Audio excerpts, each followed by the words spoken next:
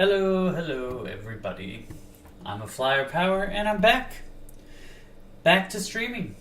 Had a nice little vacation, and on that vacation I drafted some of this Magic 30 mixed up Premier draft. It's very interesting. It's hard to get a feel for, I'll say. You don't really have the strategies that you had on other things. Like, there aren't the readily available draft archetypes. You kind of have to just pick generically good cards. There tends to be a ton of removal, I would say. More removal than there is in average sets. So you really want to focus on getting the threats that will make removal less good. Hard to deal with threats or a premium in this format, from what I've seen. I've done a lot of losing at this draft format, but I did go 7-2 with my last one with a red-white list. So hopefully today we can get even better. Well, I guess 7 wins is the best that you can do. So at least as good is my hope.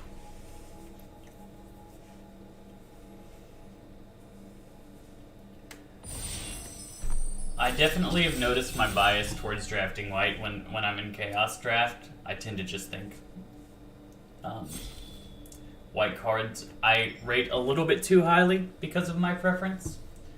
Unlicensed Hearse is a solid card.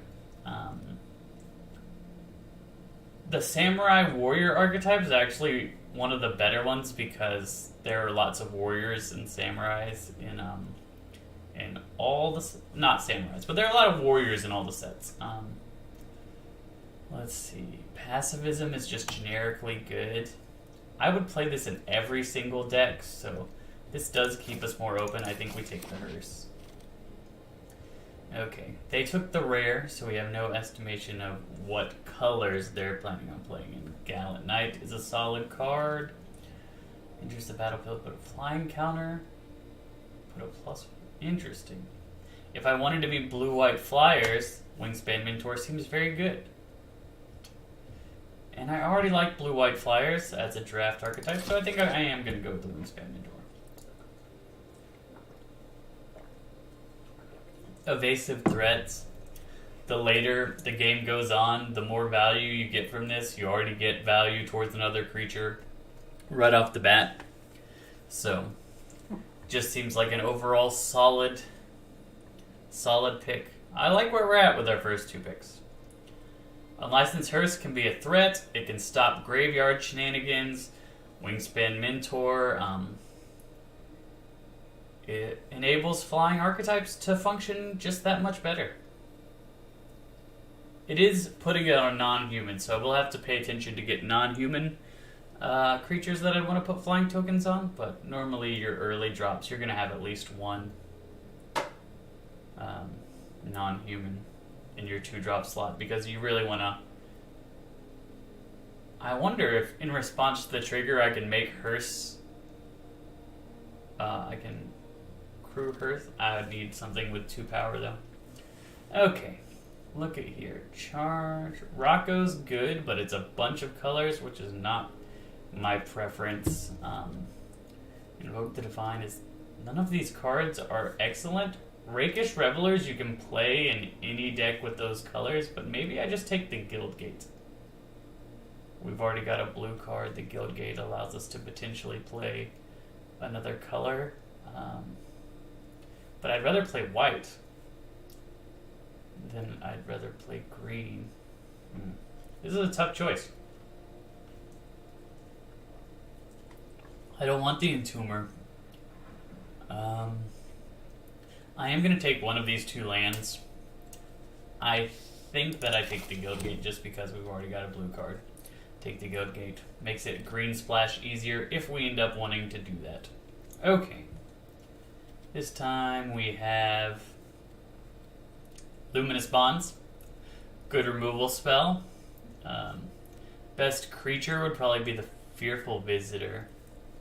But I think I'm just going to take Luminous Bonds and be pretty happy about that. Next Go Shintai of Lost Wisdom. It works in a mill strategy. It is a flyer, and it also is a non-human, but that doesn't really matter because we wouldn't put the counter on it anyway. That's 5 mana tapper. It's a little bit too much. Too expensive to be good. Deal Gone Bad's alright, but I think we do take Go Shintai.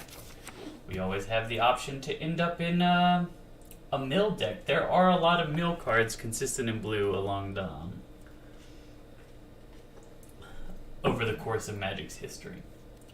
Sanctum Spirit is alright. Diver Scab. Diver Scab is pretty good. Yeah, let's just go with Diver Scab. The ability to put something back onto the library means they don't get to draw something new. Ooh. 2/1 flyer. If non-combat damage will be dealt with it, put a plus, prevent it, so it can't be burned out. That's pretty cool.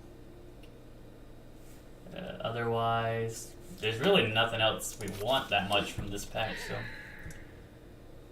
Hey, blue-white land, that is excellent. And far and away, just an easy pick there. Getting fixing early is really good because it allows you to just kind of go nuts with your last pack. If you see a bomb, you take a bomb. So, definitely prioritizing fixing. We don't have those creatures yet that I was talking about, the ones that are just like hard to remove, hard to deal with. Hopefully we can pick up some of those in pack 2.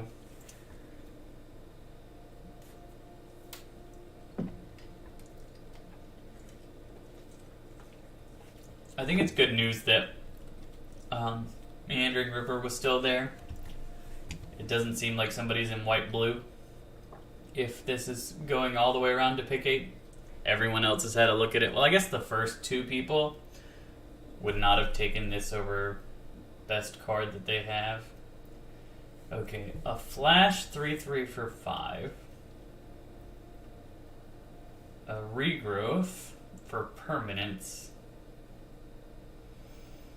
Man, these packs are just bad, right?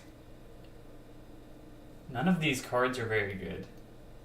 I think this is the best, but I don't really like that either. Keep Safe allows me to draw a card. Uncomfortable Chill allows me to draw a card and can save me some life.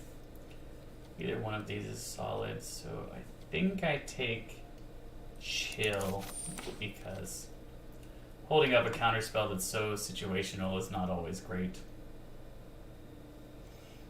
Maybe we do take a charge. I might end up cutting that.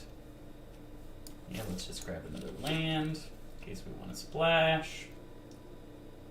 Hey, that's a solid card, and it cycles, so... Oh, we got the Sanctum Spirit back. So right now these are just maybes. The fact that Sanctum Spirit came back tells me good thing. Bounty of Might. Yeah, that's kind of medium. That's not a rare card that you would shift your colors to get. That being said, there is only 2 cards that are in our colors right now. We could take Marauder's Axe. Cards like this tend to be very good because it turns all of your little dummies into something that must be blocked at a certain point. So, I think we might just take Marauder's Axe. That's very weird, though. But I really don't see anything else we want, so I'll take it. Apostle of Purifying Light. That's not bad. Beacon of Hope. War Celebrant. Planar Ally. Planar Ally is a cool card. I do like flyers, so maybe we just take Planar Ally. Repeatable Dungeon Effect seems good. Hope to get Naya or Apostle back. Restoration Specialist. Return an artifact for... Okay, that could be good. Ooh, I like this one even better. Continue on our flying themes. Haven't prioritized the early drops as much. But like, getting a bunch of flyers, this is how we're gonna win the game, I think. Planar Bridge. That's a pretty nutty card. It's not actually something that I want right now. Into the Royal is very good. Yeah, I think I would probably just take Into the Royal.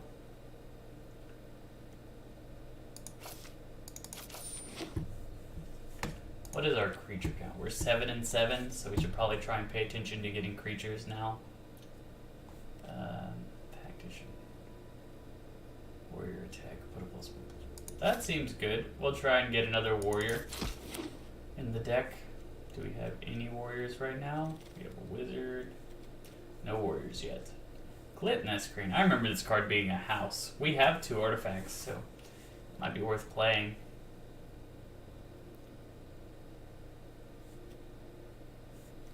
But is it worth playing more than Whirlwind Denial?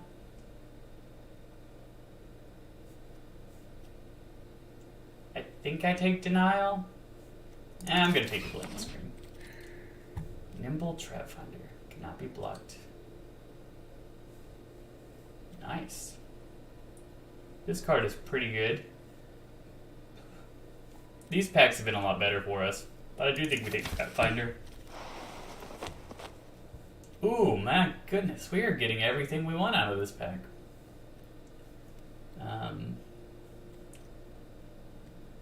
Shoal Crack. I think we just take Callipede. Callipede's a house. Brine Giant. We might play Brine Giant. We have an enchantment, 2 enchantments.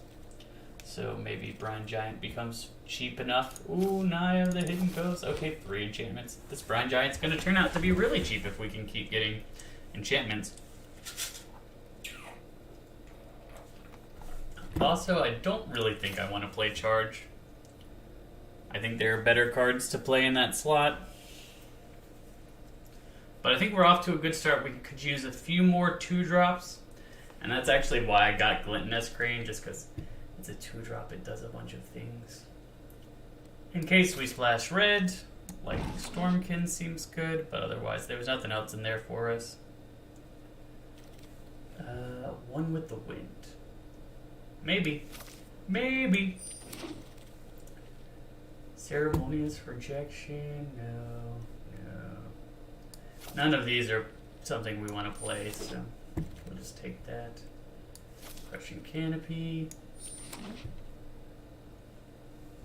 Okay, so we didn't get the second Naiad back, which is unfortunate. But, Stolen by Fae, that's really good. Yeah. On color rare! That's what we're trying to do. I would like to get some more warriors. So if you could give us some white warriors or some more flyers in this last pack, or more fixing. I always like more fixing in a deck. So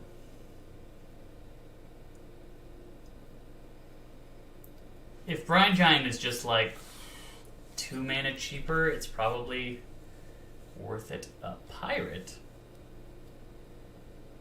Yeah, let's just play the 2/1 flyer when it's attacking. So far, like, flyers and an axe. Flyers and a Wingspan Mentor. Not bad. The Wingspan Mentor's flying counter doesn't do much except for Callipede, which Callipede is a house, so.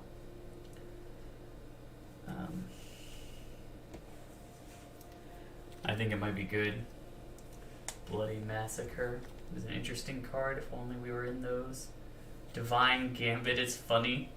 It's bad, but it's funny. It'll probably wheel too. We might play it anyway. Look at the top 3 cards, put one of them into your hand and the rest into your graveyard. Maybe Organ Hoarder is better than Flying Drake. I'm gonna try it. We have a lot of 3s anyway, so. Unsubstantiate. A counterspell that can't be stopped by counterspell. I mean, they can't be stopped by things that can't be countered. That's pretty great. Roaming Ghostlight's very good, but I think Unsubstantiate's just better. It does everything we want it to do.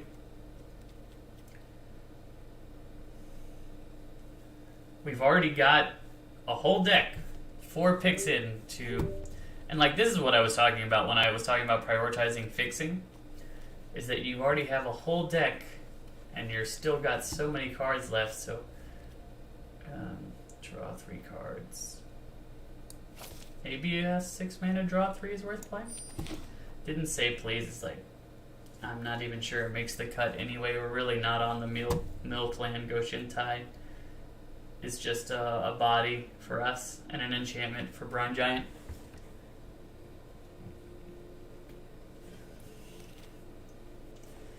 Enchanted Carriage is a solid card in its format. Is it a solid card in this format? I think so. Like, you make 2 creatures, you get a vehicle, we have some synergies with artifacts, with our Glintness Crane. It's possible that Goshen Tide is just not worth it for us. Each player chooses any number of creatures they control with total power 4 or less and sacrifices the rest. That's really good. Yeah, I think we definitely play this. Like, a lot of our creatures are very small attack stat creatures, so that would be awesome. Disposal Mummy is fine, but probably not something we want in the deck. Waterknot came back. Waterknot's solid, and it's another enchantment for our Brine Giant. Now, I think we get rid of that guy. We don't have any other warriors.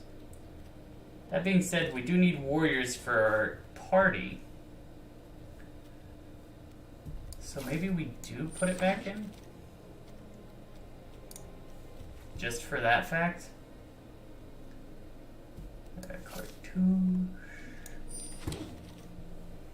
Mistwalker. Oh. It's a flyer.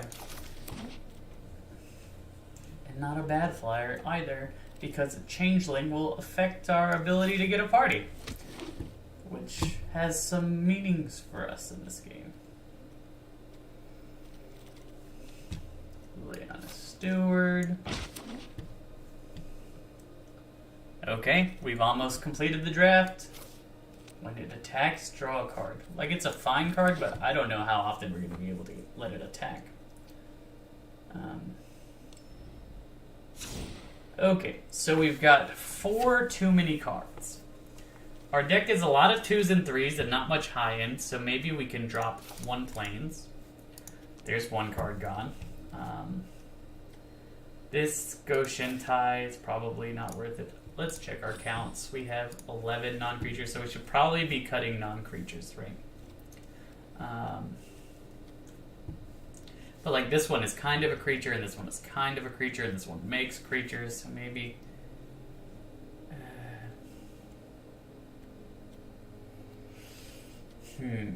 The trouble is that, like, a lot of our non-creature spells are very good. Okay, Uncomfortable Chill is medium compared to the rest of them, so that one's a cut. We just need to get rid of 1 more card. I don't think Sanctum Spirit is worth playing in this deck. Okay, I think that's how we run it. Hopefully, our blue-white flyer strategy takes over, wins the game.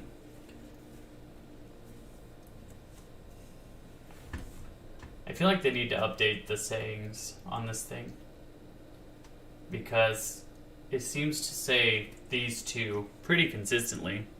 It's always telling me that Magic is for everyone, that I can stay cool and have fun, which are positive sentiments. I don't disagree with them, but like, at a certain point, it's like, could you have the loading screen say something that would maybe help me with my gameplay or something, you know? I think we start with Glintness Crane on 2, so we're going to play Meandering River, Plains into Glintness Crane. It's less damage, but it has the upside of getting us an artifact maybe, and it did, so I think that was a total win for us.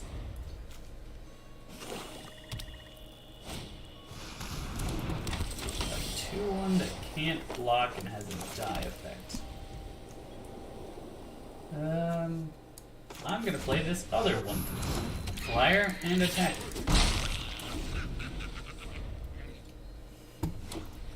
When it dies, at the beginning of your upkeep, enchanted permanent's controller sacrifices a non-land permanent. Sacrifices the permanent. I don't block. No thanks. Inspiring Overseer. I wish we would have gotten one of those in the draft. That would have been just absurd. I'm gonna play this X. And I think I'll just put the X on this guy. And attack him.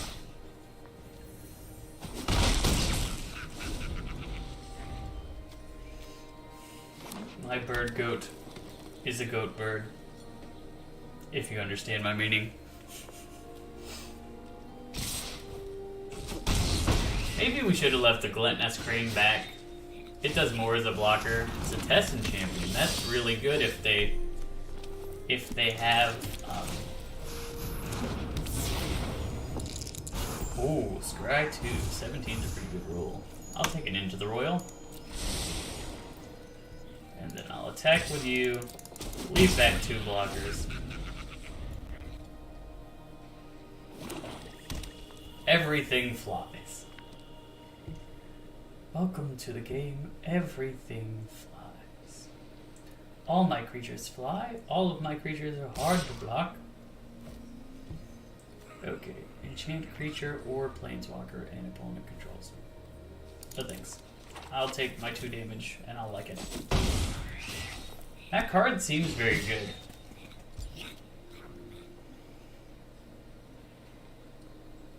Sacrifice. Wait, I only have to sack a non-land permanent, not the. Well, I guess sacking the non-land permanent is the only way to get rid of it. Ah, they've got to go Shintai. They're gonna make a bunch of 1/1s. I don't like that. Don't like that at all. I think we Into the Royal Setessan Champion. Maybe we hold up Into the Royal and play our Kite Sail Freebooter. I think that's probably the play. Play out a land. Wait. Oh, we messed it up. So we play out both of our things now. And then we'll attack with these 2. Flyers coming in.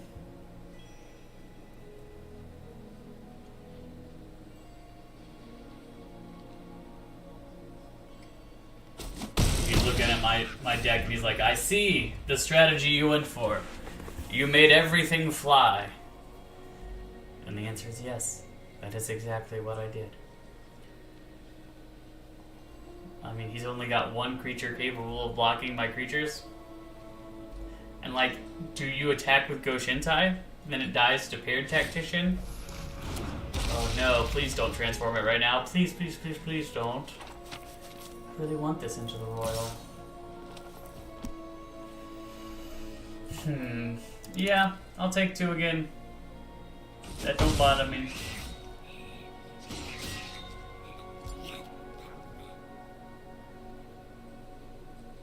So you can make 1 more 1/1.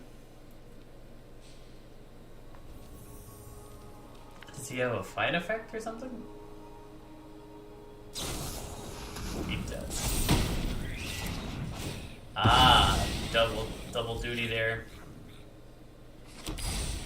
That is annoying. Certainly.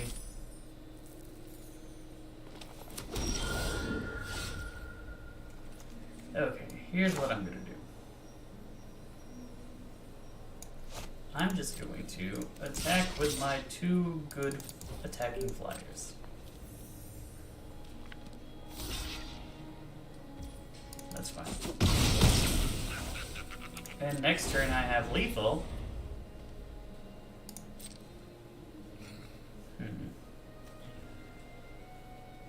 I'm gonna sack my Paired Tactician. I'm gonna put it on you that you have to kill me this turn, or I kill you next turn, unless you play a flyer.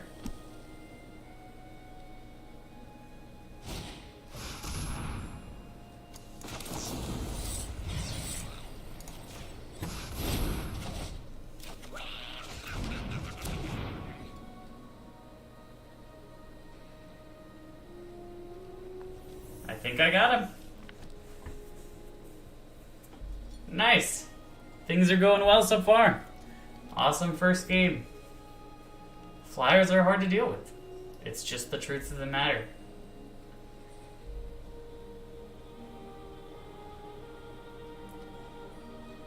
You just get to constantly poke. And like the 1/3 bodies in the 2-slot are actually surprisingly good. None of his creatures can really attack over the 1/3s.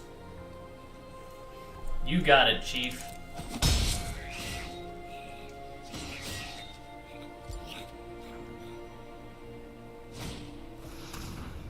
Ah.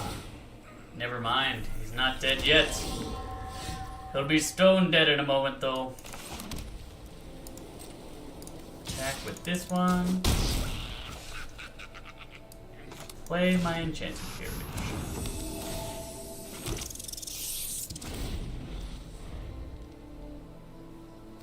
I'll sack my enchanted carriage.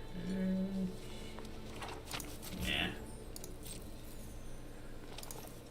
Oh, I can just sack a token? That's better than I thought.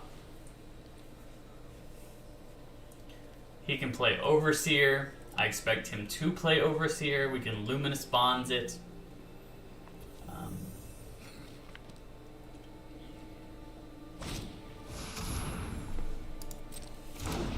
So as long as he doesn't gain one more life, I think we win. That being said, that Urborg Repossession cost my sorry. Please play Setessan Champion. Just play the Setessan Champion. Please. You know you want to. You know you want to. Play it. Play it.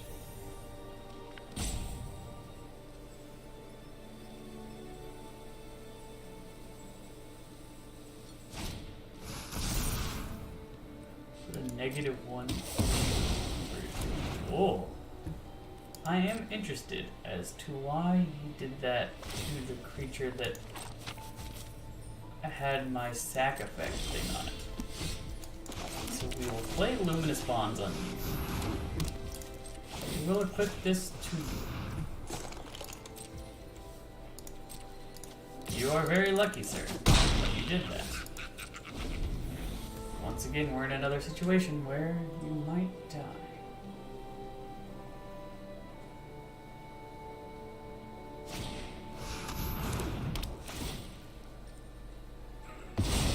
Oh no. He's doing it, he's beating her. This isn't good. We're now in a bad situation.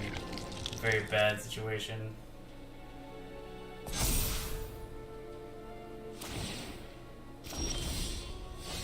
Things have gone pear-shaped indeed. We are so close. He's at 1 life. It is so close. So close. Good news is we can use our enchanted carriage and block. He has a lot of enchantments. He did a good job drafting enchantments in this format, which is kind of cool.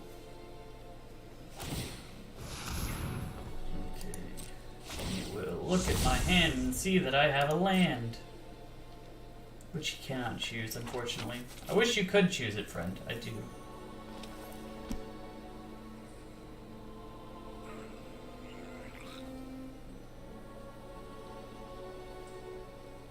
I might be actually just be dead here. I think I am if he just attacks. Like, I don't know if he'll see it. He hasn't been attacking when he could have been attacking for a while, but we shall see.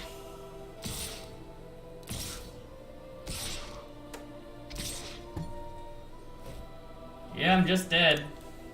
Unfortunate. 1 life. That is so... He was so close to death. That was nuts. That was a nutty game. I expect to have close games in this format because, like, you can't play around anything. Your expectation has to be that every single thing that is happening is going to happen to you.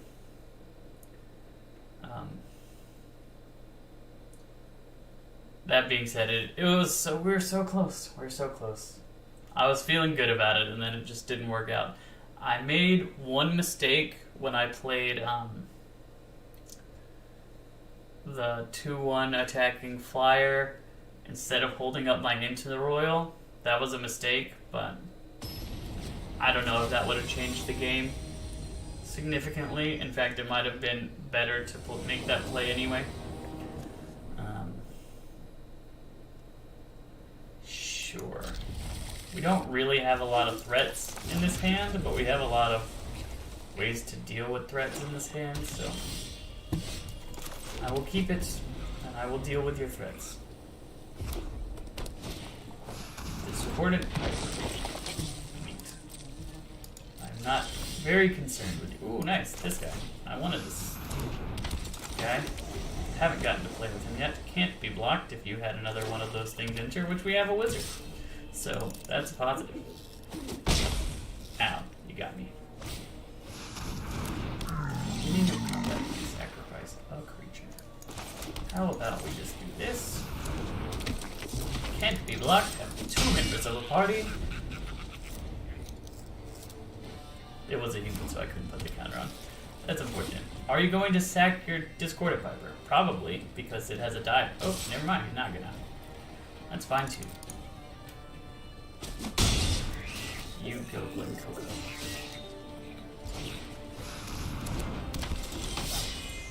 We can now hold up a bunch of mana and say, what do you want to do, friend? Do you want to sack? Please sack.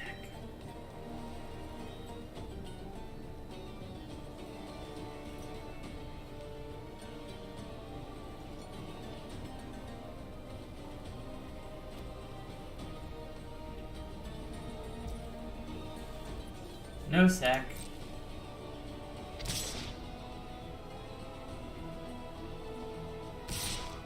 I was about to say, I really don't know why he wouldn't attack with... Well, I guess he's afraid to lose his stuff. Fine by me. Now I get to tempo you out. Goodbye.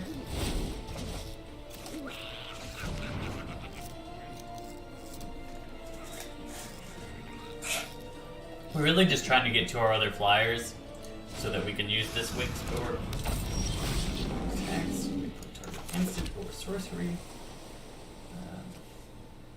Well, how about we say he can't attack? No attacking for you.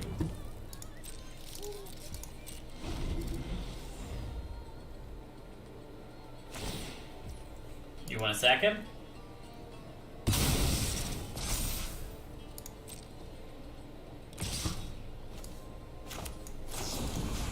Back you go.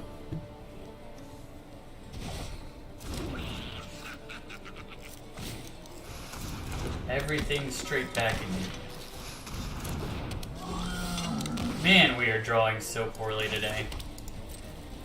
Like, we're playing 16 lands and we already have 8 in our first very few draws.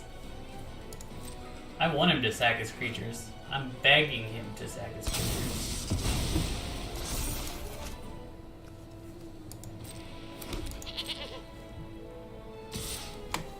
I don't know why I thought Water Knot had flash. Would have been nice, but like, when you only draw 2 creatures in your deck, it makes things difficult to play. This guy's thinking he's got a counter spell. I know he does. He's got 7 mana, and I'm just like, I've got nothing in my hand. Nothing at all. Ooh, this guy. Hooray! We have a second thing. That being said, this guy doesn't have flying unless it's attacking, so this guy can't put counters on it. Huh, this game has been rough. Rough, rough, rough. He's gonna attack us for 5 again, and we're just gonna have to take that.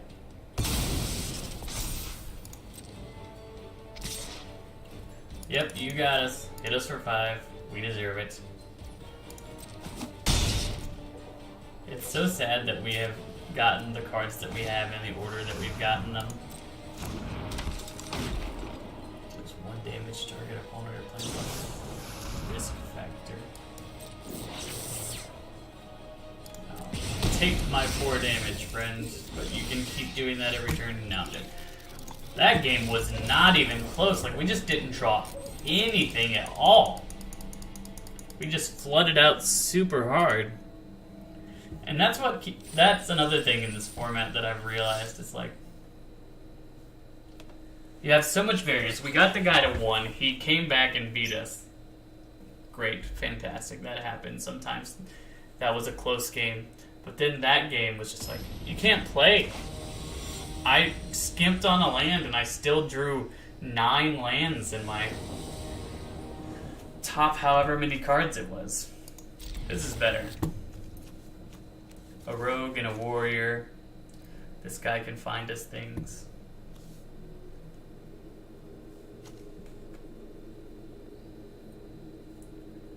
We haven't seen the what's it called? We haven't seen the card that Changeling card. If we see the Changeling card, I think that will do really well for us. Now I have the question, do I want to play this or do I want to play this? If he plays a blocker, I'll play this. If he doesn't play a blocker, I think we just go with this. Because we can just attack with this, and we hold up unsubstantiate in case we need to unsubstantiate something.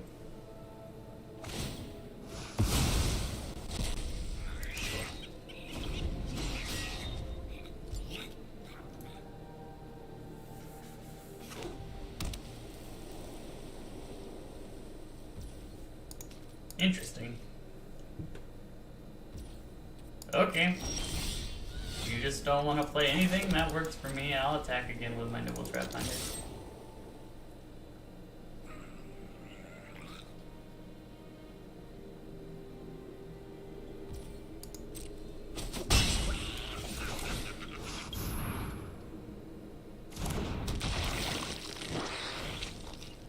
We will take you. Put those lands into our graveyard, which is perfect. We already have 5 lands. We need no more lands. Defense straight. Like I said, removal is really high in this format, so... Is he trying to mill us? Interesting. I think we just play the carriage. Is he gonna make us draw a card?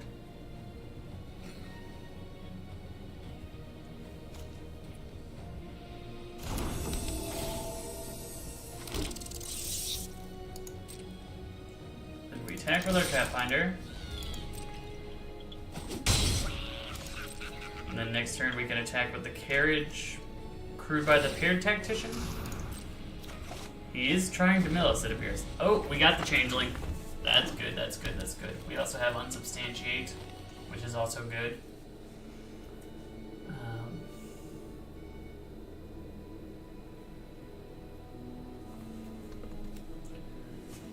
Do you take the turn off to mill us, or do you let us continue to attack? I think we play Hearst Mistwalker. It's probably the best play.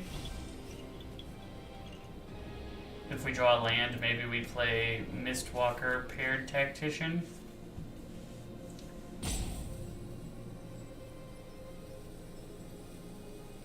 Decide now, opponent. Do you think you can mill us in time, or do you think we will... He plays a 2-1, so his intention is still to mill us. I felt that.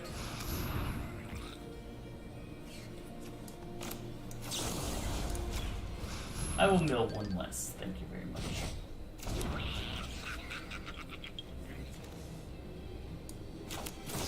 I will mill 2 less. Thank you very much.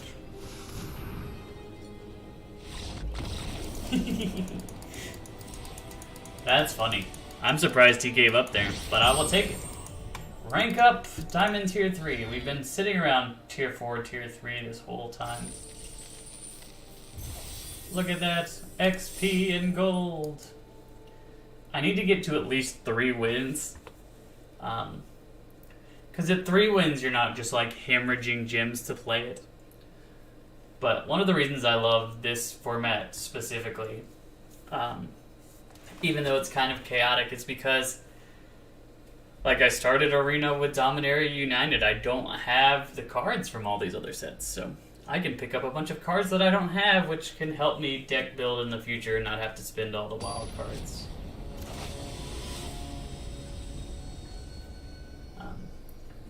I also, the Dominaria Sealed is pretty fun. I've played it twice and I went 2-0 both times, which was awesome.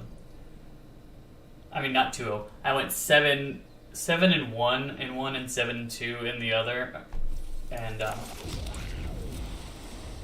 both times I played 4-color nonsense with 2 skittering surveyors. I would highly recommend playing 4-color nonsense in Sealed Dominaria because the bombs are just so much better than the non-bombs that you kind of have. You really want to have as many of them as you can put in your deck.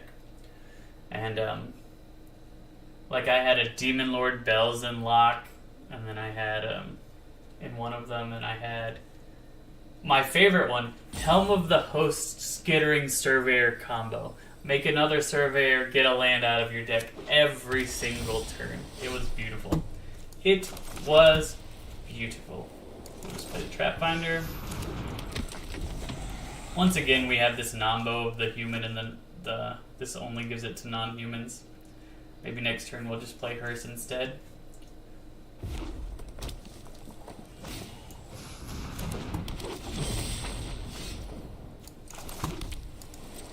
I will attack. If he wants to trade, I'll trade. If he doesn't want to trade, that's fine too.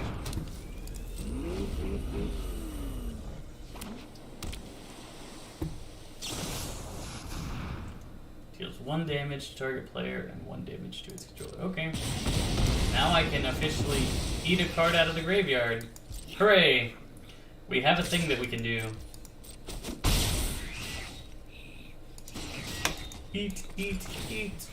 Goodbye. Okay. Just that one. You're mine. Okay.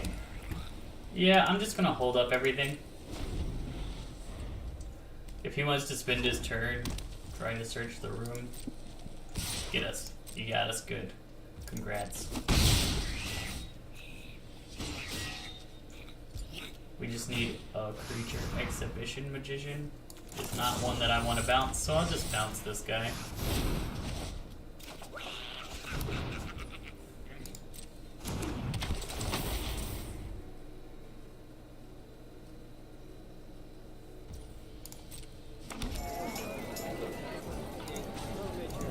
Exile you. And I'll play this planar ally.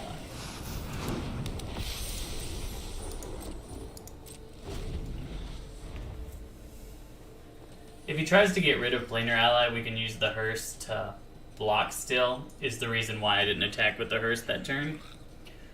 He's incentivized already to get rid of planar ally, so it just makes sense. Next turn we'll play the Scob, whether or not... I don't think we exploit. It just seems medium. Now that is so suspicious that I shan't block. I should not block the 1-1 attack, because I will not lose my planar ally so easily. If you wish to kill it, you must kill it right out. Having the ability to attack with it and go into the dungeon is just really strong. We got this Water Knot, which is another great option of what to play. I'm keeping the graveyards clean with my Hearse, unlicensed as it is. Okay, that doesn't bother me. Interesting. So he's holding up a counterspell now. He's holding up something.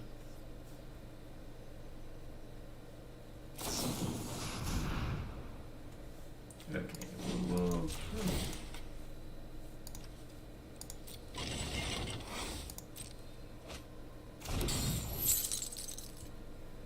I'm not gonna attack. No attacks. We'll just play this guy. No exploits. And... oh snap. I accidentally tapped that. Whoops. Oops. It happens. It happens. Such is life. Sometimes you accidentally tap your hearse and don't take the card out of the graveyard. But a 3/5 is a great blocker. And then next turn we can give it flying. And we can have a Water Knot. His ground forces are nothing to write home about right now. He did attack with a 1... like, I don't think he can attack into a 3/5. Most pump effects will just give +3. And if he wants to use a pump effect capture sphere... interesting that he'd use that on the Scob instead of use that on the planar ally. I get that it's tapped down for a turn, but like... we'll play the Wingspan Mentor next turn. Now we're punished for crewing the hearse by taking 3 damage, but like... or 5 damage. Not the worst though. I really don't want to use Water Knot on any one of these dummies.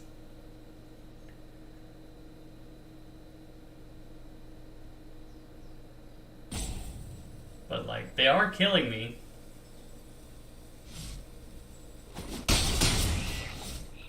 Interesting that he left back one. Curious.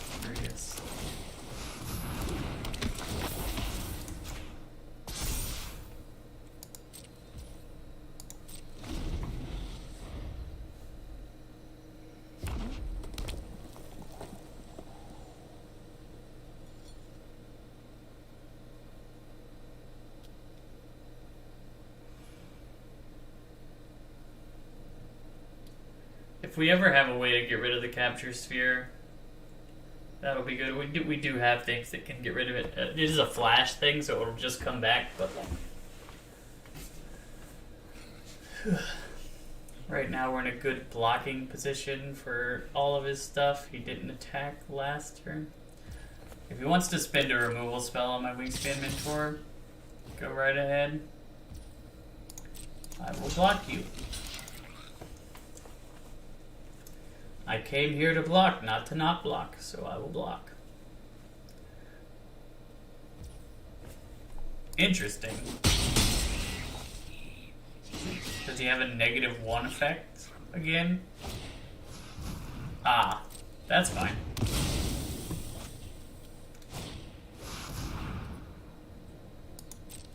And yes, that'll be Water Knotted.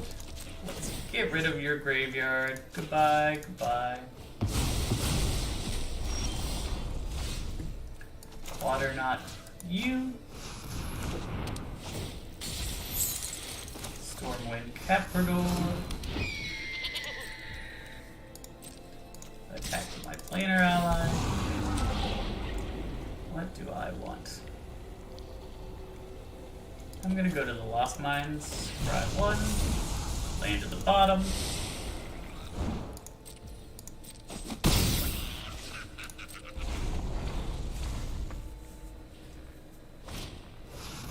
Rescuer Sphinx. You may return a non-land permanent you control to his owner's end. So he's saving his attendants. That's fine, that's fine, that's fine. He won't be able to play it next turn. He doesn't really have any good attacks this turn. I imagine he's planning on blocking our planar ally, which is annoying, to be sure.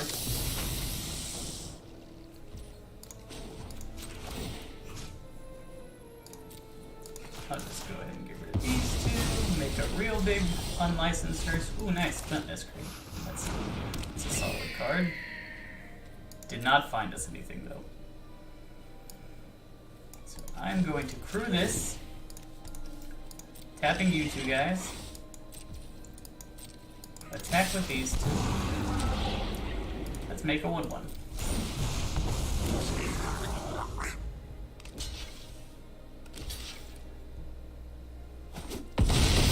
I had a feeling that is how that would go, which is positive. This 1/1 blocks very well. Both of these guys block very well. We just have to worry about this exact 6/6. If we can deal with that exact 6/6, everything will be good. Yeah, we'll do those two. Attack you.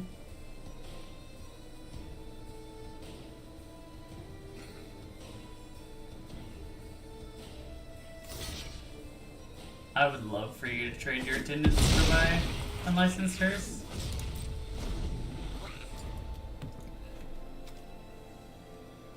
He's got 6 damage.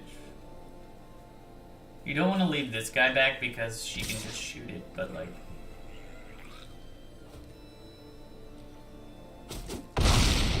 I'm at 4. You have 4 blood tokens. Or 6 blood tokens. Man, that's a lot of blood. Olivia's Attendance is one of those cards that I was talking about that's like a house, right? It makes it really easy to... Ooh, that's a good draw. How about a 6/6? Or a 5/6?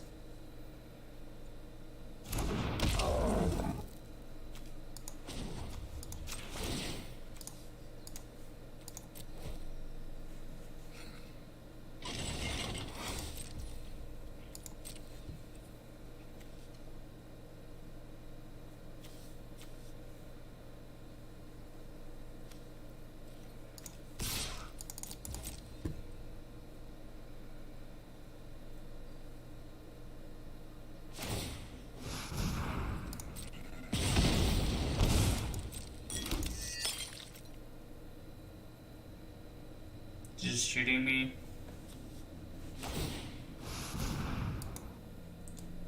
Yeah. This opponent's really passive aggressive. It always bothers me when somebody says good game, like, please surrender, it's good game, it's good game, it's good game, it's good game. I'll surrender when I freaking want to surrender.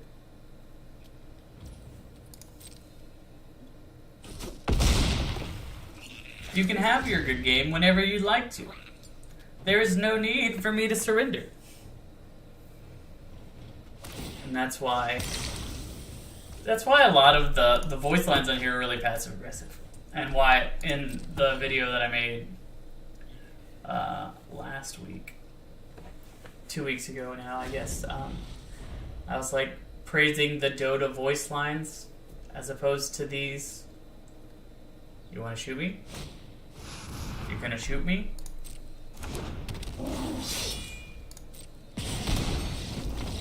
Okay, so the first one didn't work out. When I'm trying to diagnose, I think I should have left back the hearse. I think that literally was the misplay that lost us that game. Was me attacking with the hearse. The first turn he attacked with his 6/6 menace. Because I could have blocked it. Ooh, we got a lull. That's neat. Well, we'll try it again. Hopefully this time will be better. One thing I'm going to focus on this time, as opposed to last time, is last time I kind of picked my archetype and tried to draft around it. To be fair, the packs in pack 1 were awful for most every color. So, I don't want to say for myself that it's entirely on me forcing the archetype, but it definitely was a contributing factor to our lack of success. But I am optimistic this time that it will go better because I'm going to try and not get too married to my first picks. Not get too married to them. Always pick the best card of the pack for about 7 turns because, like I said, you end up with a lot of playables. Destroy all artifacts and enchantments. Its controller makes a 3/3 centaur. It's interesting. It could be good, but I don't know if it actually is good. Senate Guild Mage is the colors that I like to play. Frenzied Devils can get pretty beefy. Lightning Wolf seems like a solid creature.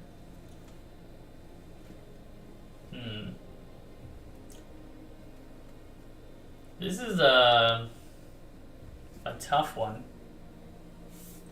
Nothing is fantastic. Maybe we just get Smelter or Frenzied Devils. Or we could just take Windscarred Crag, but we'll probably get Frenzied Devils. I'm not going to take a land first pick. Whenever a creature of power 1 or less attack, it deals. That would be a neat build around. Because I think that's very doable to get a bunch of 1 power attacking creatures. And even if you just have a couple, it makes this thing huge. The opponent doesn't really know. I'm gonna try it. Let's see if we can make it work. But then again, I just said I wasn't gonna commit after the first couple of picks, and now I'm like, I want to build around my second pick. I'm hopelessly incorrigible. But we'll see. If the best cards support our archetype, we'll play the archetype. We're not going to pick bad cards just for the sake. Ooh, Danitha is very good. Maybe we just play like a red-white kind of thing. Red-white has a lot of synergies with artifacts and equipment, so yeah, give me Danitha. Danitha's just a really strong 3-drop, first strike, vigilance, lifelink. Does everything. Gives you tower push, late game, everything. Knightly Valor is solid. It works with our Danitha. This card is good, Kami's Flare, but I think we're going to take Knightly Valor. Knightly Valor is really solid. Otherwise, it would be Subduer. Subduer is actually pretty good, but I think we take Valor. Maybe the Subduer will wheel.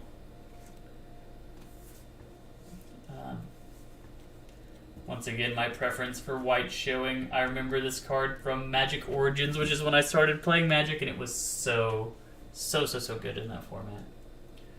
And Danitha is first strike, vigilance, lifelink. It's got all the keywords. It's practically Questing Beast. And they combo together. This will only cost 4, so I can go bam into bam. First strike, 4/4, that makes it 2/2. It's double vigilance, I understand. That's not as good as you would hope for. Impassioned Orator. Or I could get this guy, which... what is the best card in this pack? Shattered Seraph? Blue-white land? I actually might just take the Daybreak Chaplain.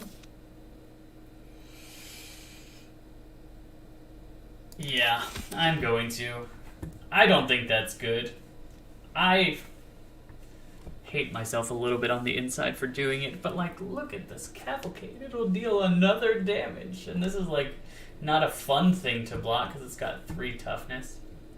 Look at that, another card that fits perfectly in this kind of deck, and this card which also fits perfectly in this kind of deck, and this card that works with Danitha. Everything is comboing. I think we take the Witness.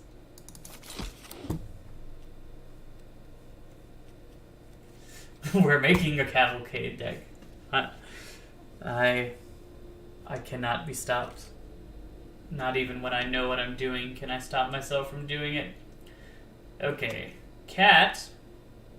Aggressive attacker. This deals 1 damage to each opponent, each creature, and each planeswalker they control. That could be very good. But it's not guaranteed to be very good, right? Maybe we play it anyway. Like, this cat is medium. I'm gonna try it. Kitsune Ace. Solid for what we're trying to do. This is another effect, kind of like Knightly Valor. That's cool. But I think we take the 2/2 that can untap things or vehicles. Has some vehicle synergy. We got back Lightning Wolf. That's solid. I would take the Windscarred Crag otherwise.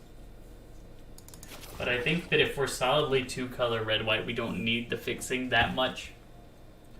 Rubble Reading. Do we want to blow up lands? No. We'll take Titanic Brawl in case we end up in some sort of Naya nonsense. Hungry Ridge Wolf. It's a 2/2 for 2. It's solid. The Skeleton Archer, otherwise. Drannith Healer. Another 2/2 for 2. We'll just have all the 2/2s for 2s. Land in case we want to splash blue.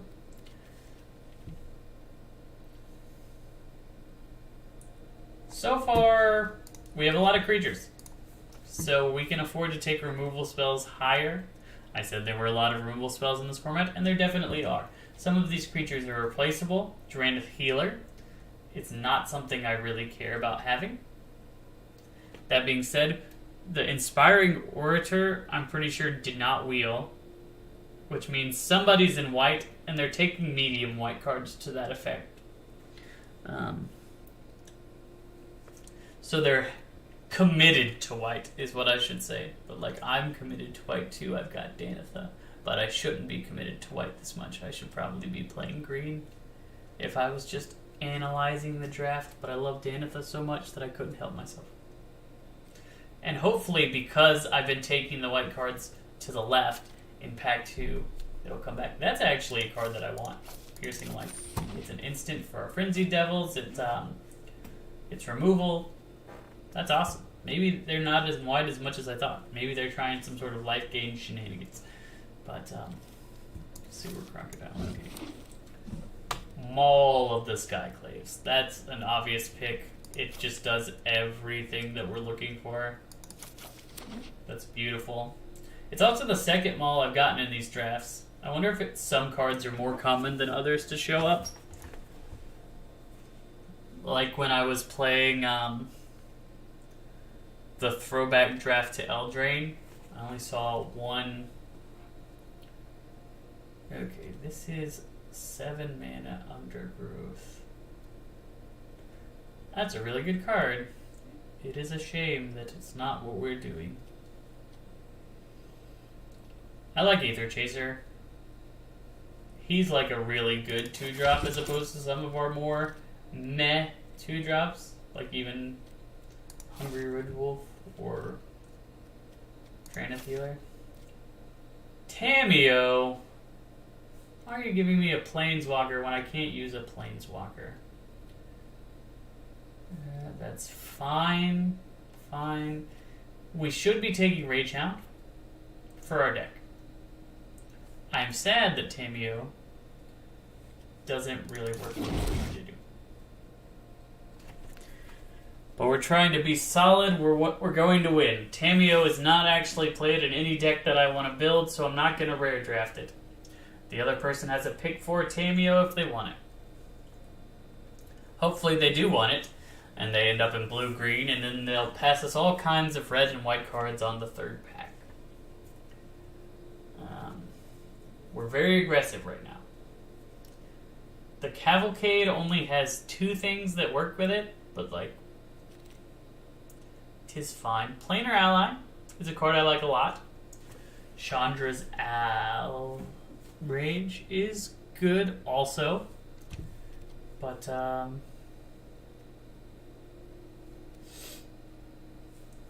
just going to take Planar Ally. Chandra's Outrage is the card that's like, it's good, but it's not great. So there's always the chance you'll get it back. Daybreak Chimera is very good if we can get a lot of white cards, which we're already trying to do. Is that a second Hatchery Spider going around? Whoever's in green is like the only one in green. Can't block. 3/3. I think we take the Chimera. We're bound to have some white devotion. Candlelight Vigil could be good for us, but also Divine Arrow. I don't think Candlelight Vigil is going to be prioritized by other players. So when in doubt, if you have 2 things that you're deciding between, pick what you think someone else would pick, because there's always a chance you'll get the other thing back. And while Daybreak Chimera looks like a 5, and it looks like we're really heavy on 5-drops for a deck that has a bunch of 2-drops, some of these cards are going to be cheaper, right? Swarming Goblins is funny. An enchantment, we could go heavy on I think we take the Apostle, though. 2/1 Pro Black, which is... and it gets rid of graveyards. Yeah, I think that's fine. Green is wide open. to the point where none of these cards are helpful to us. Maybe we take this Rugged Highlands and we try and decide if we want to splash green. Final Flare, that's awesome. To get that back. Sun Crown Hunters, we got that back too. We're getting all the red cards back, and we're getting, whenever you has a spell that targets it. That's pretty awesome. Yeah, I think I'm taking Hero of the Pride. To the point where I think I'm getting rid of the Cavalcade. Like, our 2-drop slot is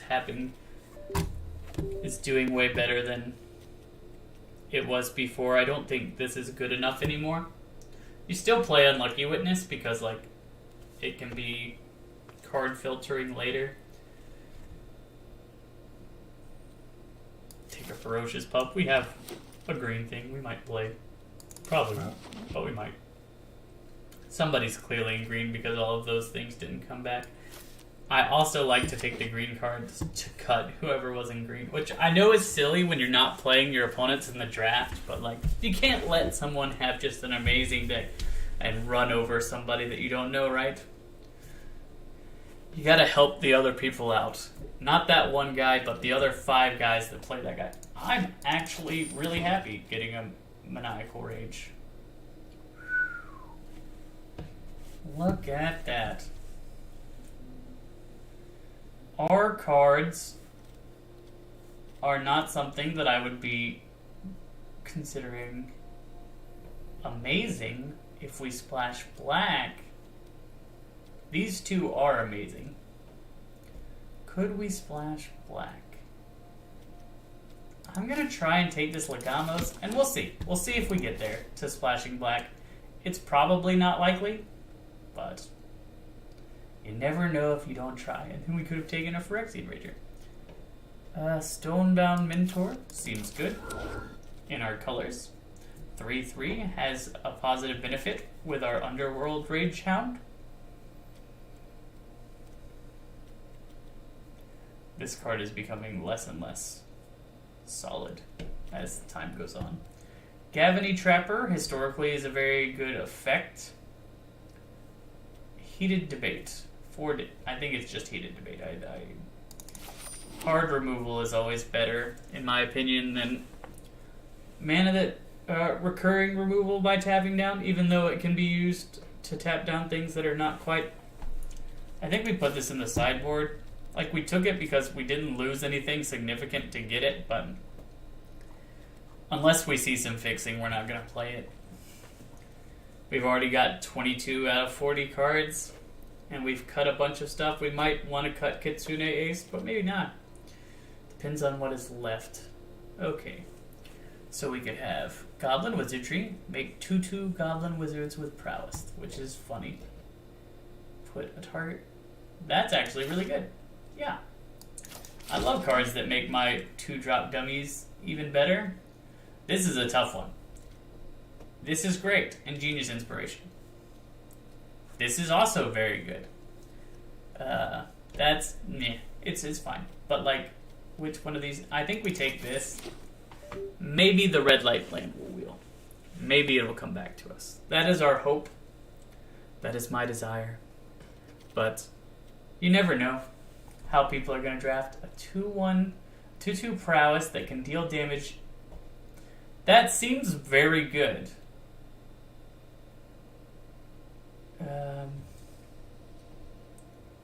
Yeah, we'll take it. And I think we get rid of Kitsune Ace now. Like, our 2-drop slot has just outgrown him. Firebrand Archer. None of these cards are good for us. At all. So maybe we just take this thing, because it's an uncommon that I don't have in my collection. What does it even do? Gain 2 life for each Foretold card. We can add mana to tell. That's a weird kind of effect. Okay, doesn't untap, but does untap when you gain life. We have some lifelink. Not a ton, but some. And by some, I mean exactly one lifelink thing. This is our pack back. Yeah, we'll get rid of that one. We're gonna have to make some cuts. We'll probably cut the guy that doesn't untap. This guy, when it dies, creates a warrior, which is neat. This guy can be a good attacker even later. I think we take the Entangler for what we're trying to do. Grab the Shatter, we're not going to play it. Famished Paladin. Doesn't look like it right now. Hey, snow-covered land. Hooray. Do we want the Bone Pit Brute? We might. We'll see if we like it better. We don't have a way to deal ourselves damage with Enrage, but like if he blocks, it'll deal 3 damage to target opponent, right?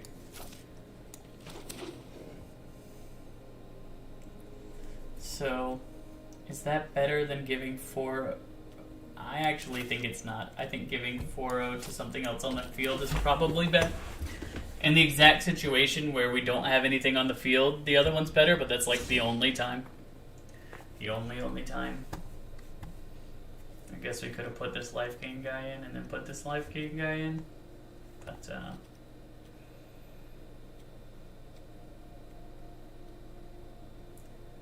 this Apostle is probably a cut at this point. And Into the Festivities might be too narrow. Yeah. Then we can just run it like that. That works. Okay. Red Whites. Going aggro. When you're in doubt about a format, going aggro is always a fun way to go. It puts your opponent on the back foot, makes them answer what you're doing. If I had to adjust our last deck, we didn't get a lot of white removal spells. We got mostly blue bounce spells, which are good and tempo-y, but like, I think if we had a couple more removal spells in white, that deck that we had last time would have been from a deck that goes 1-3 to a deck that goes like 3 or 4 and 2. It still wouldn't have been fantastic by any means, but it would have been better. Nice. Look at this curve out. 1 drop, 2 drop, 3 drop. Bing, bing, bing. I was gonna say I wished our 3 drop was Danitha, but we are going 100 miles an hour with this one. That's unfortunate. No attacks.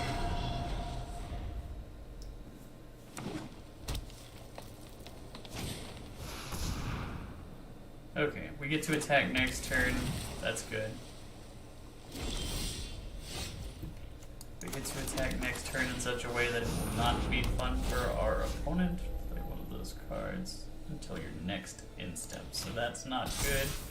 So we'll just attack with these 2 guys.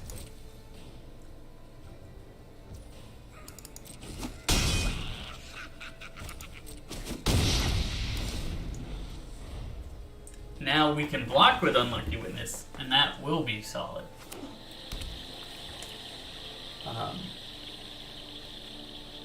Because we'll have a whole turn to play what comes off of him. 3-5 reach, that's actually super annoying. That being said, doesn't this just look like a free attack? So first strike damage, and then murder. And I'll keep that.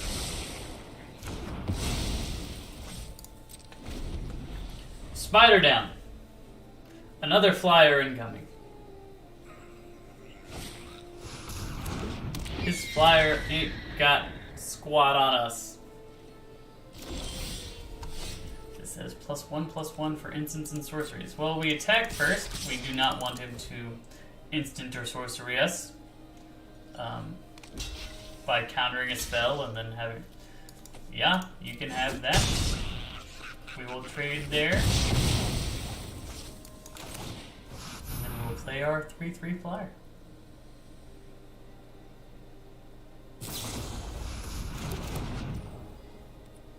Interesting. So he played failure, and now he can say that I can't cast Planar Ally if he wants to. Oh, he's just giving up. Hey, aggro! Aggro does the trick. When in doubt, aggro it out. It's a motto that I just designed on the spot, but you can take that. It's all yours for free. Don't feel the need to credit me at all on that one. In fact, I would ask you not to. Not because I'm ashamed of it or anything, but because I'm ashamed of it slightly.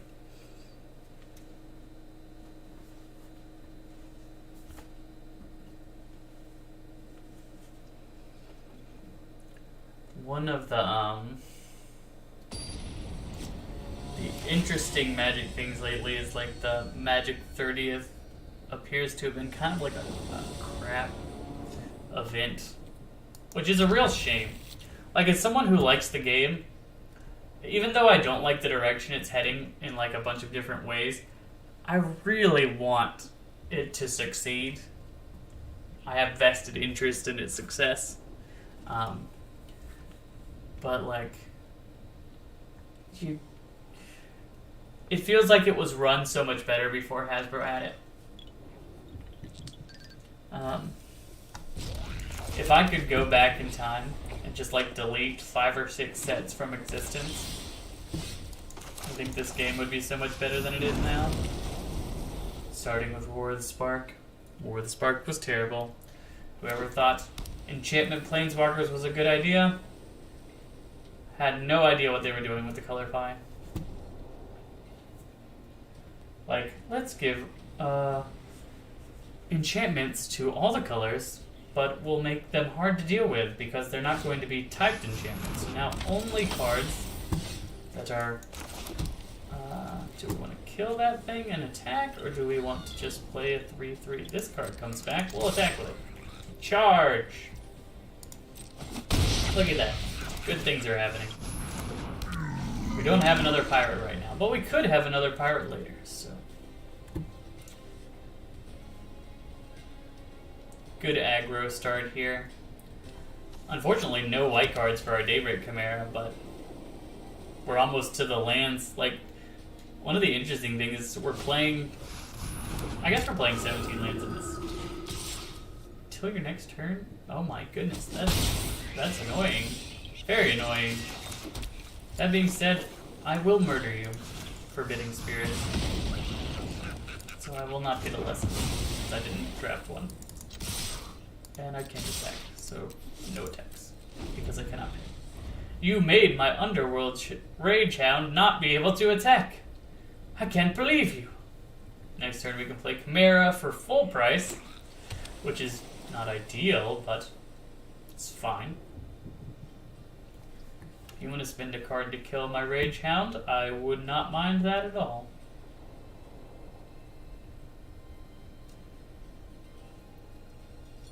So next turn we will attack first before we play anything. The key to that is that we're trying to force our opponent to make a move before we make our move. He's trying to say, I'll block with the Passwall Adept. Your Underworld Rage Hound. To which I reply, good for you, buddy. That guy comes back later. Your guy does not. I'm just going to keep playing 3/3s. I imagine he's just guild maging here. He could have Essence Scatter. Okay, he's just adjudicating, which is fine. We have these 2 removal spells in our hand. This one requires a sacrifice, which is unfortunate, but the good thing about them is they're removal spells that will fuel our Underworld Rage Shaman. Can't attack or block. What a jerk. What a wannabe jerk. Okay, but great news, we have this Frenzy Devils. I'm gonna play this first because he gets pumped by spells that I cast, and I have them in my hand, so we'll get paid off for killing the adjudicators, which we were going to do anyway. And we're only missing out on potentially 3 damage. So, to add a significant blocking incentive to the guild mage. Ah, looting. That's interesting. If he's tapping his only blocker to do this, he must have truly very little in his hand at this point. Which is good for us. If he attacks, I'm not going to block. But I absolutely will uncounterably murder your guy.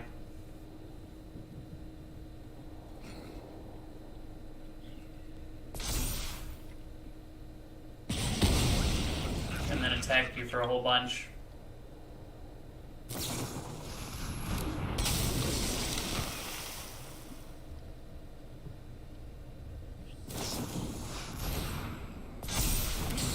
Or attack you for a little less, but I will attack with the brute.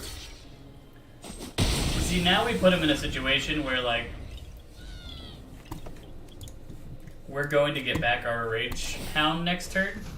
He's got to draw something quickly. And, like, yes, he's got a looter, but is that looter as good as what we're going to be putting down? Rising Populace. Whenever something new dies. Like, that's utterly meaningless to what we're trying to do. He's back. He's back, baby. And I might give him a maul next time. Especially because you keep tapping things. His hand must have been all lands. I feel kind of bad because I've been there, and I was there last time. But, like, that's why Rage Hound was the pick, even though there was, like, a Planeswalker in the pack, right? So, here we go, final... Wait, no, we'd have to stack something for that. Never mind. We just maul.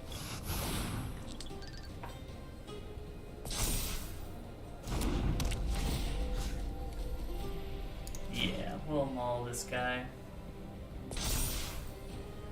Then we'll do this. Make this guy even bigger.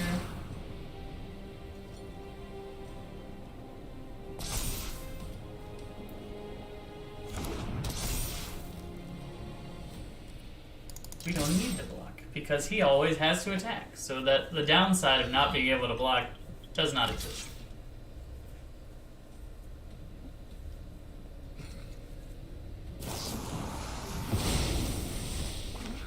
Interesting. So he did find a way to save his creature. That being said, he's at 2. I have 2 lethal flying threats and a maul that can move to the other one. Yep. I'm surprised he didn't try and loot, at least, but, like, there's very little that he could have had that would have made that favorable for him. So far, so good. 2 wins. We've already outperformed our blue-white deck with this red-white deck. We haven't drawn Danitha a single time. But if this doesn't make you think Maul of the Skyclaves is kind of busted in this format, then I don't know what will. Like, those 2 games should have been the prime example of why Maul is so good. We have 2 removal spells, 2 early threats. Would have been better if we had more pump spells. Hero of the Pride is really good with pump spells.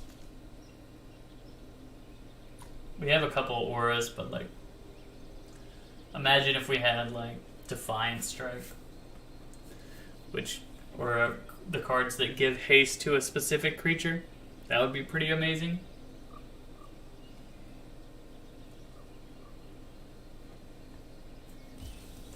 Okay, let's start off with red.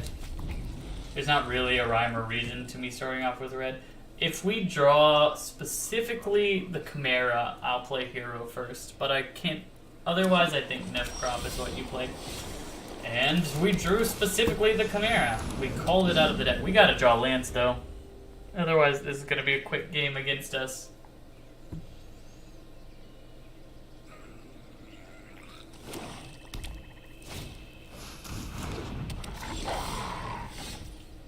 Yeah, bad things have happened. We have drawn all of our heavy threats, and we have drawn none of our lands, which is unfortunate.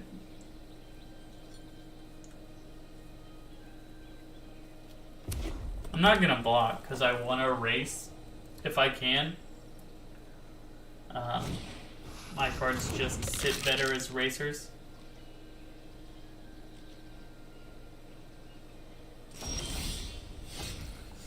Well, we're not drawing any lands. This is more what I expected to happen based on my experience in this format. For some reason, drawing lands, like, never happens. I'll exert this guy. Like, we've got a bunch of other 2/2s. If he wants to trade his 2/2 for my 2/1, that can be a 3/3 sometimes, that's fine with me.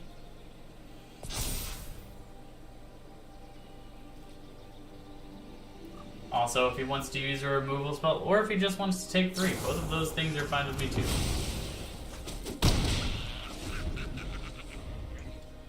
This figure. Well, I guess that's fine for him. Anything is fine for him because we don't have lands. He's in such a good position. That being said, if he floods out, the screw beats the flood, is the saying. So maybe we'll never draw a land again and lose this game. But maybe. We also have a way to kill something. Like, we can kill his Lamholt Harrier, which is kind of funny. But I don't think he'll see that coming because of the fact that we're on 2 lands. Pointed discussion. That would be nice to be able to draw some cards. I like drawing cards. Goodbye.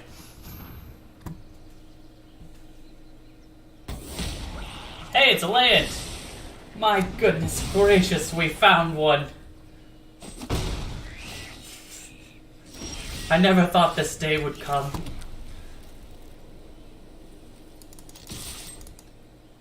Just attack him for 2. No reason to attack him for more than that. He's at 15, so we'll trade 2 versus 1. Maybe we can play this guy. Next turn, if we draw another land. Wouldn't that be something? If I gave it all away for one thing, wouldn't that be something? I'm restless tonight, 'cause I wasted the light. Unfortunate. Unfortunate. Like, this is literally all of our top end. What is catapult fodder? Yeah, I'm just gonna kill the silencer.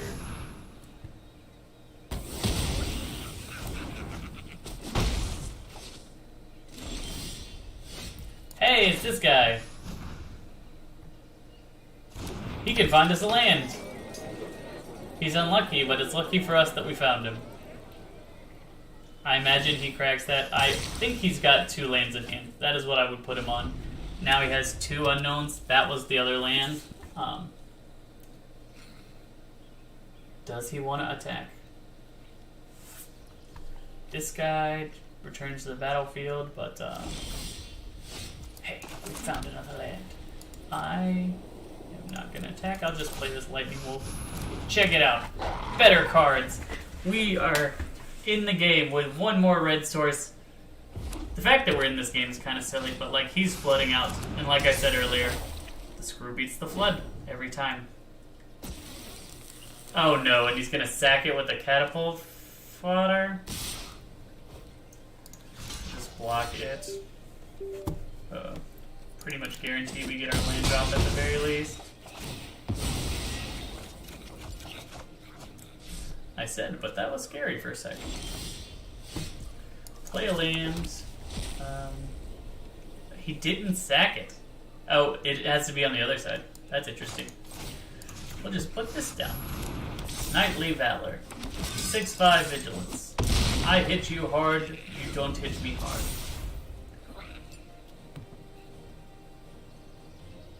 This could actually be amazing. That card would have been great for him to have a turn earlier. It says, as long as 3 or more creatures have toughness greater than their power. Ah, so he does not have that at all. But yeah, let's do this guy.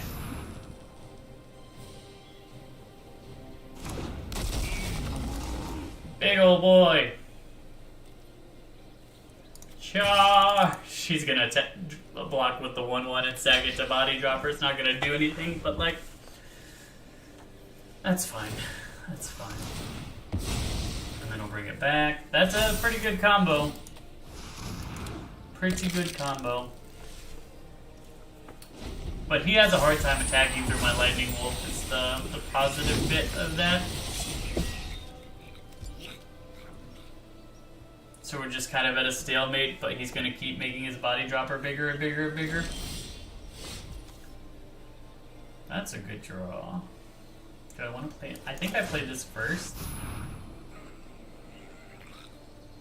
The flying is the only thing that's really going to help me here. And this guy, with his ability to be menacing, could be helpful too. You gonna block with body dropper? Actually, that was, yeah, there was no point to that. But he's not killing my thing. So, doesn't matter too much. Nothing has changed from what was going to happen anyway. Except that I tapped a blocker, I guess. But like, if he ever attacks with his body dropper, that's really good for us, because that's his only blocker that does anything besides this stupid persistent specimen. That specimen has actually been like a house in this game. I'm sure that my opponent knows that. So we're just going to stop attacking with anything except our flyers, as he makes an infinitely large body dropper that we will one day have to block. The good news is he's dead next turn if he doesn't kill us next turn. The bad news is he might kill us next turn. So, you know, upsides and downsides. I think we win. I think. Because we will be able to block body dropper as well as put a lethal board state out. Unless he has some way to gain life. And like, if he ever tries to attack with his body dropper, we can block it 4 or 5 times and just kill it. So yeah, I think he loses. The specimen body dropper combo was really sick though. It really paid him off for flooding out. And that, boys and girls, is why you don't give up when you can't draw a third land for like 5-6 turns, because sometimes it does work out. And in fact, in draft, it's way more likely to work out than constructed. We've already got 3 wins, which is like our target for where we want to be. If you get to 5 wins, you are positive, which obviously 5 wins is ideal. So if we can just keep winning, we'll be in a really good position. This has been fun. The Chaos Draft is fun because in some ways you have to think more, and in some ways you have to think less, right? You think less because you can't play around hardly anything, so there's no point in trying to play around anything unless you have like a way to get not punished by it, which is hard to do. For instance, if they had 2 mana for like an Essence Scatter, you could play a non-creature spell so you don't get countered. This is a fair hand. We got the 1-drop on 1. We got Maul of the Skyclaves, which is just probably the best card in our entire deck. Maul of the Skyclaves. I want to draw Danitha. I haven't seen her in any of these games, and I feel like our deck would be better if we had it in our hand. Interesting. He must have just drawn that, or he's playing his half land. Okay, he's playing his half land. Attack!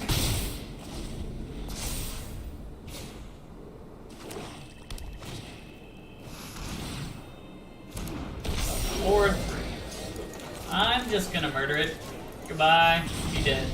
I don't have a lesson, so I'm not gonna get one. The bad news is that this thing will actually stop our Unlucky Witness from triggering,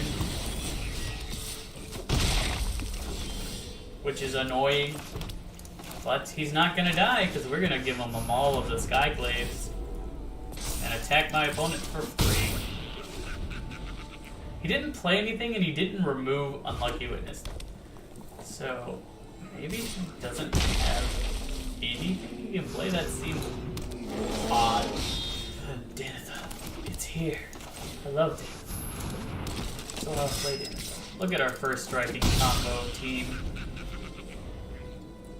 Next turn we'll play Knightly Valor. That was probably bad mana-wise. We should have played Planar Ally, but I just wanted Danitha down. I want him to attack me. I'm not gonna block. It does look like I'm holding up a trick. There are lots of tricks in my deck that would kill his mob for exactly this 2 mana. But if he attacks, that'll be A-okay with me. We'll hit him for... Oh my goodness. That hurt. That hurt a lot. Now we're not in the best position. Yeah, that was a beating. I'm gonna double block the mob. He can kill both of our creatures, but he can't attack with etchings if I do it this way. Oh my goodness.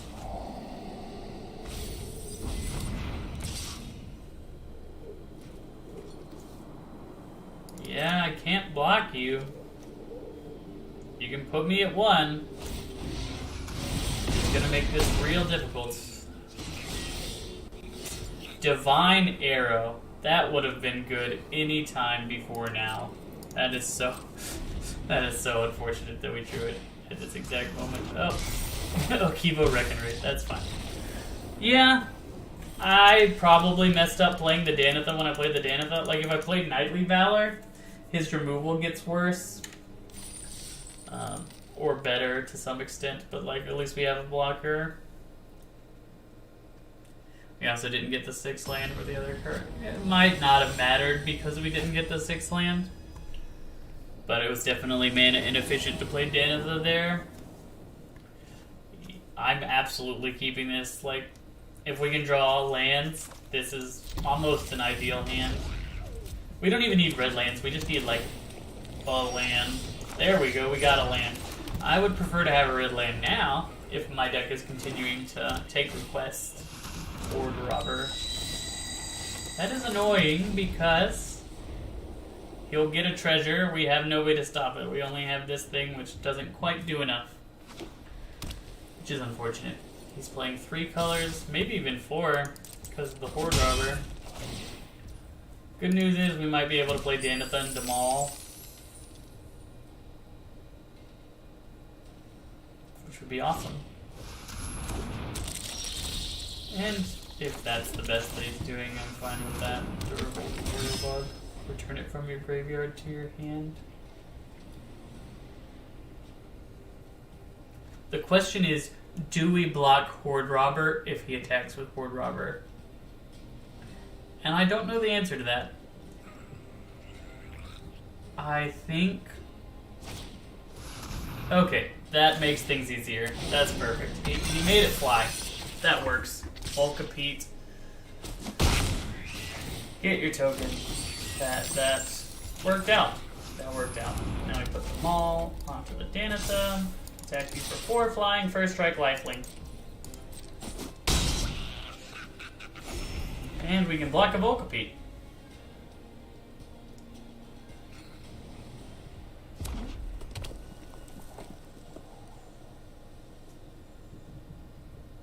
He has all the mana he could want. So...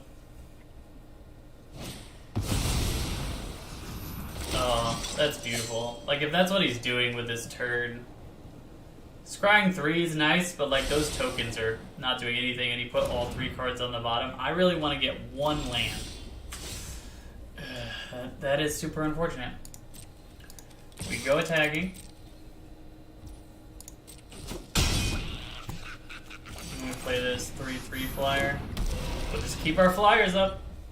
Right now we can block everything too, comfortably. If you put all 3 on the bottom, I imagine that he's looking for a removal spell for our Danitha, which means he doesn't have one already. I would like a land, please, deck. With a land, think of what we could do. Imagine our power with just 1 land.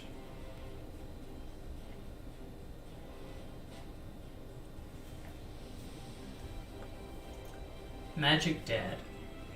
That's cool. I hope you're a great father, Magic Dad. That would make me happy if you were an amazing dad. There's our land.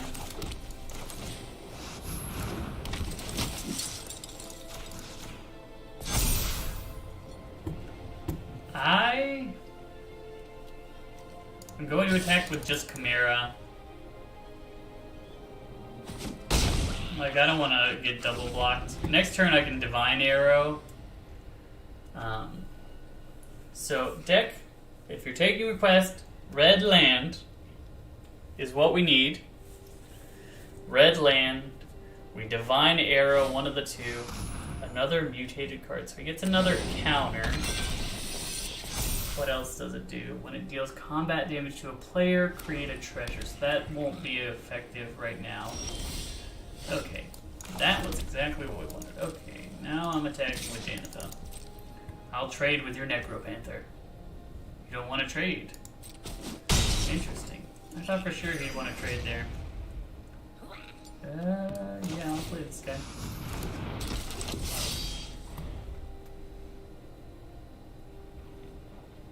Wonder how many mutates he has. Is that the reason why he's not trading? Well, actually, no, the first strike. I forgot. The first strike makes it so where he can't really trade effectively. Even without the Divine Arrow. I don't know what I was thinking. Maybe I should have attacked with Danitha last turn. Because the 4/4 would have survived. I messed up. He should have 4 less life.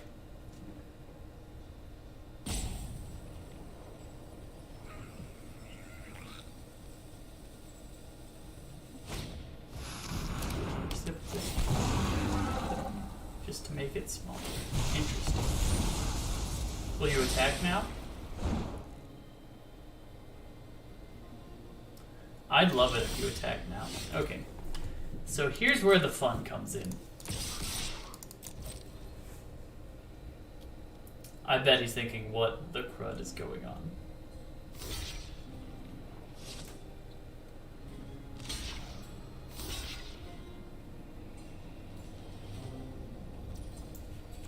Surprise!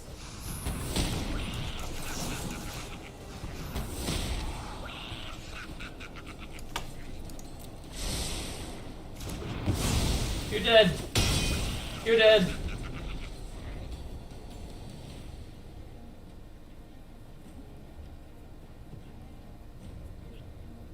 Now we're in like a really, really, really good spot. What does Precipitous drop to? It only does that if... Interesting. That's very interesting that he would not kill Danitha. He thinks Danitha's weak because she's just holding them all, but like she's gaining us life. We're at 30 life. And next turn, if we draw a red source, you're dead. Sure. What do you got, buddy? That was weird. I must say. Very odd there. We'll attack. I'll play this guy.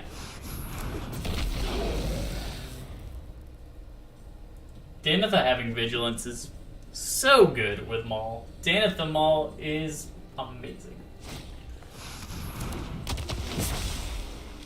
And you're dead. Good game, sir. Good game. You see, that's when you use good game. Good game is not BM if you use it when the opponent has actually surrendered. If you use it before they've surrendered, you're kind of BMing them. If your opponent says good game to you is like the only time I think it's not bad manners to allow them to say good game before they've surrendered.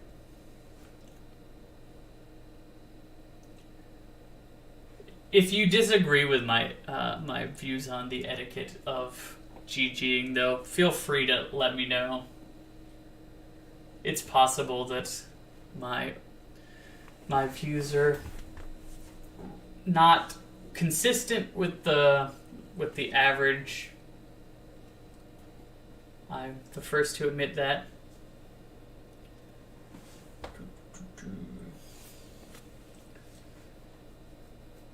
In this draft mode, you can actually get cards that aren't like legal in any of the formats. Like I got a Swords to Plowshares, which was an awesome thing. Swords to Plowshares, just the best removal spell that's ever existed, and played in Death and Taxes. If they ever decide to put Legacy support, ugh, my heart would be so full if they put Legacy support. I hope that they put Legacy support without the supplemental sets, though. Wouldn't that be fantastic? There's already, like, calls for people to be like, we don't want Modern to have supplemental sets, we don't want Legacy to have supplemental sets. Those formats are going to be more popular. The supplemental sets just change too much. Like, the fact that Delver, a deck that's been consistently good for a long time, had almost its entire list shaken out by Modern Horizons 2, tells you everything you need to know about... I'm gonna attack. Are you gonna block with your 2-1? Didn't think so. Okay. Underworld Rage Shaman. Or Rage Hound. He's a 3-1. He must attack. Everything will attack you. We are coming at you. That is our plan. The reason I attack with Unlucky Witness before playing my planes is because if I get a land off Unlucky Witness, I want to be able to use that. I'm sure most of you watching know that, but on the off chance that you're watching and you're newer to Magic, or you just haven't thought through the nuances of certain play patterns, then there you go. I'm not going to block your Pouncing Links. Yeah, bring it. The bad thing is Unlucky Witness can't do anything anymore. He's pretty much dead, but this guy's going in. He must attack, so he will attack. Play this guy. We can't block the Pouncing Links at all, but maybe if he attacks with both, then we can just crack back for more. That's always the goal. Best draw here would be Maul of the Skyclaves, which you could say in almost any situation given this deck. But he is far heavier white and we are heavier red. So it makes for like an interesting dichotomy. We're gonna lose this Underworld Rage Shaman anyway, so yeah, let's attack with everybody. Get in there.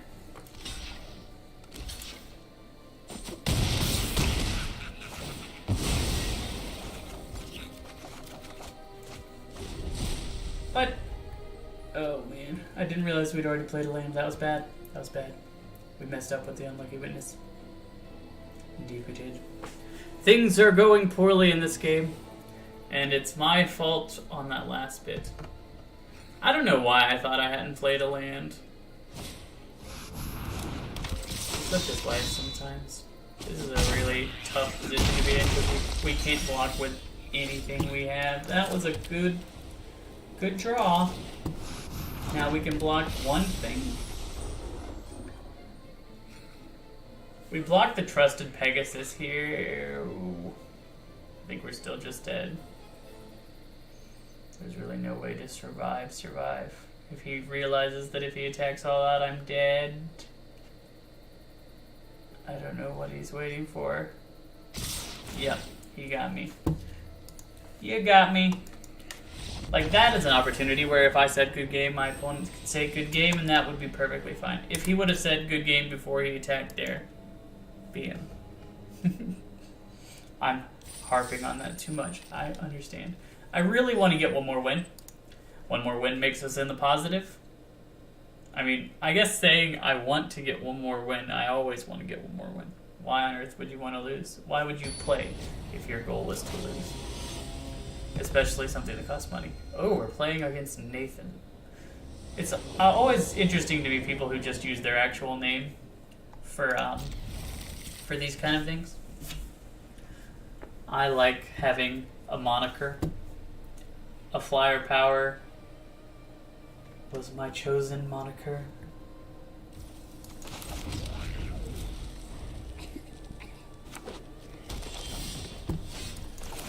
We want to draw our third land. If we draw our third land quickly enough, I think our hand is very good. If we don't draw our third land quickly enough, our hand is... well, it ain't what it used to be. He didn't block, so that could be good or it could be bad. This guy's a neat card. Like a very neat card.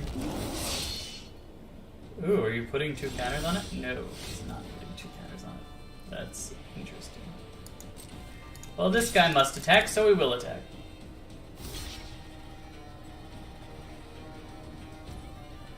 That's cool. Doesn't bother me in the slightest. We'll play this guy, and hopefully we'll get a land off of him. Our hand would have been so good if we just curved out. Now that we're behind, we are not in a good position. I'm going to attack you with this Unlucky Witness. And then I'm just going to do nothing. We can 2-for-1 ourselves to get rid of this Rampaging Red Horn. In fact, it might be even worth... might even be worth it to do that just because of how far behind we are. We'll see what he plays. I like the fact that he's playing what he's playing before combat because it gives me more information to decide what I want to do. Right now, I've decided that I will trade... whoops, nope, not doing that. I am passing the blocker. 1 block. Divine Arrow. Give this guy Prowess. Oh, he's not gonna live. If you got an effect, you got me. But such is life.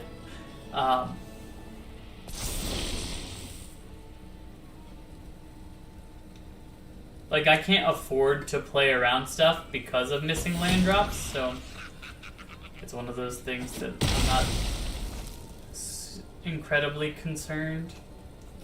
That being said, I'm attack. I'll not attack. I'll hold this guy back on blocks. He can block your Thunderous Snapper all day, and hopefully give me a land. Whew. Raider Sandworm. That's a beating. Please attack. Please attack, opponent. Please. Dadgummit, they understand that they shouldn't. And I hate them for that. I'm gonna murder you, though. And I'll attack, because I can't block the Sandworm anyway.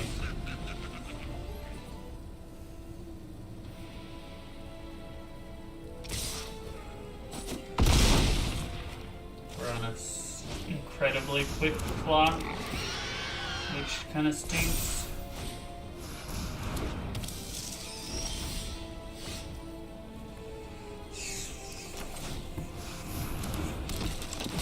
Things are bad. Things are very, very bad.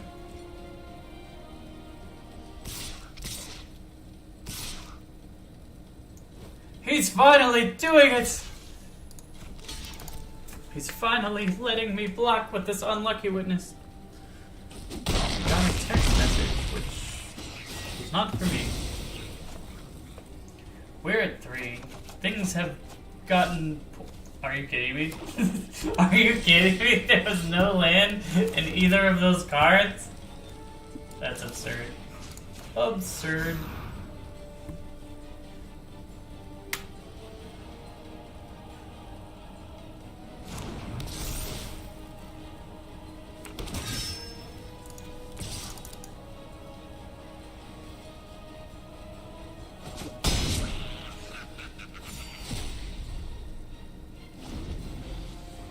The good news is, because this has First Strike, if he attacks with another creature, we don't have to block the Sandworm. I'm not sure if he realized that.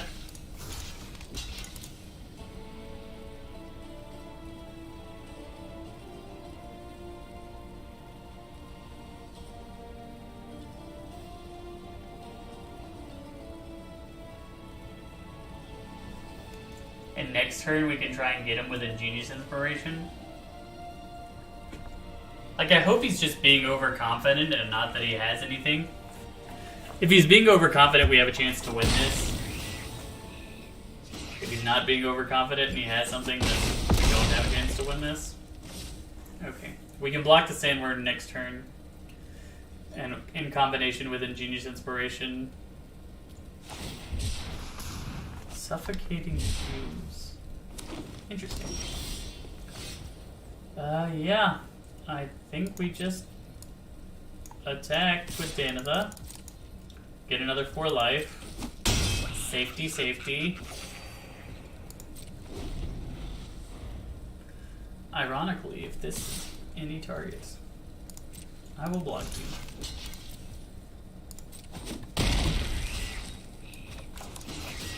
Is this a sorcery? Oh my. I messed up so bad. Oh my goodness, I messed up so bad. That is incredibly punishing.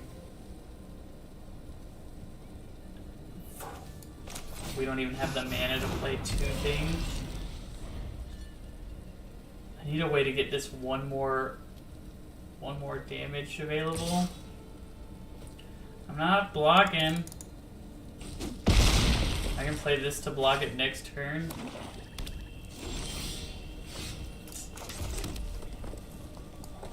Yeah, we'll play you. We'll play you. This has got to block it, to be honest. Then we'll attack with our Chimera. We really messed up earlier so bad because I didn't know that this was a sorcery. Like, I think I just won on the next turn if that didn't happen. That is, scary. Netcaster Spider. Okay, yeah, we lose. We lost. That was all my fault. I had a chance to win that one. Oh my goodness. The fact that we were even in that game was nuts, considering how long it took us to draw our 3rd land. But man, I messed that up. That's unfortunate. At least we get 3 packs, so even though we lost a little bit of gems, we get Sparring Regimen. Neat. And we got another rare. We just finished off our Goblins deck. Oh, nice. That was awesome. And a Hostage Taker. That's beautiful. Wait, is Hostage Taker legal and historic? I just made a historic Brawl deck that I called Brawlin because it has Evelyn in it. Is Hostage Taker... Dang it. It's not legal. Most of the cool steal your opponent's stuff cards are not legal in the standard Brawl. That whole deck is built around stealing opponent's stuff. Because it's more fun to play with your opponent's deck than to just play their own. I will say, I tried playing Historic Brawl, and everybody's deck is, like, degenerate. It's not a fun format to play at all. Like, Liliana Veil's my commander, and everything I have makes you discard. So, don't play a commander that has a mana cost higher than 4, or you'll just never get to play it. Cemetery Prowler is very good. Standard, too. Yeah. I'll take Cemetery Prowler. That is a strong encouragement to be green.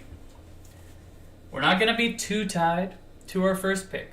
This time, I mean it. Last time, I didn't mean it. This time, I do mean it. We're going to be flexible. We're going to see what's available. Our opponent's going to pass us another really good card. Pass us a Planeswalker right here. Just say, here you go. Here you go, Flyer Power. Take all of the things. Having a one-color mythic on in the first pack is awesome, though. It always is very good. Okay, we could take a Slitherwisp, which is a Flash Lord. Is a Flash Lord necessary, or even that good? I'm not sure. If we wanted to stay on color, we could take Scuttlegoat or Rock's Oracle, which neither one is exciting. We could take Rocco, if we wanted to play white-red, or we could take Discipline Duelist. Discipline Duelist is kind of cool. Yeah, I'm going to take Discipline Duelist. It fits with the colors that I like to play. Once again, we don't have to play this card. And also, like, Double Strike is just fun, right? I always wanted in this format to, like, get multiple copies of the card that doesn't care what color. Jewel Thief is very good. Infestation Expert. When it enters the battlefield, create a 1/1. I mean, that's good. It certainly is good. Jewel Thief is good also. This is a tough choice because they're both in our color. They're both something that I want. This is a 3-drop. We have 2 3-drops. Maybe that leans us towards taking the thing that's a little bit more expensive. Are 1/1 insect creatures worth treasure? I think the treasure's better. That could be a mistake. I am perfectly willing to admit that. That could be a mistake. Valiant Rescuer is a good card, but I think we take Ancient Animus, a fight effect. We might even get that back, to be honest. There isn't enough cycling to really make cycling work, so I would love to get that back. And like, also, Discipline Duelist is not something we're tied to. Arcane Encyclopedia. If we're playing a slower deck, that's a good card, right? Just the ability to use all of your extra mana to draw. Otherwise, what are we taking here? Dwarven Priest, maybe?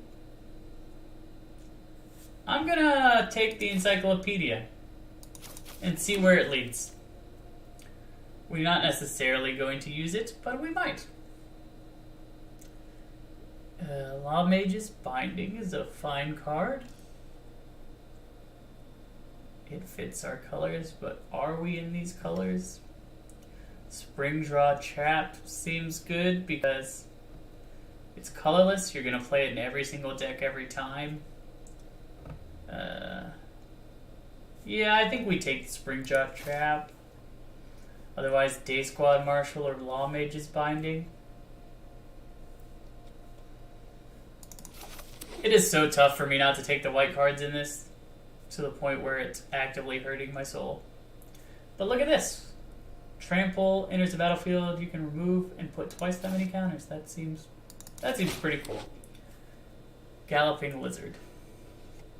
It's only good if I can get 1/1 counters though, right? So I'll have to try and find a way to get 1/1 counters. Ancient Animus has that potential. We'll see what else has that potential though.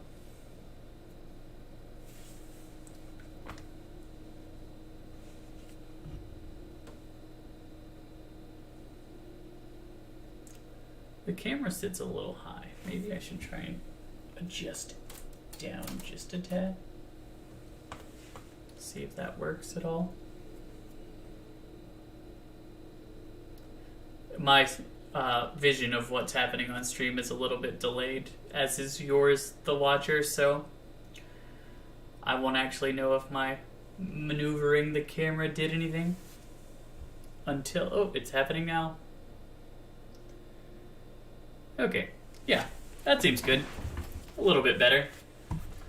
Song of Creation is a neat card. Is it a good card, though? Blood Telecandle is too slow for this format. Call of the Grave could be good. Draw a card, lock someone down. Yeah, I don't think we take Song of Creation. We're also likely to mill ourselves out with something like that, so... Right now it's looking like we're green-blue, and we might splash white for a duelist, but not necessary to splash white for a duelist. These green-blue lands, though. I will take, let's take this Thornwood Falls. Slitherwisp is still here. Yeah, if we're playing blue, we might splash black instead of white. We have options. Give ourselves options for splashes. Like, this is a card that's strong enough to where you want to make yourself have the chance to work with it, right? This is a card that Maybe it is, but not necessarily. Also, Jewel Thief fixes. If we can find more treasure production or Jewel Thief effects, then that'll be solid. Instantly paid off for the potential splash with another dual land. I'm leaning towards playing that. Epicure of Blood. Whenever you gain life, your opponent loses a life. Otherwise, we're taking a looter. I think we take the looter. Now we have a bird that can gain vigilance. I mean, we can play the bird. How on earth is this still here? Okay, maybe we don't. Maybe we go back to white. Mirror Shellcraft, that's awesome. Want that, okay. What do we got here? This guy. Amass 2 creatures have menace. That seems pretty good. Cleric class, whenever we gain life. What was that card that said if we gain life? I actually kind of think Cleric class is busted. Right? So I will try Cleric class over Angrath because it's going to be a little easier to cast. And then we just grab this. I hope this guy wheels, but I doubt it will. One of these things might wheel.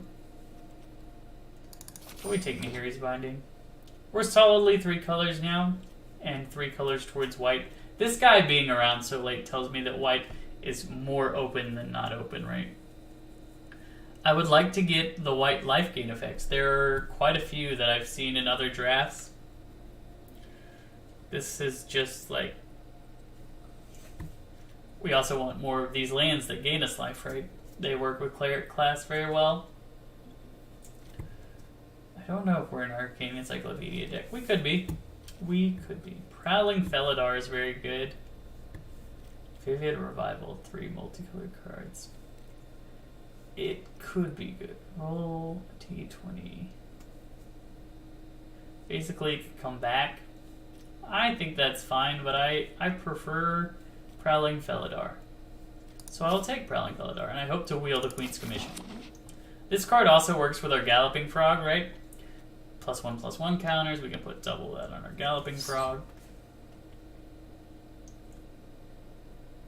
The Troll was neat, but it's still just got 2 toughness, so and it doesn't have trample, so it's really easy to block. I think we made the right pivot, as much as having the land already would have been a good start. And because we're in 3 colors, we have the awesome opportunity. Wizard Spellbook.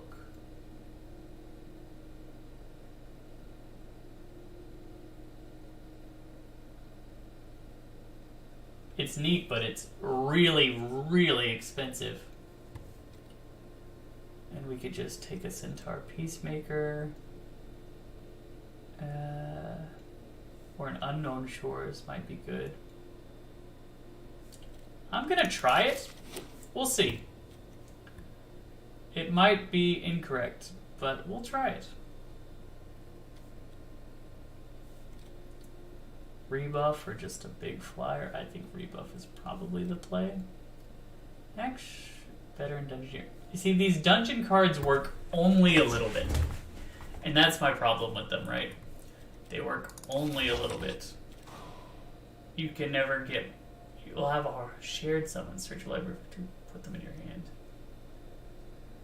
I mean, it's good, certainly.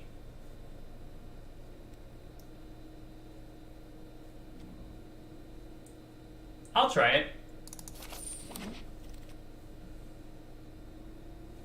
A Boreal Grazer. That is ramp. We do need to ramp. Otherwise it's living. Oh, wait, Soulmender. Soulmender. Tamio. I have hexproof and I can make defenders. Or I can get a Charm Stray, which draws a card. Yeah, I think it's better to have that. I don't know what the hexproof is actually going to do.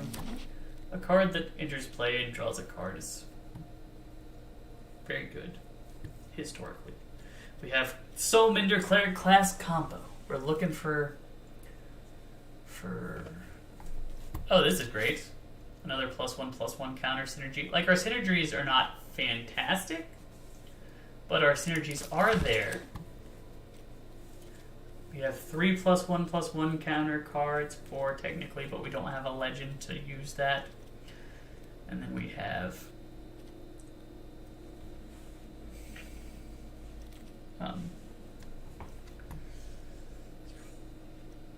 Cleric of the Chill Depths. Whenever it blocks a creature, it doesn't untap. That actually could be good. The troll came back to us. That's neat. Maybe other people saw the same thing I did, which is just like very easy to block creature. But I'll take it. I'll take it on the wheel. I think we take the Peacemaker. Another life gain thing for our Cleric class. And Cleric class, life gain, also synergizes with our Galloping Flithers. More life gain and energy. Strength of Solidarity. You see, I'm never going to get another one of those, so it's +1/+1 counter. That's actually very good. Necromancer.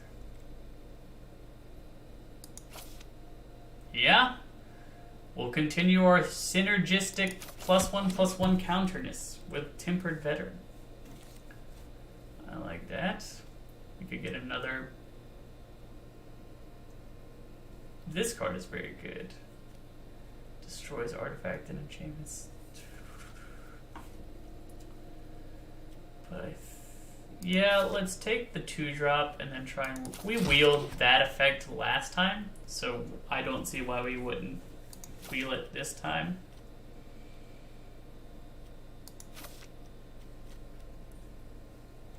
I don't know that we want the Wizard Spellbook either. Our blue is actually like a very minimal blue at this point. We're more green-white than we are. But, let's see. Ooh, ramp. That's awesome. Ramp/fixing. Yeah. All day, all day. More fixing. We have a lot of just value good creatures, right? This card enters, finds a plains. A bunch of stuff just does things. Okay, whenever you draw a card, you can pay 1 to tap or untap. Like, that seems really solid to me. Better than the Lonesome Troll. Raven Form. Raven Form is actually hard removal. Sorry, Kraken. Raven Form is cheaper and it's hard removal on an artifact or a creature. Turns it into a bird, which is easily dealt with.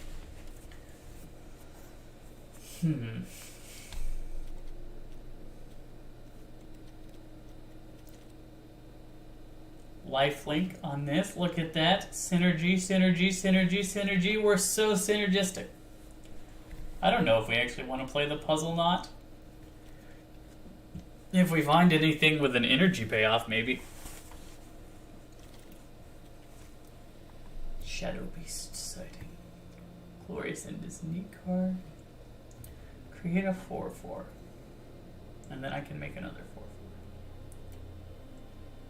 Or we could take... I guess that's fine. The more I look at it, the less I care about playing blue. What does our deck look like if we take all the blue out? I don't know if that's right. We have a lot more... Ooh, I said we had a lot more creatures than non-creatures, but that's not actually true. Tangled Islet is good. But this gives us additional upside to potentially draw a card later. I like lands that have value.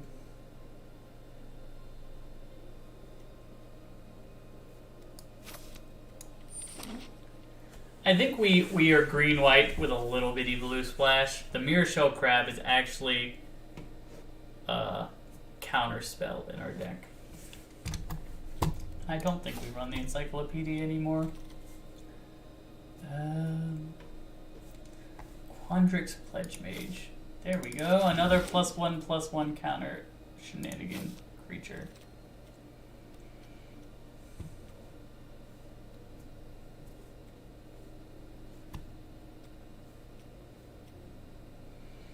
None of this is good for us. Covetous Urge is a good card, but like it's very, very hard to cast, right? We could get a Snowland. Yeah, I'll take a Snowland. Give us a snow-covered island.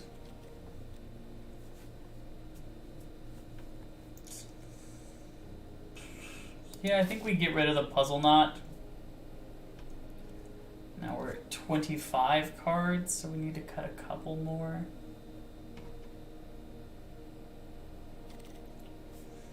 Giant Skewer.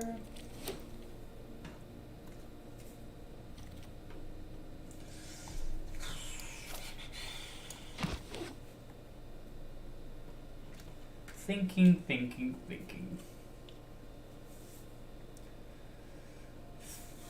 What is our creature, not creature? That's interesting. I don't think we play it, but it's interesting. We didn't get any more fixing. Fixing can be hard in this draft mode. Let's see.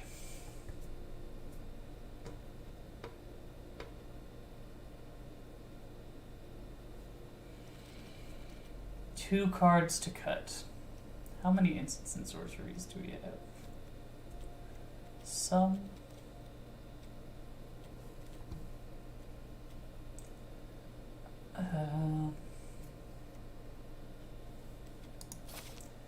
I'll get rid of that one, and I'll get rid of the trap.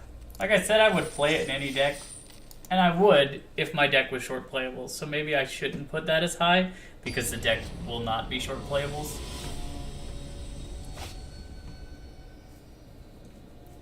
In most circumstances. This is a good hand, though. Life gain, if we get our cleric class. Keep.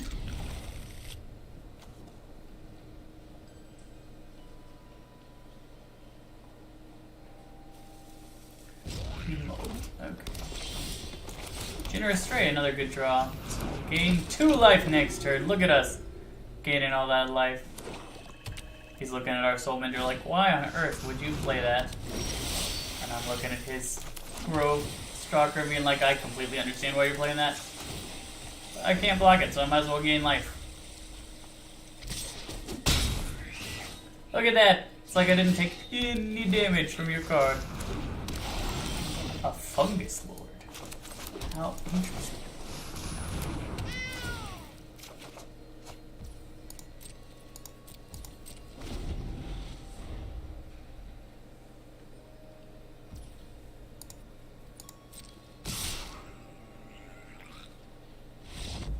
What on earth? Why did he just quit? Okay. Sure. That's weird. I mean, I'll take a win, but didn't really feel like I earned that one. Our deck did have all of its colors, and we had some of our strategies together, so... That was so weird. Master of Mana Screw. You should have seen our last game at the end that we barely lost. We were the masters of the Mana Screw then. I'll keep it. I probably shouldn't, but like... Having Cemetery Prowler and Galloping Lizard, we have things to do if we just draw lands. We need a white source, but like white is pretty common in our deck. We're only barely splashing blue. And I know that I was just talking about a game where I got punished by keeping a 2-lander and never drawing a 3rd land. But I'm hoping that's not the case now.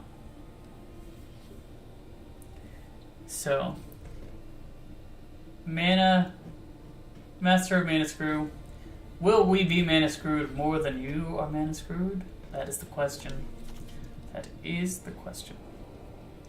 This is technically ramp. Kind of.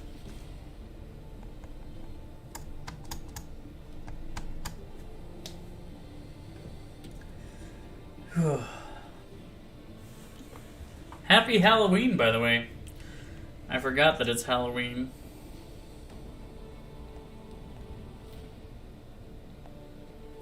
I should probably text the person that I'm tutoring to ask if we are doing Halloween tutoring.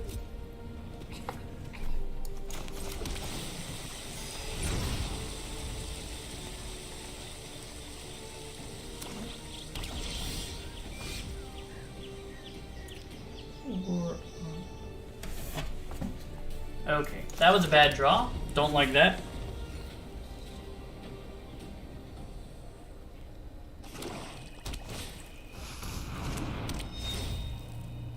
I don't know why I suddenly think that I don't remember.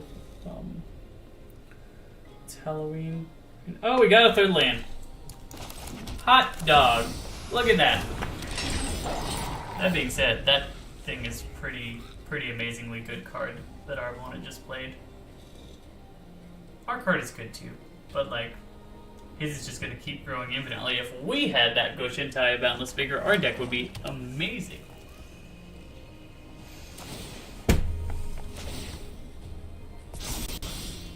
Blue swords. Not ideal, but we get to attack. There's still one more turn that we can attack with this Cemetery Prowler before this Goshintai has gotten out of control. He's playing some 3-color nonsense too, so...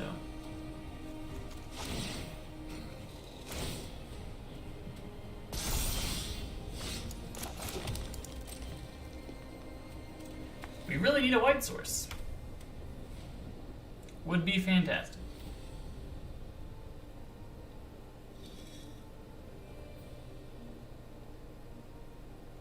Or just a card we can cast. I'm not picky. We don't have to have a white source. If you just give me something I can cast, that works too.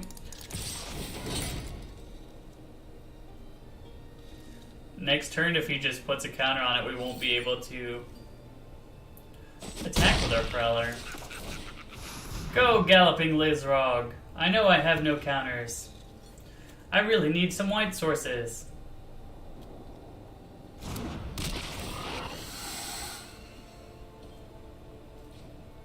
At least now we can double block if he tries to just continue to go Shintai forever. Palladium here. So he does intend to go Shintai forever. Snow-covered island. Things have turned poor. Master of Mana Screw is not as mana screwed as we are. Which makes things difficult.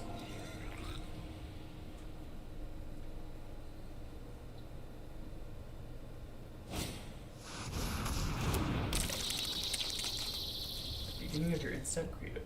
Oh my goodness.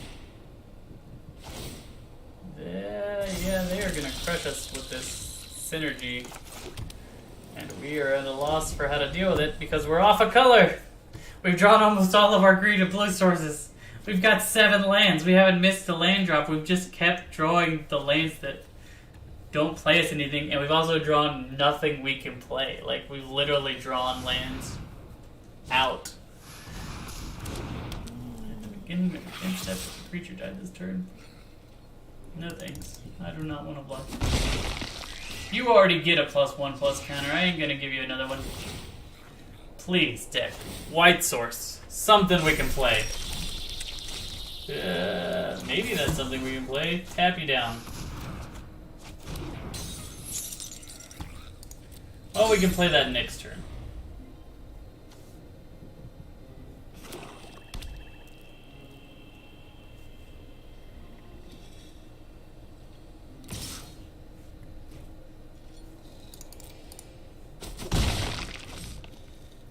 I'm surprised he hasn't started moving the counters over to other things. Like, if he put a counter on the Horn Beetle, he'd make 2 insects, right?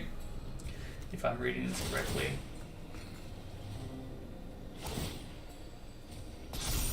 but he's content to make one really, really big creature. This was a good draw.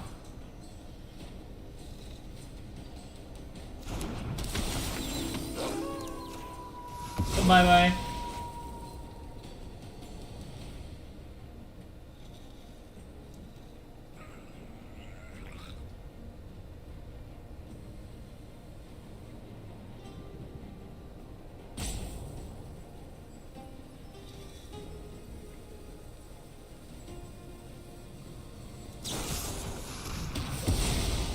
I wonder why he did that in response. I mean, it's fine, but it's just a little odd. Like, I took away his only +1/+1 counter, so now all of the synergies of his +1/+1 counters are gone. These cards are just ordinary cards. I can block his 1/1s. I can't block his 1/1s, right? Yeah, no, I can't.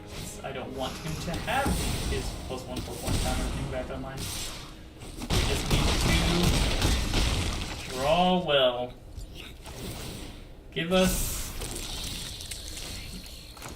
Thank you. So we would play this guy or this guy. I think we have to play this guy, which means we also play this guy.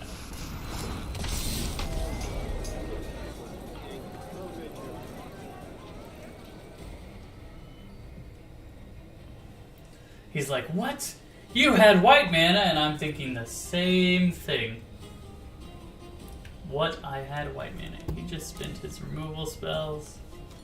He had some solid removal there. If he attacks with the Mauler, we block. All day. Every day. Always. Okay, you block you, you block you. We take 6 and die. That is unfortunate. You got us. We didn't hit our white source fast enough.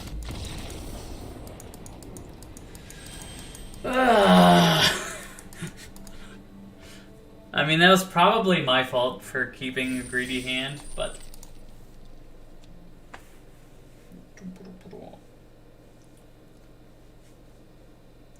But such is life.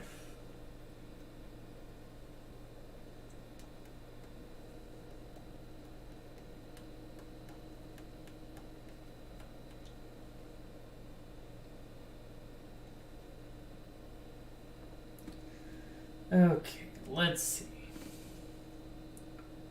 What other topics have we not talked about in relation to Magic? Brothers War spoilers are coming out.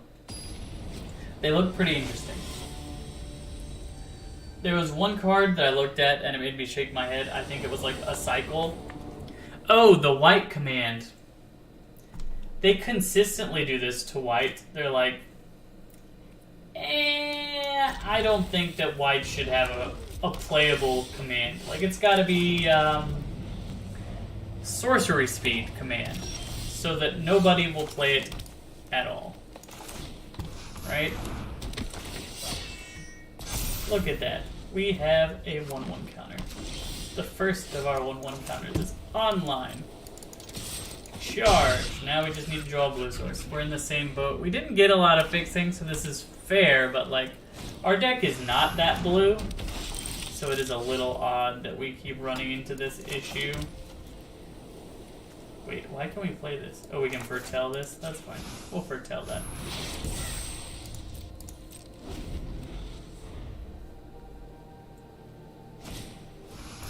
Curse. Yeah, no. All good here. I don't know why he played the hearse pre-combat. That seems a little bit odd to me. His intention was always to do that. Why would he... Like, once again, my deck is like laughing at me. It's like, hey, hey, hey, we're just gonna give you one land type. Just one. If we get one blue source, this hand comes online so hard. Or if we just get, like, we have spells like Grow from the Ashes. We have spells that get us lands. Thank the Lord. Okay. Yeah, I think we just leave it like this for right now. Hold up our Mirror Shell Crab. Our Raven form. What do I want?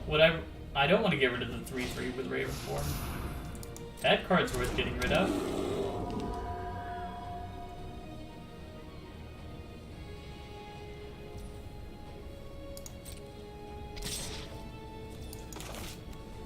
Here, friend. Oh, is that a sorcery?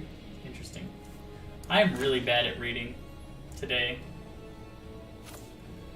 I am gonna go. Nah. Let's just take our 3. Hope he plays another creature. He does not, so I will do this. No untappy.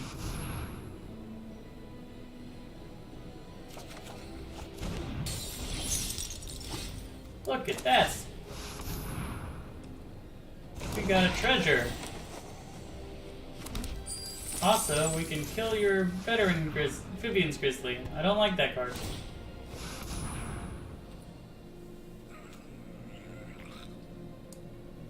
Sure.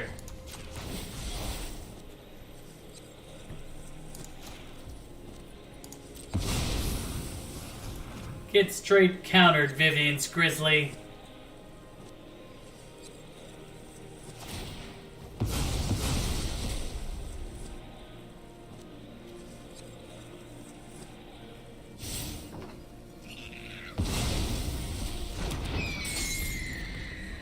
And he can't even crew the hearse yet.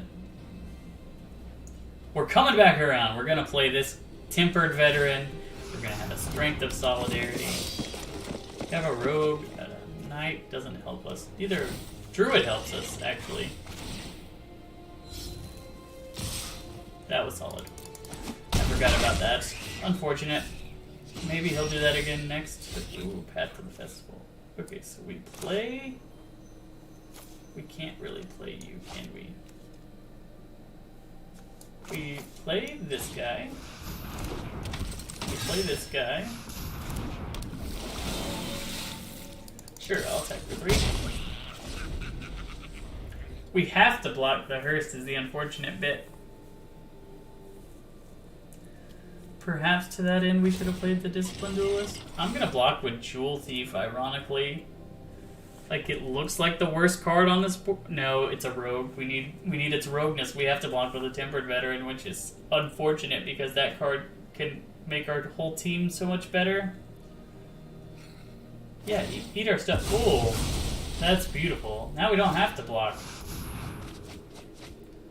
I mean, he definitely got his money's worth on that one, but, like, I'm excited. This turn in particular, we don't have to block. Also, why did that sorcery? He could have done that after combat, right? No blocks. You hit me to 4. I'm almost dead. Things have gone pear-shaped. So we'll play this one.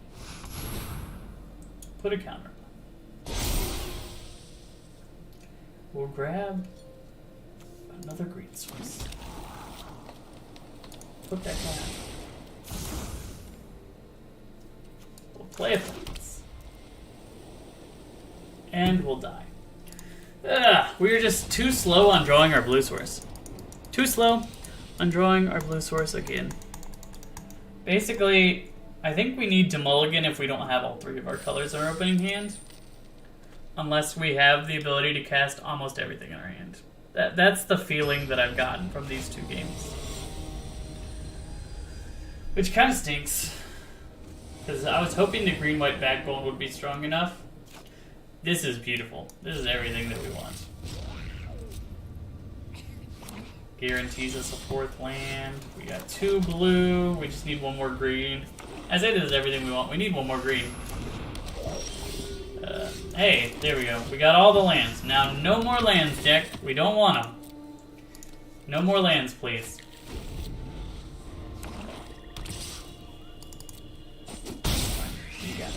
For 2. I said no more lands, please, deck. Can you not? Can you please not? At least we get to play the Felidar into shared summons. So, not the worst. Are you going to kill our ambitious farmhand? Or is he trying to see if Coven works to blow him out? It's not. That's a good card. I said no more lands, deck, and all you have done is given me more lands. I don't think you understand what no means. The good news is the Felidar can technically block everything. Boy, is that sketchy. I'm not blocking anything.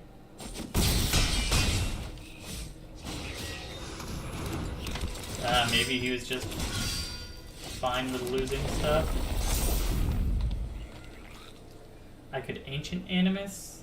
I think I hold up Ancient Animus and we block on his turn if he tries to do anything shenanigan-y.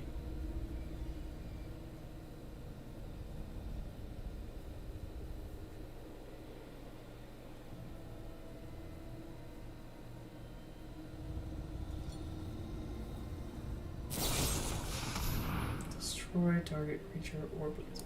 Well, I'm going to fight you. Die here.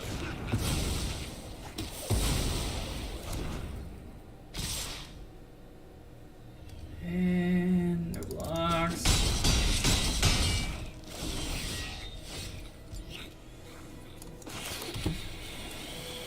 Ah, we're dead.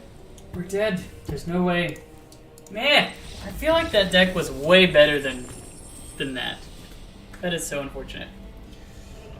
Oh my goodness, I'm playing with my hair again. Whenever I don't think about what I'm doing, I have a tendency to just play with my hair, especially when I'm thinking. And it probably ends up looking all types of goofy. Maybe we'll get a really good card from this pack to make us feel better about hemorrhaging gems just then. It's a cool pirate if I ever want to build a pirate deck. Okay, last one. Last one of these, probably ever. But it's been fun, it's just, it's so hard to draft, right? It's hard to make it consistently good because there's no synergy, like there's few synergies. I tried to build a deck around synergy there, and then lands just got in the way. We also never saw Cleric class. The only game we won, our opponent just gave to us. That was so bad. Cub Warden. Cub Warden is good. It's in a color I like to play. It's a cat that can make more cats. Yeah. Maybe we should lean towards black. It seems like having the removal spells of black seems very good. Maybe I should try and bias myself that way more than I am currently. But otherwise...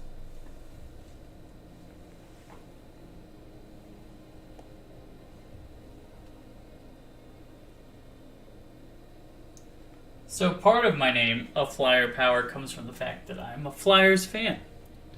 And the Flyers were supposed to be really bad this year, right?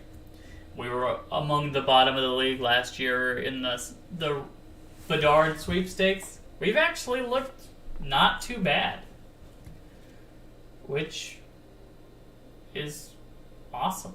I was expecting us to be terrible, and we are not as terrible as I expected us to be, so that's positive. Maybe we try and make like a token thing? That would be really cool. Both of these cards make tokens. Let's see if we can find some token pickups like a Heroic Charge. I think we'll stick pretty close to 2-color unless we get a lot of fixing.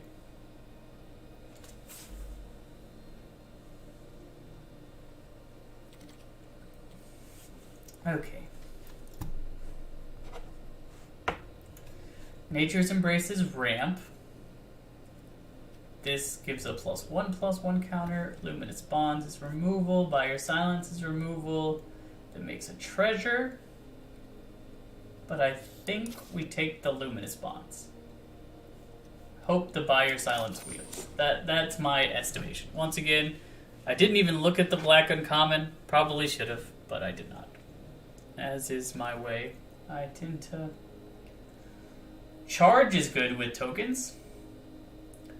But Charge should wheel. Like, nobody else wants Charge, right? Trumpet Blast is good with tokens, but our tokens are partially in green, right? I think we take Vanishing Slash, like another piece of removal. Flexible removal, too. And just hope to wheel the Charge. Our white's looking pretty good. 2 removal spells and a really good creature that has the ability to make even more creatures. Dub is solid-ish.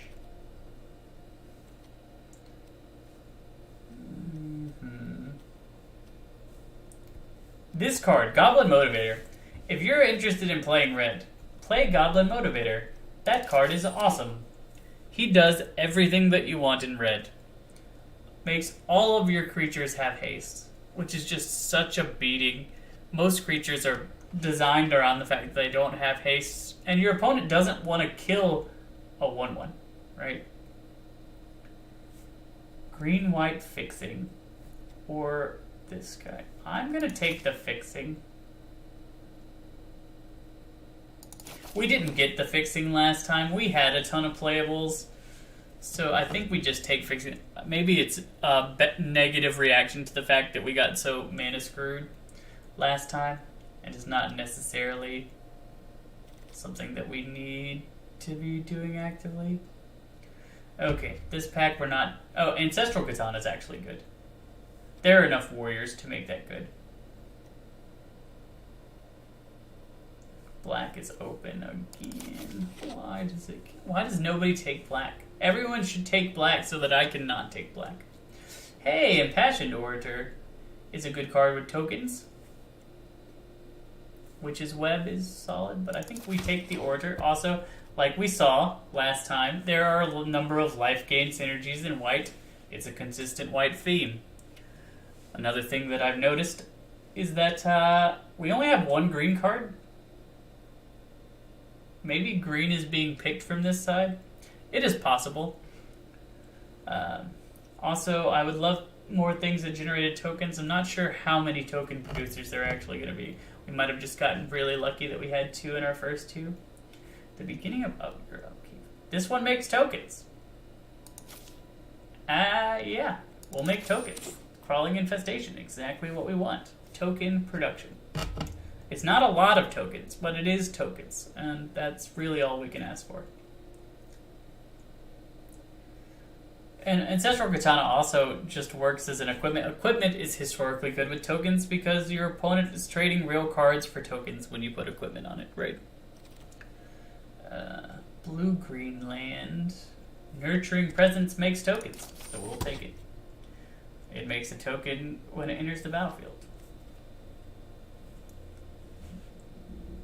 We've got 4 token producers. That's solid. We're right around where we're hoping to get the charge back. I don't think anyone else should be taking charge. I would be very surprised if charge didn't come back to us. Let's see. 2/3, Chanteland, +1/+1 and reach. Maybe this guy's just good enough. A 3/3. He doesn't attack alone, but like we have a lot of tokens to help him attack with. We haven't seen the charge though. So maybe charge did not wheel. That's interesting. We have another cat. In case there's a cat synergy that we can develop.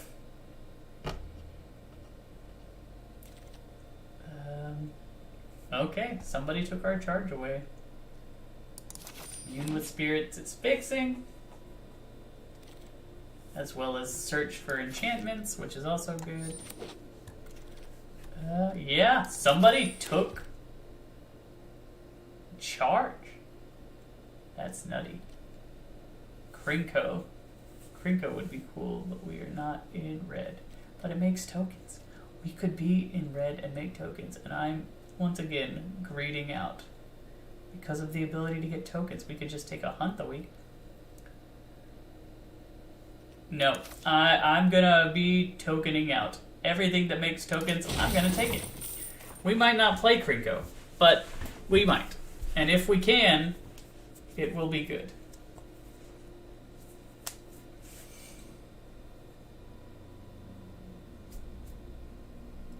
And I don't think we gave too much up for it. The fight effect is nice, but like tokens don't actually want fight effects that much because our creatures are just 1/1s, right? I can't believe somebody took charge. That card is very bad when you're not playing tokens, and I took all the token producers. So I'm curious as to why they would want it.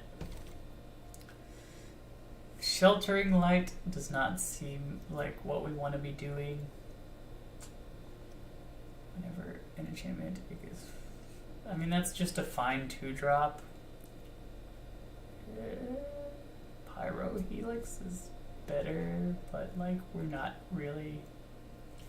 I guess we just take this 2-drop. Emergent Growth could be neat. Yeah, I'm gonna take Emergent Growth. Use that as a removal spell. 2-drop probably comes back.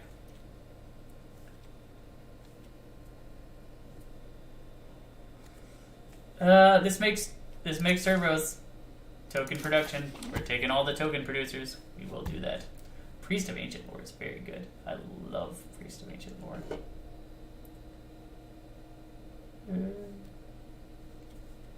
Yeah. We'll just take a Priest of the Ancient Lore and hope to wheel the Merfolk, probably.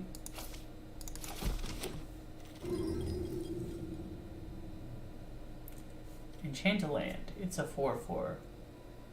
When it dies, return it to its hands. That could be good. First kick spell costs less. I don't know how much kicker there's actually going to be. So I think we leave that one alone for now. Oh, another ramp spell. That one is not good. Giving your opponent things is not good. Don't spend your mana to give your opponent things. If they're going to print these effects in white, they have to make the body worth giving your opponent a card. They have to. There's just no other way. This card could be really good for us.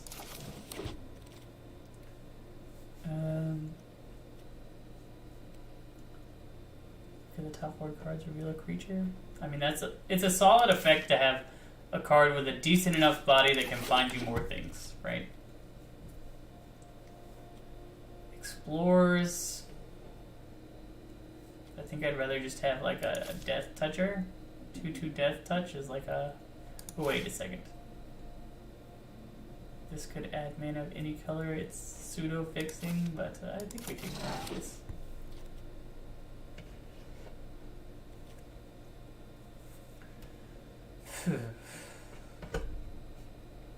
It's interesting. In pack 1, we got all the white cards, right? And in pack 2, we're getting all the green cards. So it looks like from different directions we're open, doing different things. So, do we play Krinko? I really want to. +1 goes. Yeah, we got this back, so we might as well play it. We have a fair number of enchantments. Put a land. Italian Foot Soldier. Maybe we'll have insane luck and get a second one of those.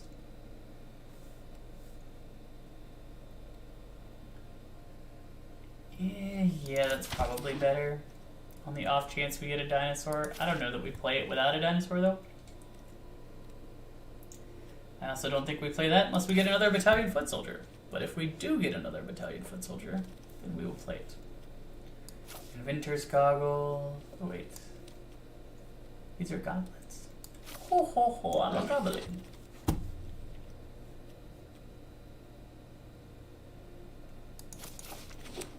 Maybe we'll play a vehicle. Vehicles could be good in tokens as a way to get through big things. And there were a lot of fog effect cards. That's kind of fun. Let's see. Luminous Bonds. Another really solid removal spell.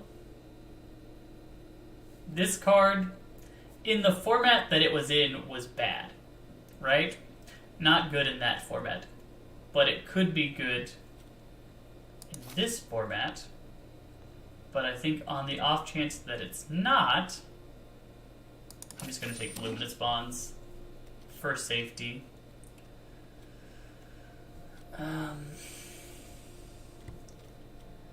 I don't know that we want that. Broken Wings.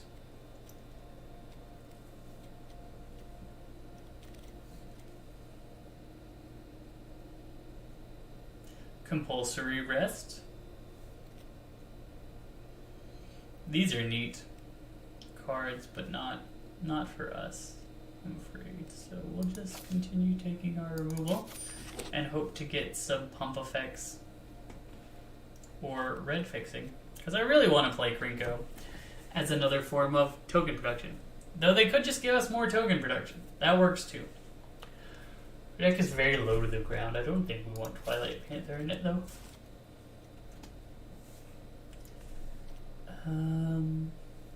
More fixing. We want Defend the Campus. But yeah, I'm taking Defend the Campus over a second green-white fixing because the fixing we want is technically for red. If we're just green-white, I don't think we need that much fixing. Defend the Campus works as both removal and as pump, so it's kind of everything we want with what we have now.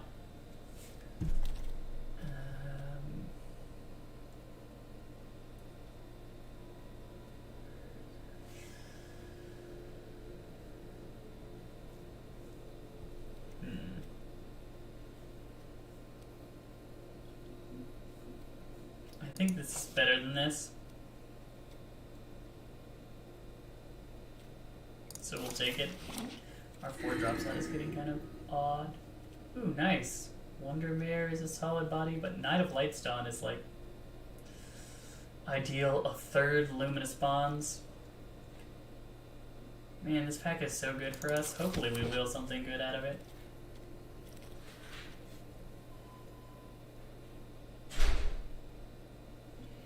To the Unknown is ramp. We have fixing. Yes, we will take fixing. That's perfect. Righteousness can be a blowout and you can't really play around it. So yeah, I think we take Righteousness here. Defiant Strike is also an option. This only works on blocking. Yeah, I'm gonna take Defiant Strike. Because we have that guy that when you target him... Is this a totem? This is an Anthem. It's an Anthem. That's perfect. One mobile garrison, really. 1/1 lifelink that can get bigger. Fight effect? Yeah.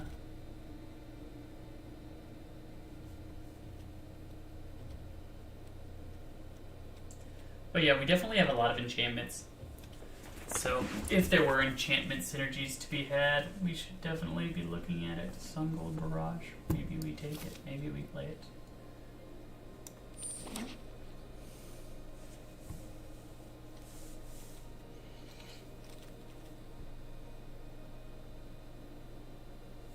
We got the green-white lane back, so that's awesome. More fixing is just what we're looking for. We have too many cards already. This is a token producer, and it scries.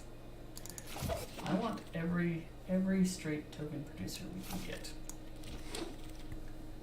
Gingerbread Cabin.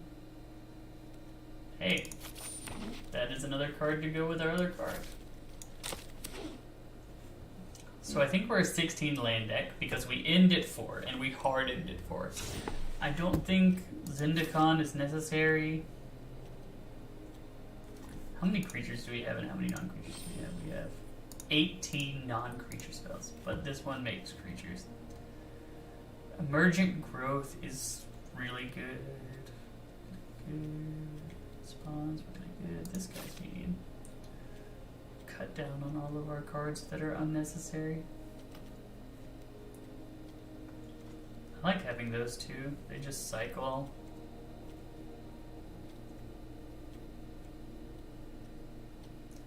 Maybe the Katana's not that good. The Dub. The Mage Duel.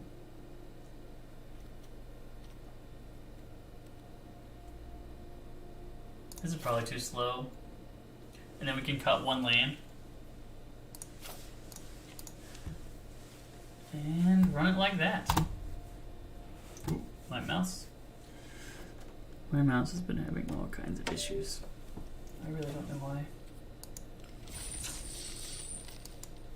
Hopefully this one works better than our last one. I think it should. Like, just looking at it, it seems like it should work well.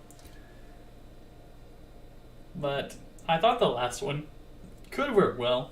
But I guess having the two themes, like life gain on one side and counters on the other side. And we didn't really have counter payoffs, we just had add counters things, right? If we had more counters payoffs, that would probably be good. I'm gonna try it. We have things to do. 1, 2.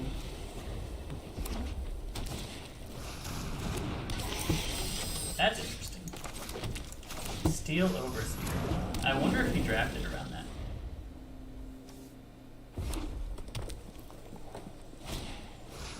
Doesn't look like it. Do I kill that though? Sure. We'll kill your eternally growing creature.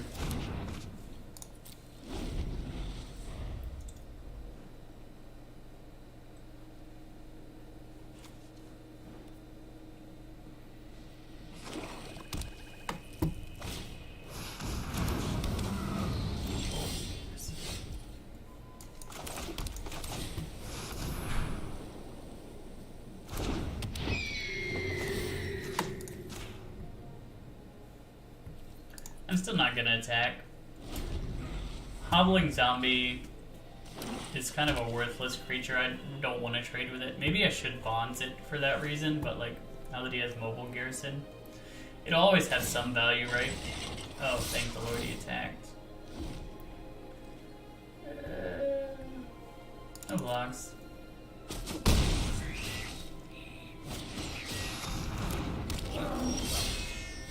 Interesting deck builds.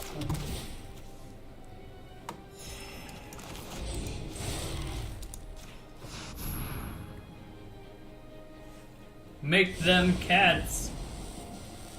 We're gonna put you over.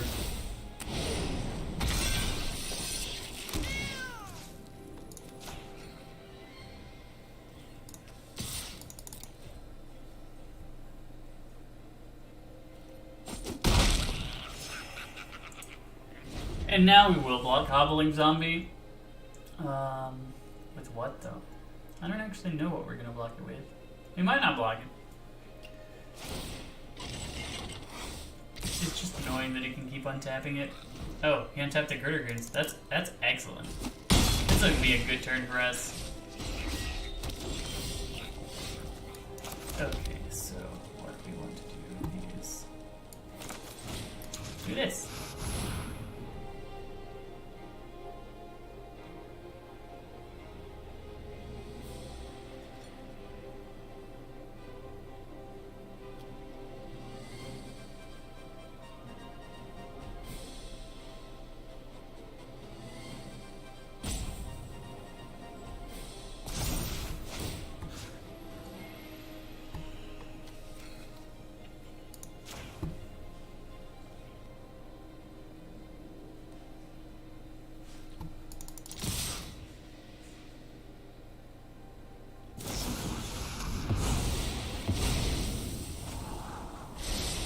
Oh, glad we did it like that then. Hero of the Pride. It's the Girder Goon. We gain 5 life. And we can play this Crawling Infestation.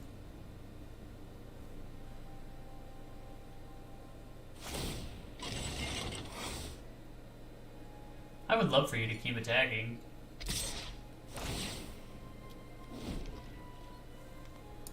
No blocks. Okay.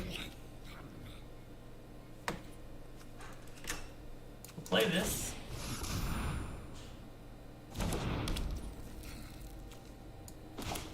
I'll play this.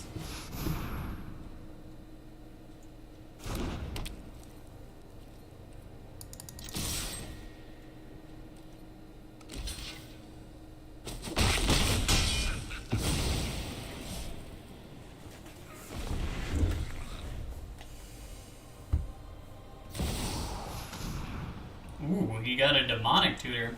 Like, this is the example of the cards that I were talking about, like Swords to Plowshares.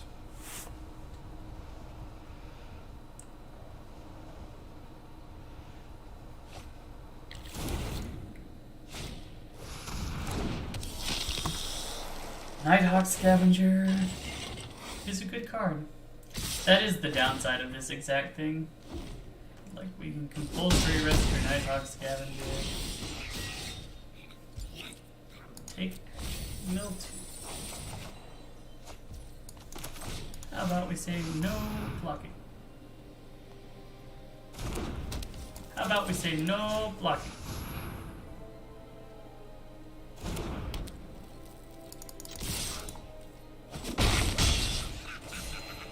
Nothing can block us.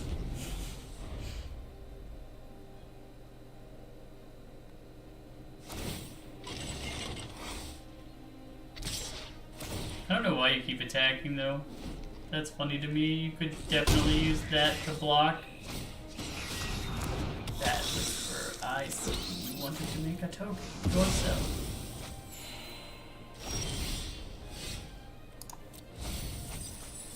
Are you kidding me? I've gotten quite unlucky. Yeah!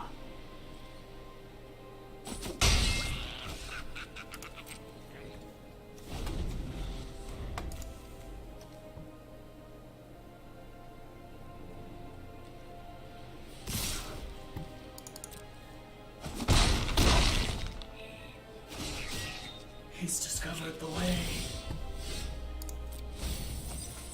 Hey, we finally got a freaking token.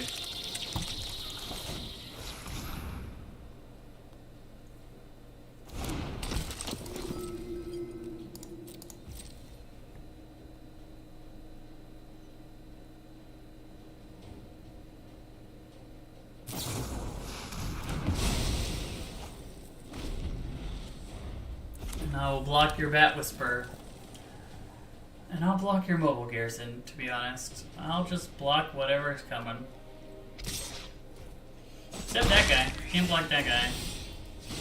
Take my action. Build to. No. Ooh, I got this guy. Finally!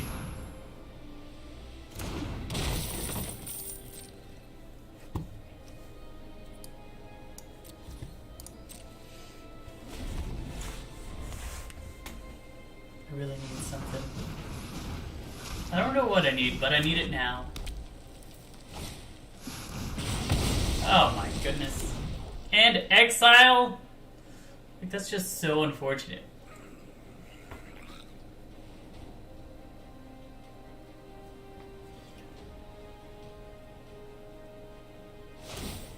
Oh sweet, he's attacking finally.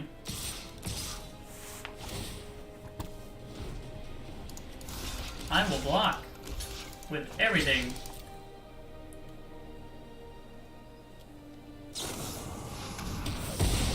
Okay, you got us. Congrats. That stupid Mobile Garrison actually murdered us. Which is weird. I would not have expected it to.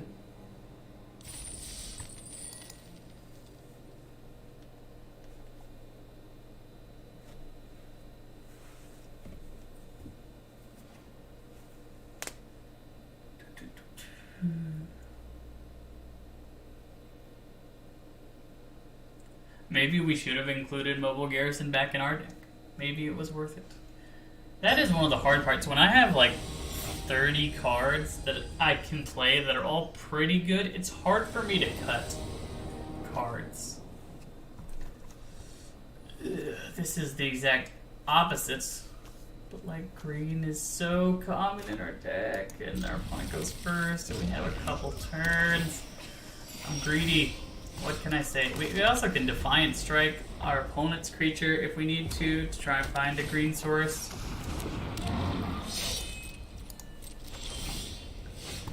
Which we will do next turn. If we... Yeah, we'll just go ahead and do it after he attacks. Jewel Thief. Our opponent's off to a good start and we kept... Read.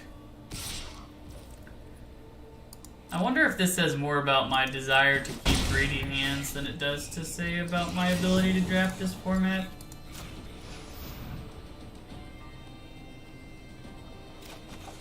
Okay, we got a green source. And we'll play Crawling Infestation. Next turn we do Sands and Luminous Bonds, probably.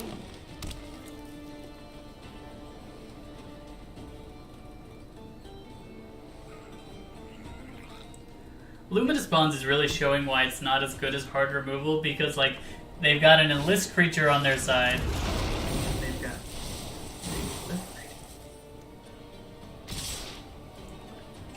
I guess we have to put it on the Steel Crusher.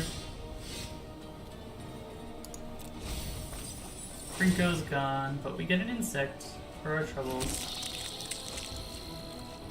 Okay, play Blossoming Sands.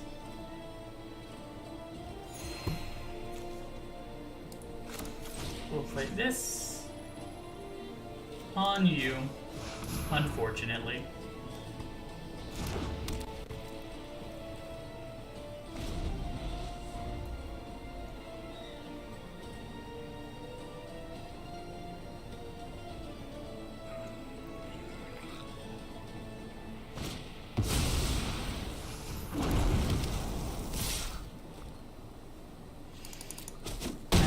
We've got to try and get up our things. We've got to try and get more creatures. Oh, goodness.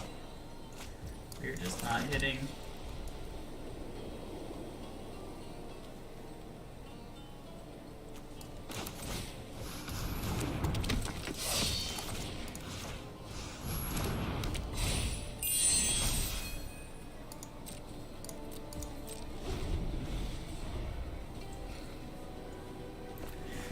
Well, at the very least, we've stemmed the bleeding a bit. We can kill the Jewel Thief. Does he really want to use a removal spell on a 2-1 and a 1-1? No, surely not. Never mind, he does. I guess when you have Magma Spray, you get the luxury of doing that. Now we have to block Gloomhold. If he has another removal spell, we just lose. Trample? Yeah, we just lose. That's... Ugh. Maybe the tokens just aren't good enough. Oh man. This has been a rough couple of games. I might have to do another draft. I'm not going to end it on an 0-3 and a 1-3. Maybe I just go to black. I think I have to go to black. I'm trying cutesy stuff in these last two. My desire to play synergistic decks is just really biting me. I should just play good card stot deck.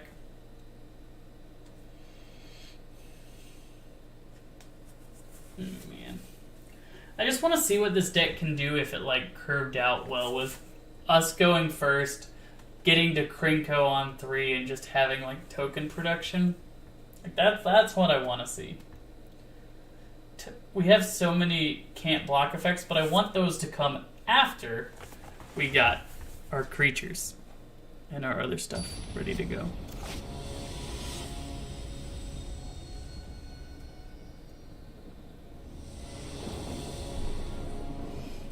Okay, we have Inquisitive Puppet. That'll let us scry. We have this and this to make tokens, so not in a bad position. We can make tokens with Wolfwillow Haven too. That's cool.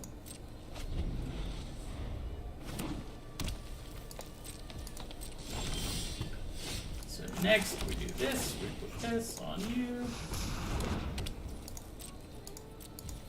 We're ramping so hard we're airborne. Panicked bystander.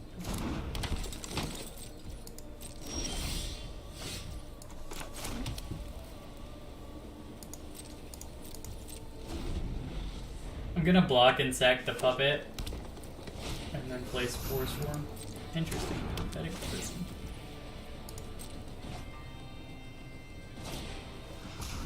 Forest Visitor, okay.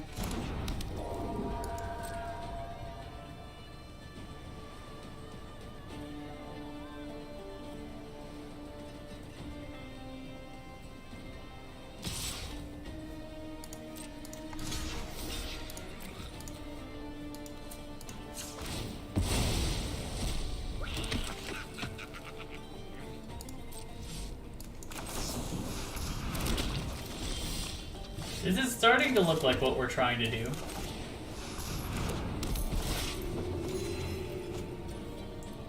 Yeah, this is looking good.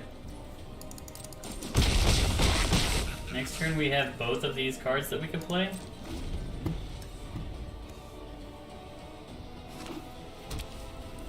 I would love for you to attack me. You do not want to. Okay. Time to see what he's gonna do.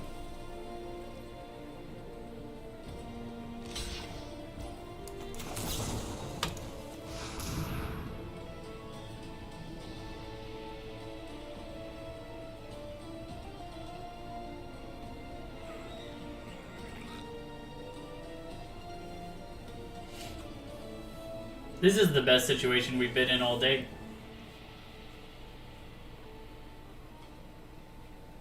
Which is pretty cool. This seems like the deck is functioning decently well.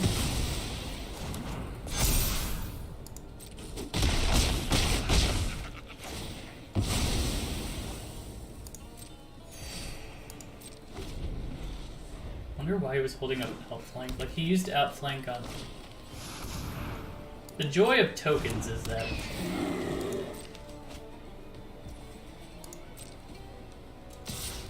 them using spells on it is not really something they want to be doing, right?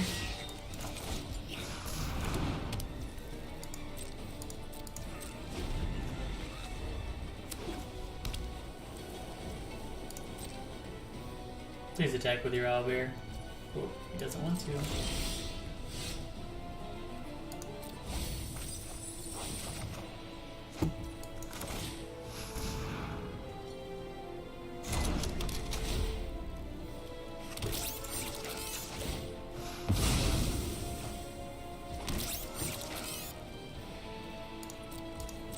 We're all tokens here, buddy.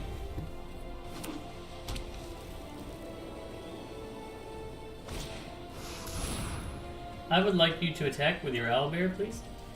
One owlbear attack.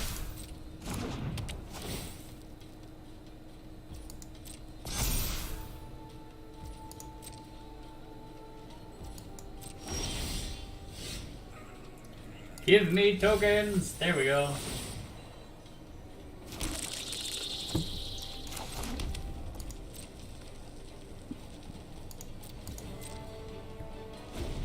We're building up the board.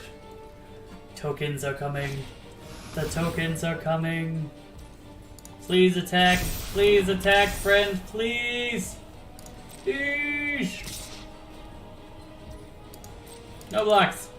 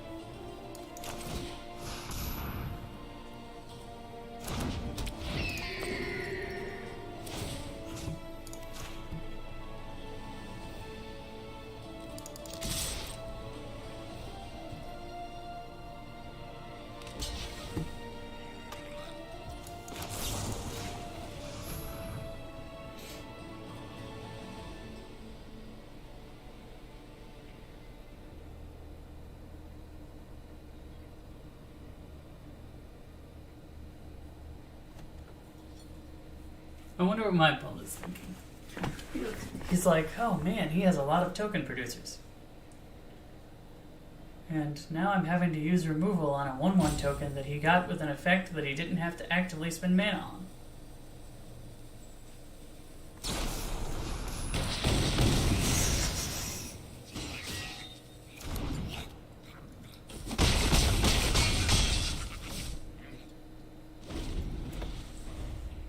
Good news is we're not dead. The bad news is we're close to dead.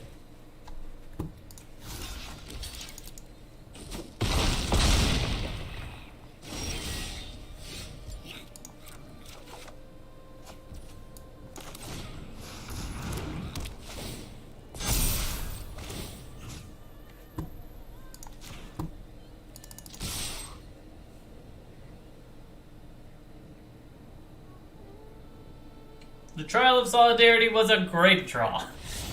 There we go, we did it! We did it! We won one with the tokens! We did it! We didn't go 0-3! Hooray!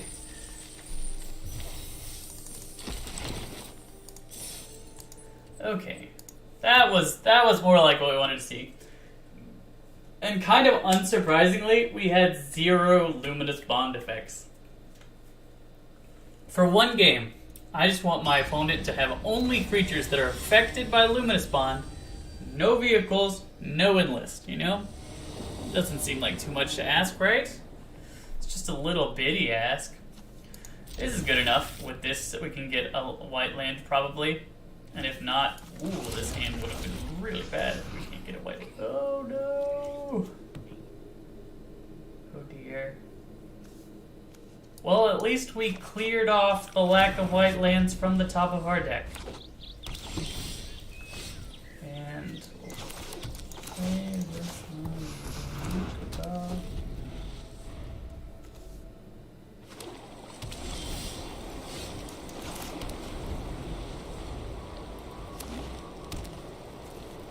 I think I play Combat Professor next turn. Combat Professor.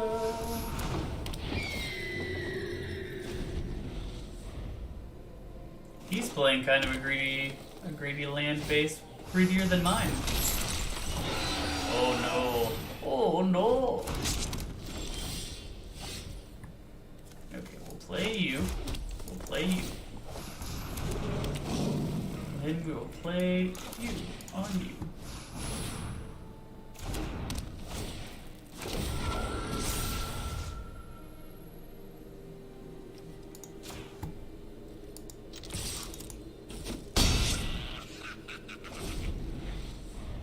Next turn we can cupboarded, or we can emergent growth. No blocks, you got us for 7.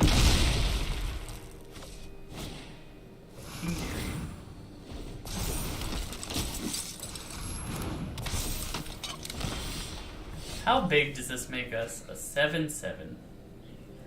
And we can have 7 lands.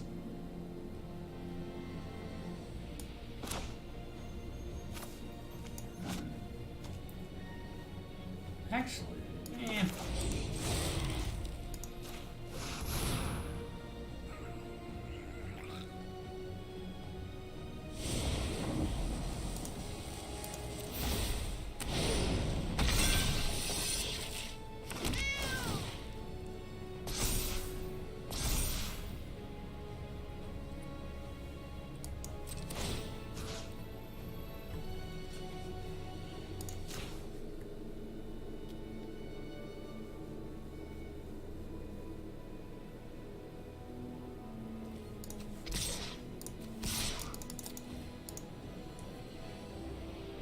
we can attack for a lot.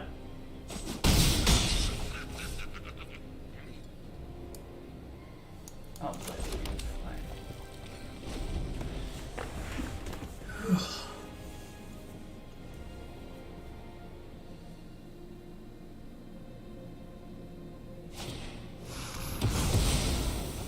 That is unfortunate.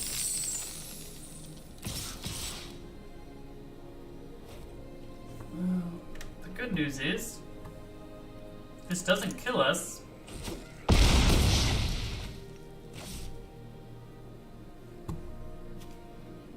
Oh, never mind. That does kill us. Whoops. Oops.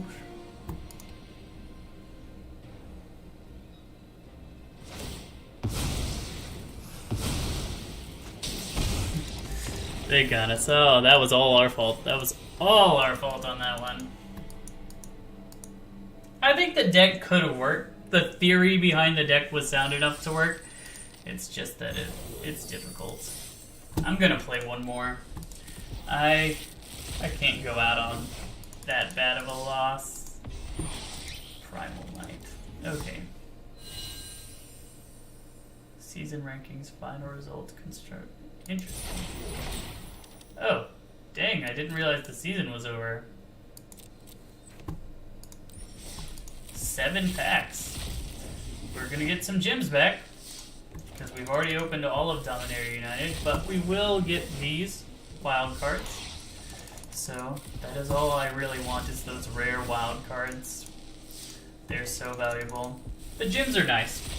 It's nice to have the gems back to make up for our failure in these last couple drafts, but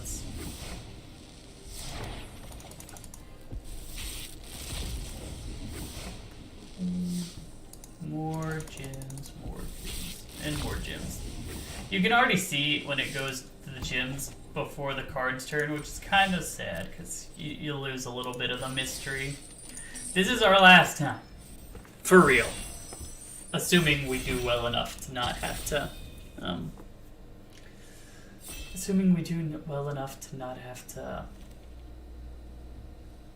Colossification. Enchanted creature gets +20/+20. I can't resist it. I must super cat. If we had a Traxos with this and then had a way to untap it, that would be a neat. That would be neat for more ways than one. But you can't just put one of these in front of me and expect me not to take it. Look at that, it's tokens. It's so sad. Because it's still a good card, right? Master's Rebuke. Master's Rebuke is probably better. Yeah. We did tokens before. Adventurous Impulse is good. I guess just filtering it finds you good things. Foreboding Statue. It is mana fixing and turns into a 5/5 that still adds mana. That's pretty good, but like... And it goes in every deck. Adventurous Impulse is technically just filtered. I think Foreboding Statue is good. I'm gonna take it. I talked myself into it.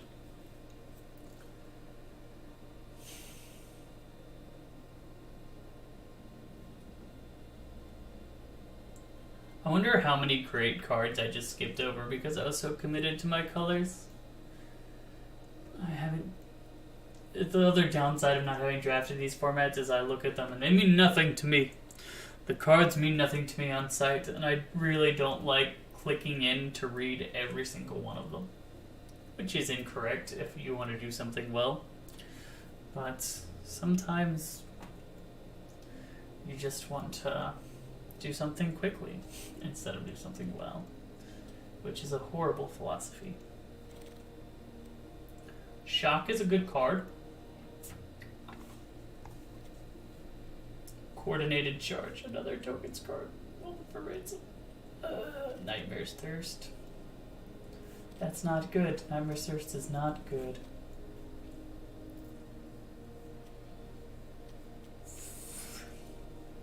I'm gonna take Hold for Ransom.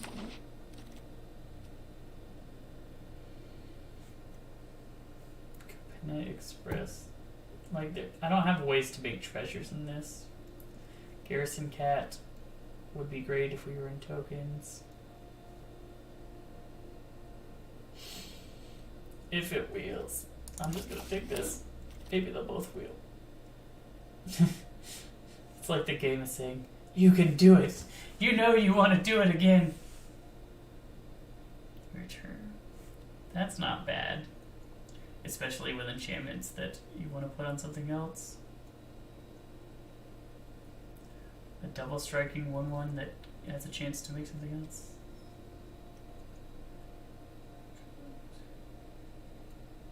That's interesting.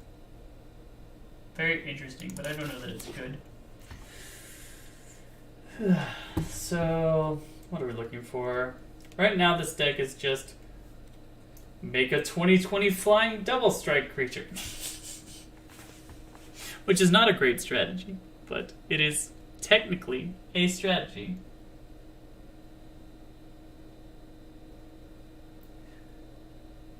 Big ol' cat. That is our plan. Big ol' cat them to death. If we wheel all the tokens cards, we're taking all the tokens cards. I'm just going to tell you that right now. I'm weak. I'm like the second D&D episode of Community where it's like many people have had their hubris only to... That's neat.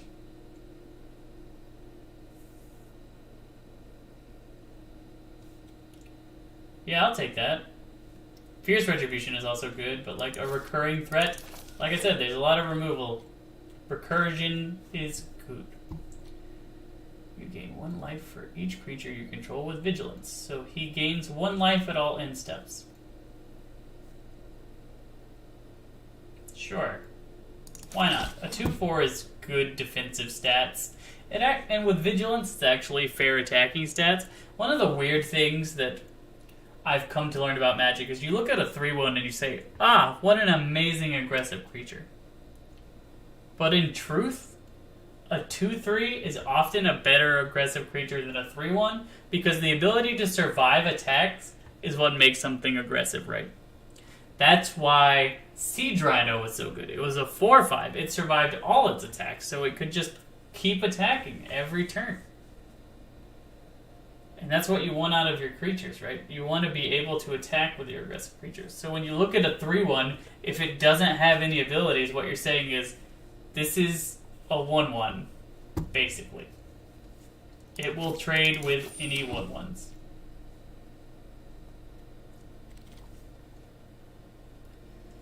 Okay, Knight of Sorrows. Or Cycling Tapper, but we don't have a cycling payoff. This can make a spirit, which is a token, but I think we just take this. It's flexible mana fixing. Social Climber? Our token production did not come back. So the game is saving us from ourselves. It is saying, we know what is in your heart and how much you want. We actually have 3 bits of fixing. We could probably splash into another color if a bomb comes that says coordinated charge was actually... I'm gonna take it. There are multiple ways that coordinated charge could be good, okay? Not just tokens, you know?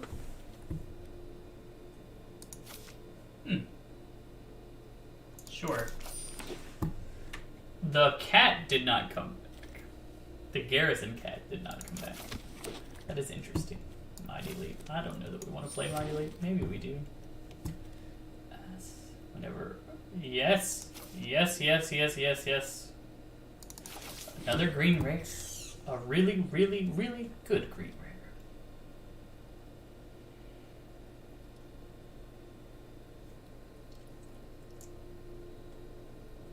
Lord Chimera is good because it can come back, but we're taking Dobin here. A genius surrounded by lesser minds. Preventing all damage that can be dealt by a permanent is very good. And making everything your opponent does cost 1 more is also very good. If our other drafters will pass us a Thalia, that would be amazing. Okay. Long Tusk Cub is a very good card. Altar of the Pantheon is another card that I like a lot. Relic X is neat enough. There's never going to be a time that we complete the dungeon. I'm just going to say that in advance. So there will never be a time that any card that says, if you've completed a dungeon, just don't even pick it. Not for this draft.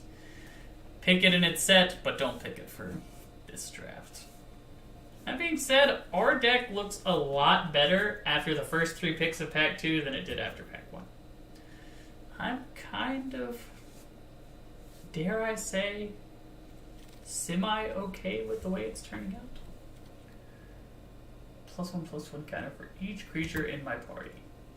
I don't know that I have any other party members. I have one druid. And I'm probably just going to take a second druid right here. Maybe we get it back, because, like I said, Merfolk. We don't have Merfolk. We have this 2/2 Vigilant Soldier. We have a 3/1 with Mentor, Ancestral Blade. That's a solid card. Hopefully we get one of these three back. Not actually wanting the Vine Shaper back, but I'll take an Ancestral Blade. Like it makes a 1/1, or it makes a 2/2. Basically, it's a 2-mana 2/2 on its face. But when that 2/2 gets outpaced, it becomes so much better because it can do other things. Servant of the Conduit also works with Long Tusk Hub, which is synergy. We're having that synergy sometimes. Not all the time, but sometimes we got that synergy. It looks like we have a lot of non-creature spells. Yeah, so creatures should be our focus. Particularly high-end creatures, because right now, well, this is an amazing card. It also is a token producer, by the way, so we accidentally stumbled into tokens. This said, save me from myself, and it said, no. Okay, if this was all creatures, I would take that in a heartbeat, but otherwise, Flying Vigilance Mentor is probably pretty good. Gnarlid Colony, yeah, no, we're just gonna take this. A Battalion Foot Soldier, there's one in every draft. Gateway Plaza, we could get a second Gateway Plaza, or we could get our first 7/6 Primordial Worm. Doesn't untap unless you gain life. How many ways do we have to gain life in this deck? This guy. Is one enough? Let's find out. It could just be a 4/5 blocker for 3, right? That can attack one time. And with a little Heed Bonder or some other life gain effects, we can make it a little bit better. So... oh yeah, Social Climber. So we have 2 ways to consistently gain life. So this card is a little bit better than it would be otherwise. It becomes a 2/2 that attacks as a 3/3, and it's a Merfolk. If the other Merfolk comes back, maybe we do end up playing it if we get enough Merfolks to make it work. Worst Claw. 7/7. It's looking at that worm and saying, I'm better than you in nearly every way. This could be a huge blowout, though. Altar of the Pantheon. I like that card a lot. We have 2 ramp. We have a lot of ramp, actually. We could play stupidly big things in this deck. Dwarf Cleric. When it enters the battlefield, when it attacks, you return creature card if you've completed the dungeon. But it doesn't enter the dungeon every time. Nah, we don't need another 2/2 for 2. As easy as that one is to cast. This could be a combat trick, but... now we're looking at our 2/2s and we're saying, only the best can make it. And actually, I think we have a pretty good lineup of 2/2s. It's going to be hard to choose which ones to cut. Fateful Absence, that's just unconditional removal.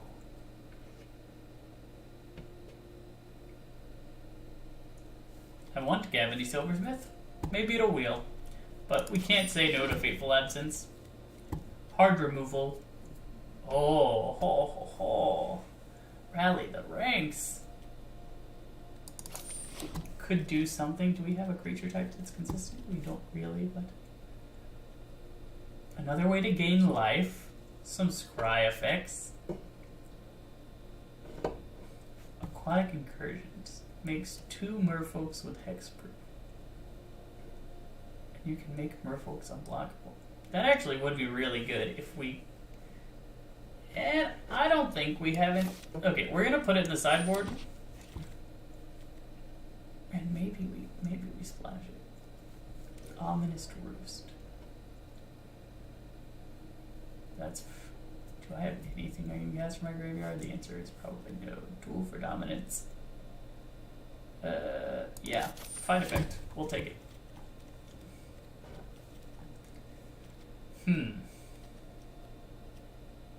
I don't actually know that we need these anymore. I mean, this one is just really good. Alter the Pantheon maybe is unnecessary. This guy's unnecessary. Let's see. Fractal Summoning seems really solid for us. I will take a Fractal Summoning. But look at our 2-drop slot. It's so filled out.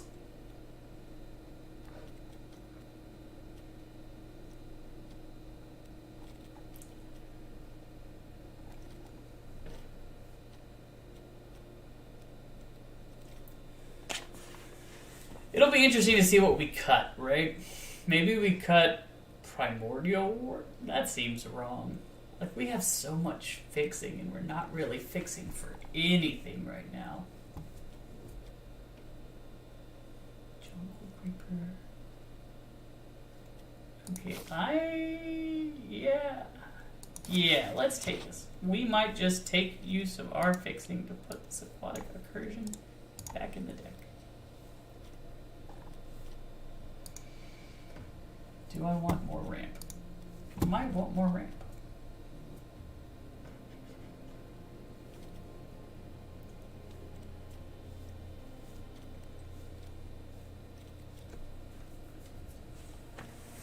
This could be a pretty fun deck. I'm hoping that it is. It will definitely... Like, I've got enough good cards, right? All of these cards are good. The question is, which one is good enough to play and which one is not? Which is a tough question. Like, whenever you cycle or discard a card. Fierce Witchstalker. That's just an easy one. This is finally an easy draft pick. This card is good if you can have a way to discard cards consistently, but do we have that? The answer is no, we do not.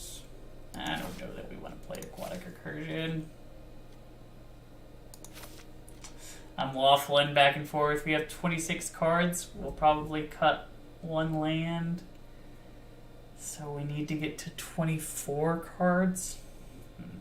We gotta cut 4 from what we have already. It does look like we have ramp, but we're also really aggressive, which is an odd combination. Savvy Hunter is really good. Unfortunately, we do not need it. Pillar Drop Rescue.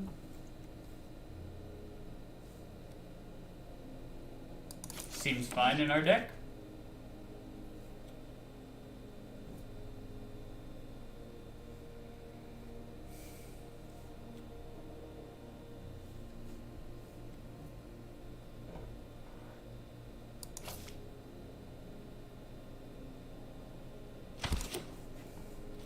Maybe that's good enough to splash blue for, considering we have Fractal Summon.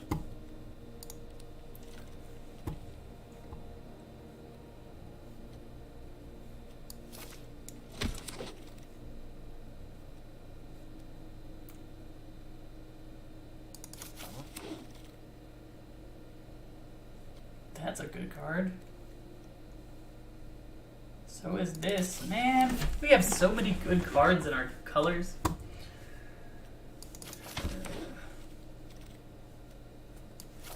We have so many good cards in our colors.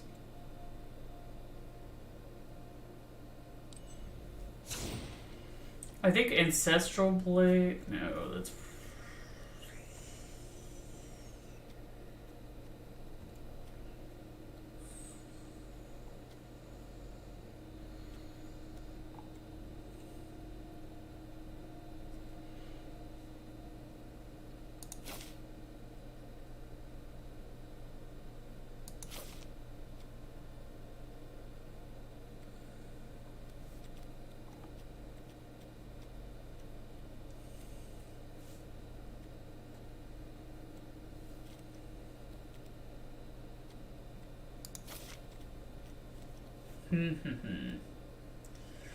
Primordial Worm seems kind of medium. Right now it's looking like we're trying to fractal summoning for a bunch and then just throw down.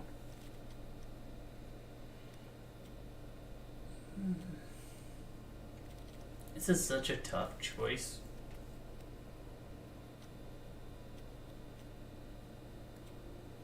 Maybe we do drop Grow from the Ashes? I don't think that's right.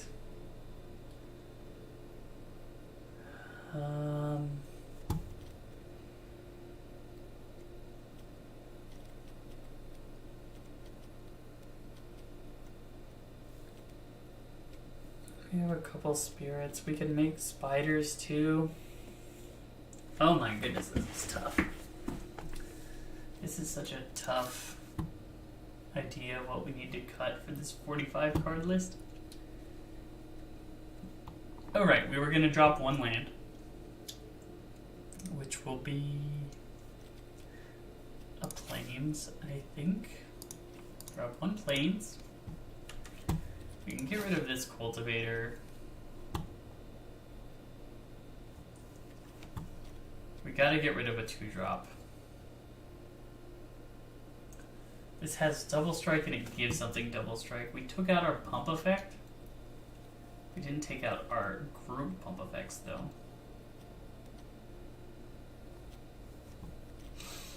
This is such a tough choice.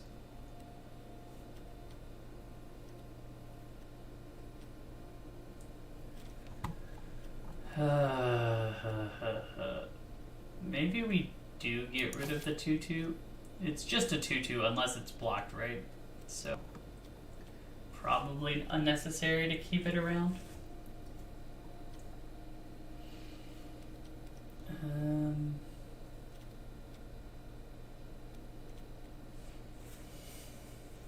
Man. Everything is so good. Makes this very difficult. Okay, we're getting rid of Martyr of Dusk. One more cut. One more cut.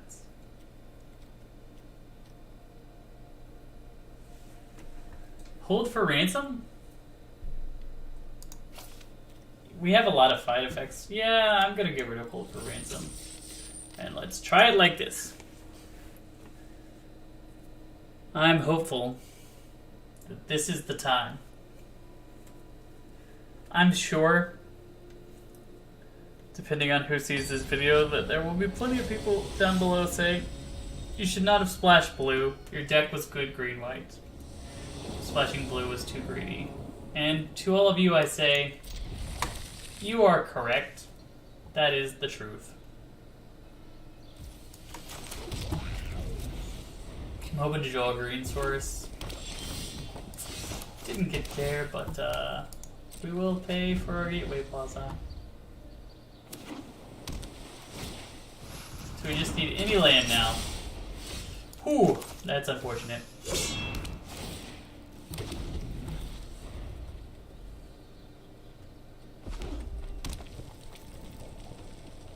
I tell you, I'm really bad at drawing lands. And then sometimes I'm just absurdly good at drawing lands. It's this odd dichotomy that I face. My opponent's like, my creature is better than yours, so I probably shouldn't attack.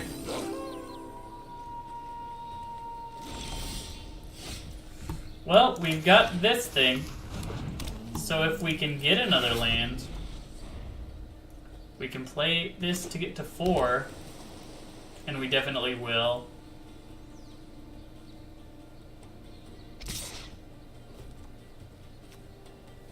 I'll block it. That's fine with me.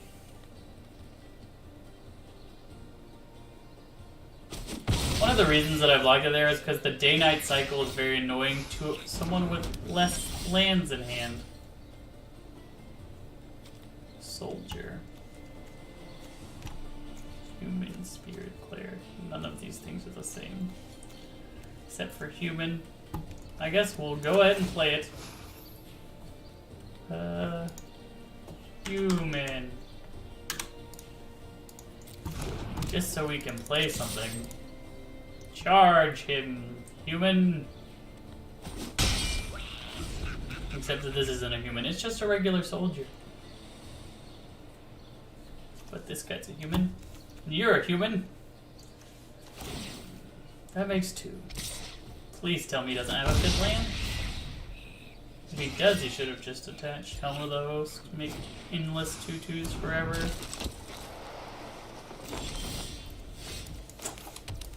Well, we got to our 4th land. Oh, I didn't realize this was a creature. Neat.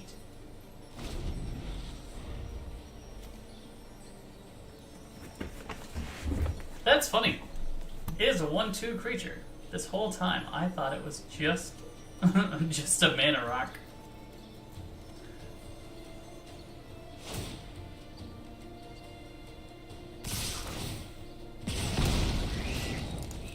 We will for sure block this guy.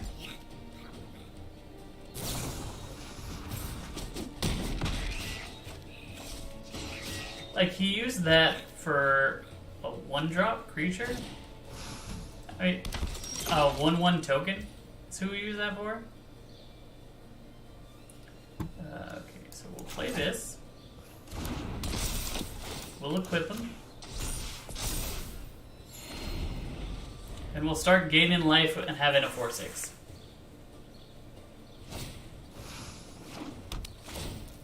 We're actually incredibly lucky that he hasn't drawn a land. Oh. He gave up on his Meteor Golem Helm of the Host combo. That would have been nuts. Helm of the Host is a really, really good card. Like, really, really. Really, really. I think we play this guy.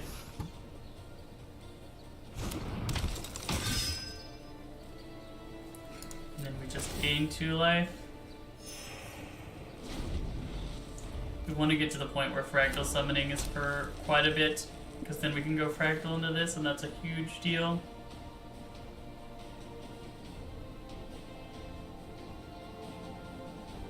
What are you gonna make?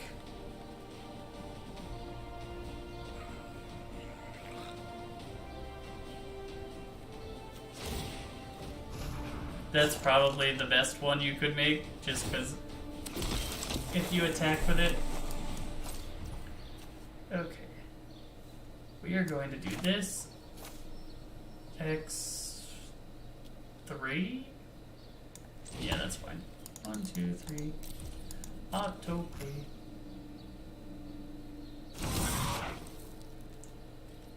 Oh.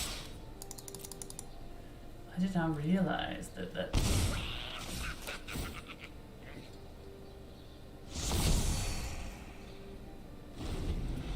It's a 5/5 now. I would have done that earlier if I would have realized that that's what that does.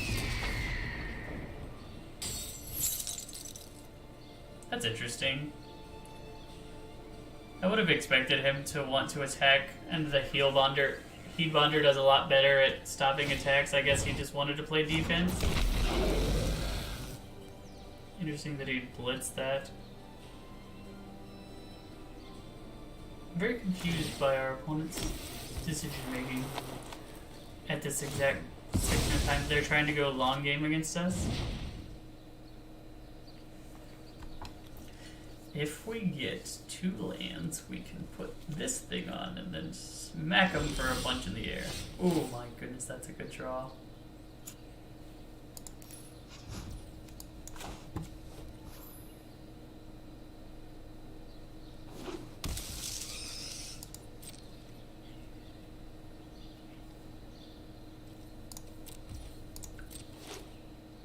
We gain another 2.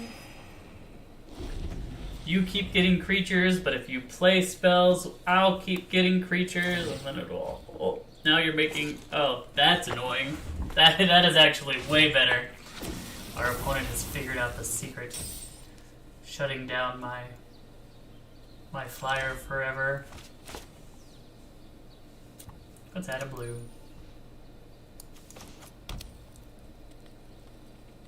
Can we play 2 things? The answer is we cannot. Does this get us back? Cross Tusk Cub. Yeah, let's just play this guy.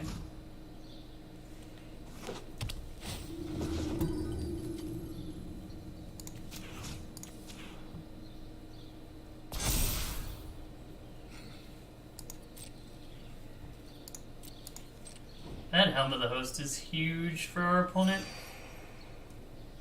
The Frost Trickster coming every turn is going to make this game very annoying for us.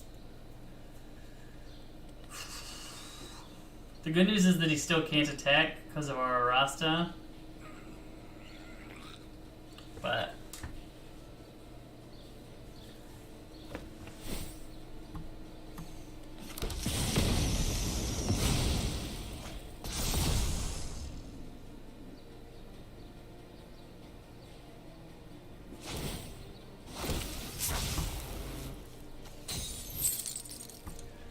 this is so bad.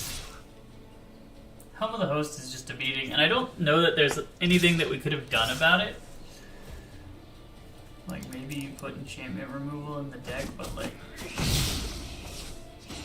can you really justify putting enchant removal for something you're very unlikely to ever see?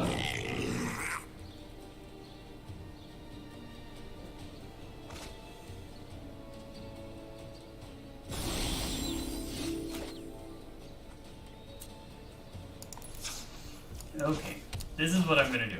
I'm gonna put this guy with the 2020 catification.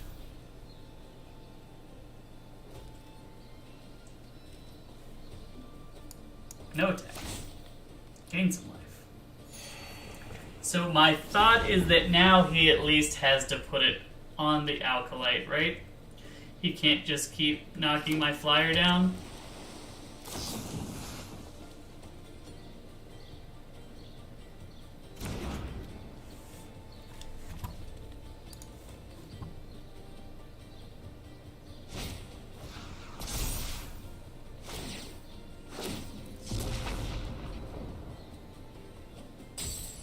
There we go.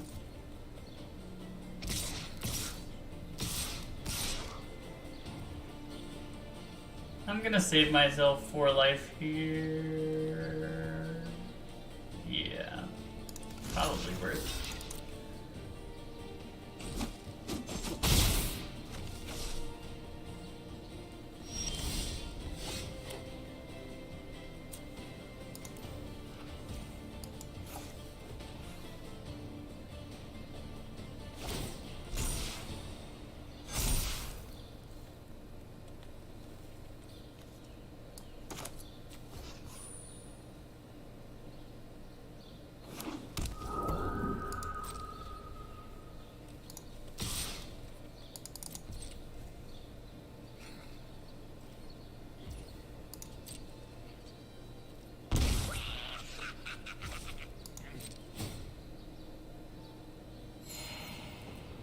Things are looking a little better right now. The classification worked because it's forcing our opponent to tap down this Acolyte, which allows us to block.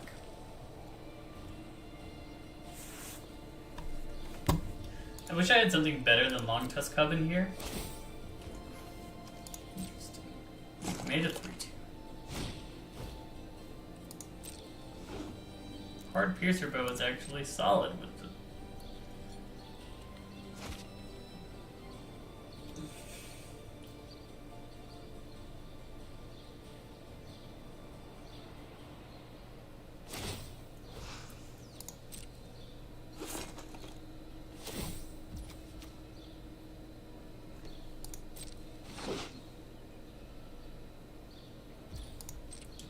Okay, so we can block successfully.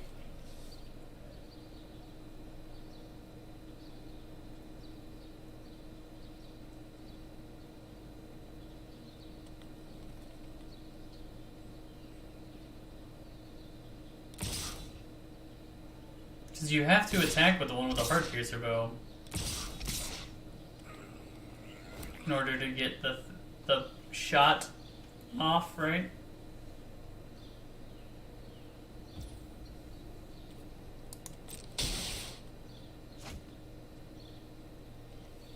Oh, neat.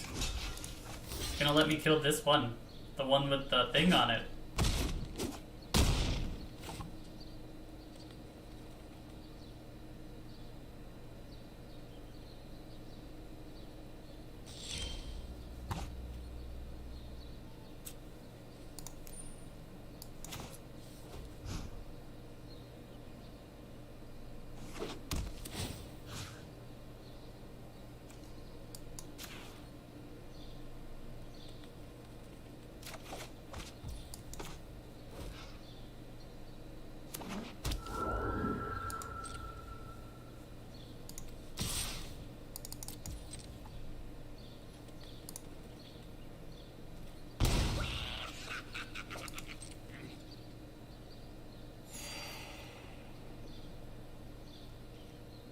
Have you got me? I don't know that you do just yet. Maybe you do. You're gonna tab down my flyer this time? Yeah. But we have another flyer. Did you notice that? Ah, got it. Let's, fast blockers, let's see.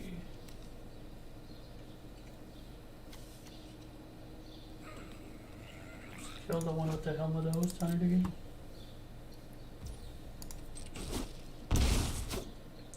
That was super unfortunate. Exactly lethal for our opponent. And all because of one card.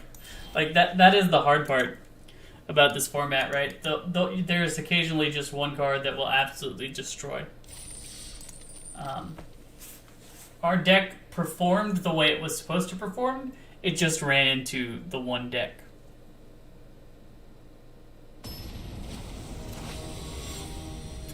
Which is something we'll have to hope doesn't happen to us again.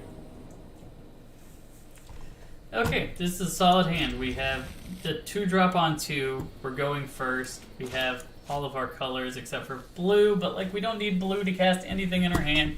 There's only one blue card that we have. Fractal Summoning is not as good as I thought it was, so it's possible we go back in the tank and get rid of it. Maybe. Maybe.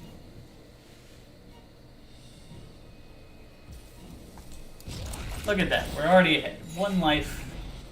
What are you going to do, Limit Hazy? Hello, hello.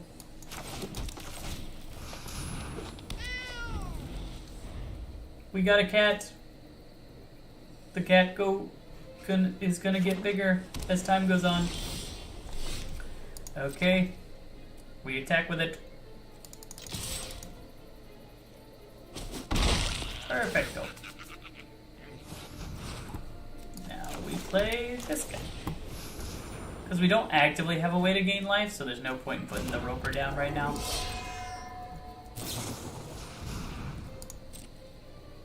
Hunt the Weak, if we draw land next turn, will be very good.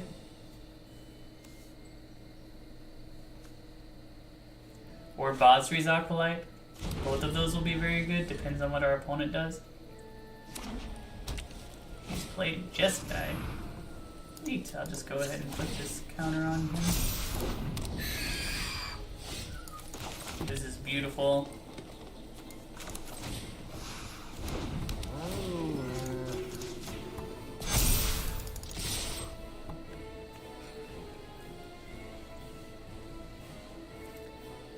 Our hand really came together. Mistral Singer is just like, it's a fine card, but it's not actually doing anything here. Like, he can block 4 damage either way, but he can stop Long Tusk Cubs from becoming even larger.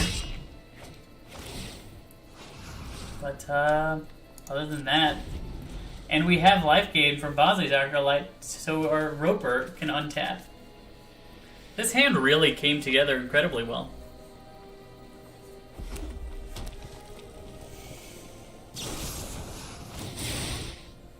He killed us. How rude. I hate it when I get killed. Now here's my question for you. Will you attack with your Mistral Singer? If you do, I'm just gonna hunt the weaker face, or your Mistral Singer, and attack you for a whole bunch.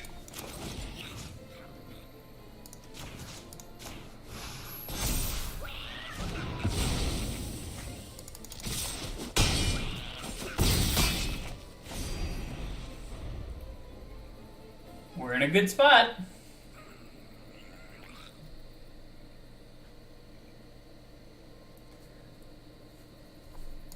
See, now that they've said it, we can say it, no BM.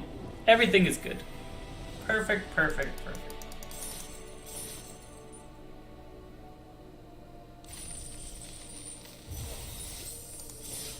Okay.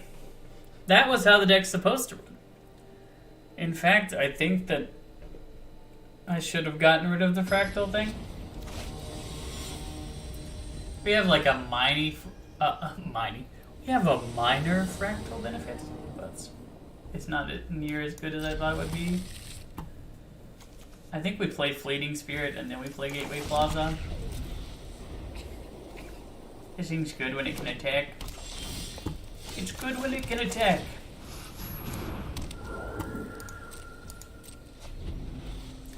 And we can discard a card to exile it and return it back into my hand, so it's hard to deal with.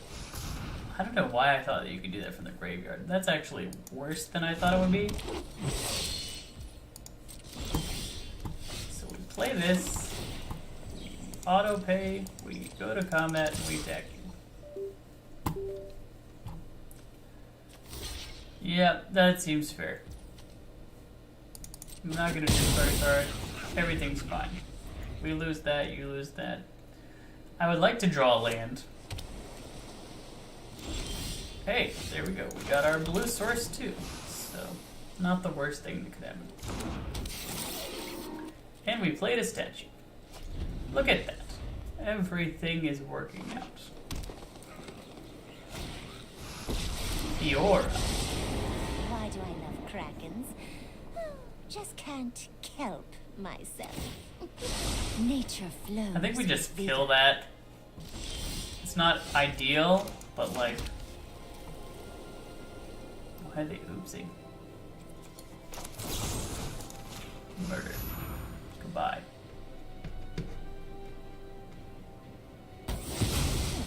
Just gonna slip away.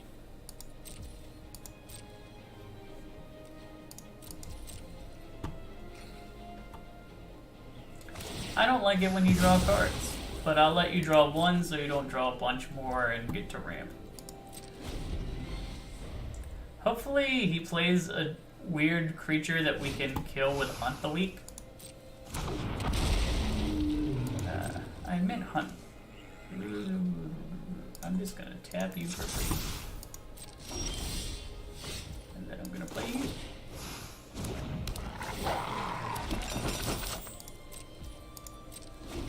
So he has a 3/2 flyer. And we have a 4/4 that made a food.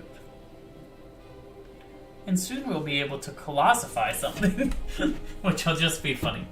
He's playing blue-green now. Like, blue-green has bounce effects, so colossification is going to have to be played on something that gives me a benefit. Right? So I think we rebuke something and then hunt and just clear his board and attack for a bunch. That seems like the play.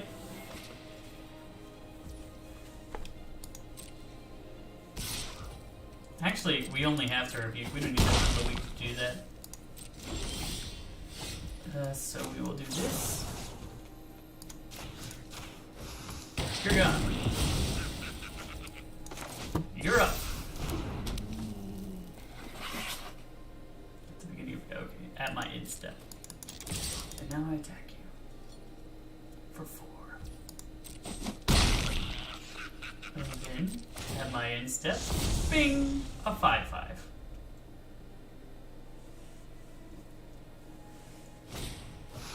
He has his own stalker. What nonsense is this?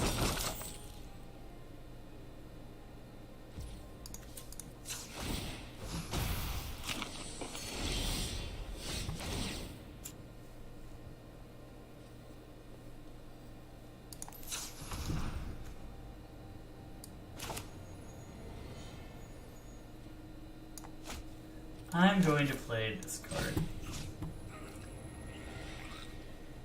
You will murder this one.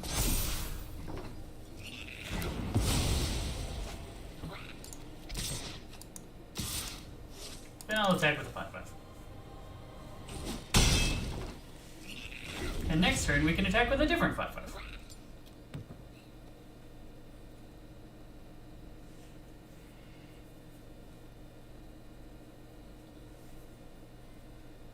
He's got so many cards in hands, but he's limited by mana, right? The mana limit. Oh, he gave up. Hey, our deck is working. It's working. It's working.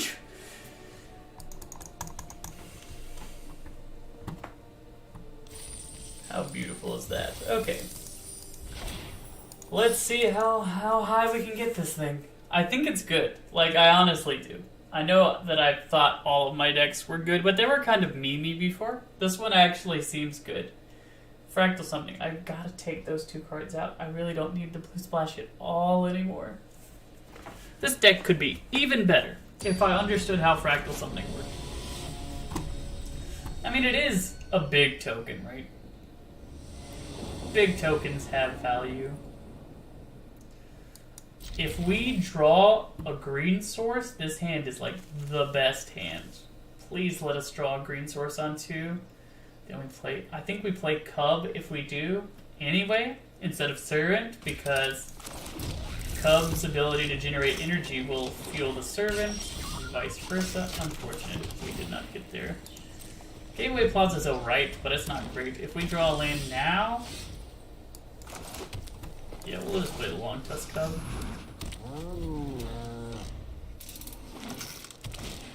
The Rager. Okay. Rager is gonna stop my Cub from doing what it wants to do, so let's just play this statue. It's foreboding. My statue is foreboding. I could have played Servant of the Conduit and attacked. That might have been better. I'm hoping he attacks with his Rager and then plays another 2/2. Wow. Okay. Sure.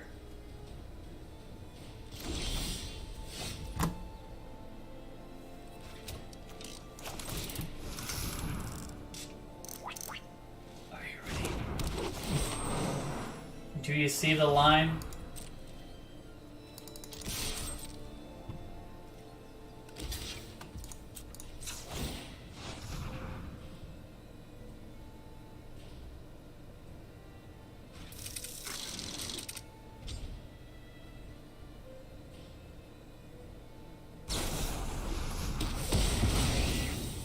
He just used 2 removal spells on ramp effects.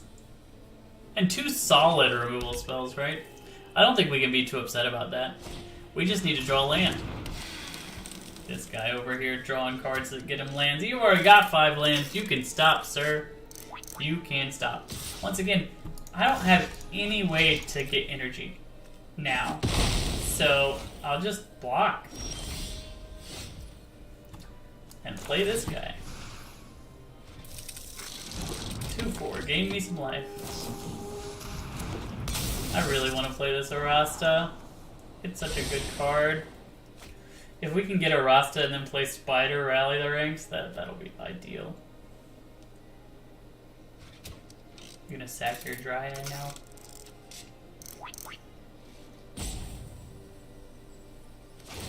Okay, he figured out how to do it. He's got a ton of mana. So we're about to see his big play. Or not. He's got a ton of mana, but he's using it to keep looking for stuff.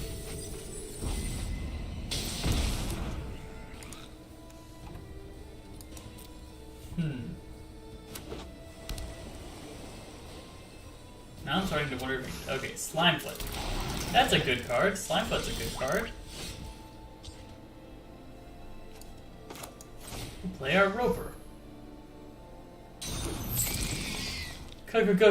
Combo!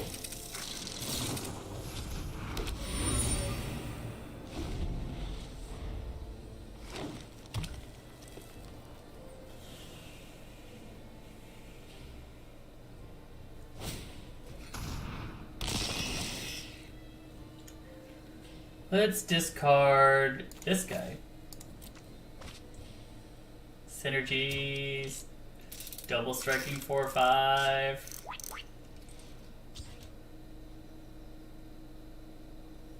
Considering we've been stuck on 3 lands for like a long time, we're actually not in a terrible spot at all, which is funny. And I think it's because our opponent was too liberal with their removal spells. Combo!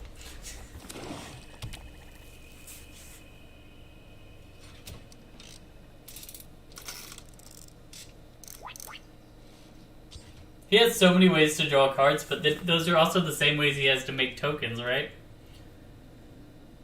Do you want to use your card draw to make tokens? I don't know. I do not know. Blah, blah, blah. This guy was a mythic before. Oh, he spent all of his mana for something. Holy butts, it's a huge creature.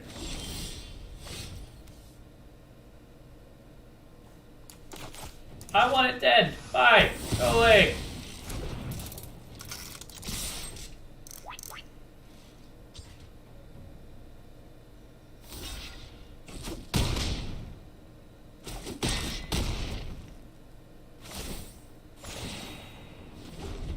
That was a nuttily big creature.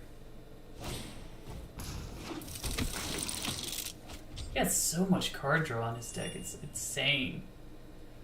He can keep drawing forever.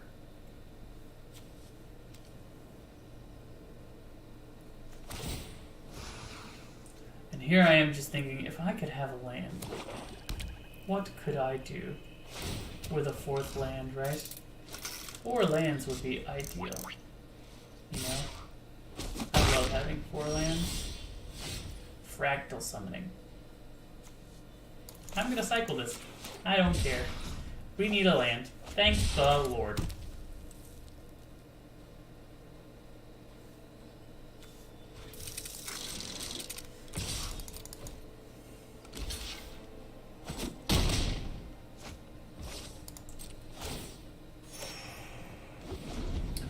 Okay, so now we can play Arasta next turn. Hooray! Arasta will block Psychic Symbiote. He took so much ramp and so much, like, card draw. I'm wondering what he's drawing towards at this point.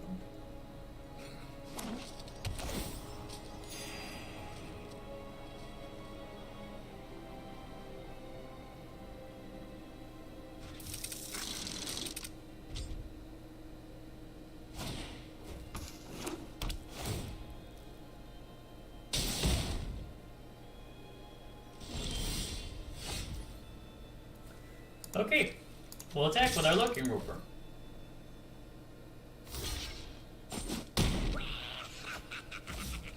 And then we'll play this.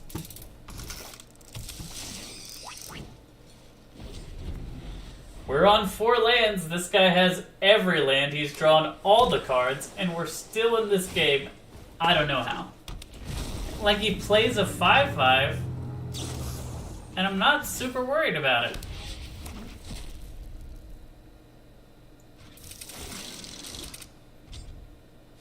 That's the weird thing. You have 8 cards left in deck.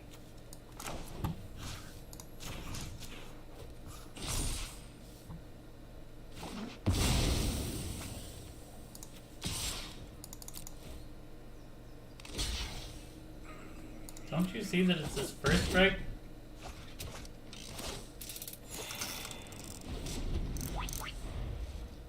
Do you have a Wrath? Is that what's going on? What are you drawing towards? I think we've just killed you, having drawn 4 lands in half of our deck.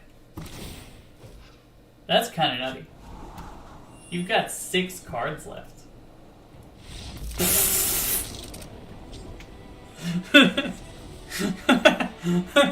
Oh my goodness. That was funny. He ran out of gas in his whole deck. He had nothing else. He used his removal spells on tutus! And then he didn't have anything! That's the problem with blue-green. It doesn't have any removal spells and he used them on tutus! Oh my goodness, that was too funny. That was so funny. And that guy's a mythic, like, so theoretically...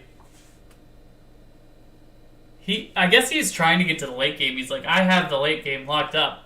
But my deck, despite being an early game deck, also just happens to have a bunch of late game synergy. My 4/5 double striking creature was a menace.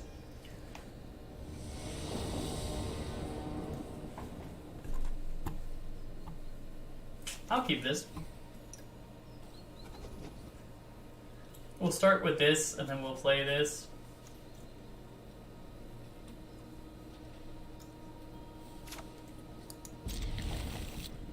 Wes Wheaton.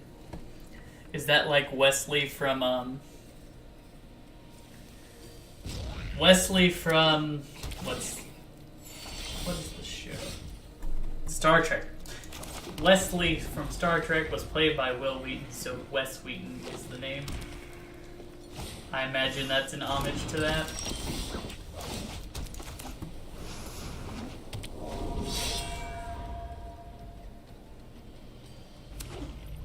You have a 1/2 flyer. I have a 1/1 double strike. You cannot defeat me, especially when my ancestral blade comes.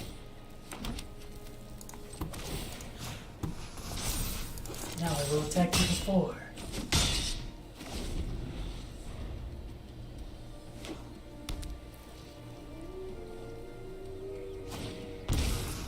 You're playing a 4/4.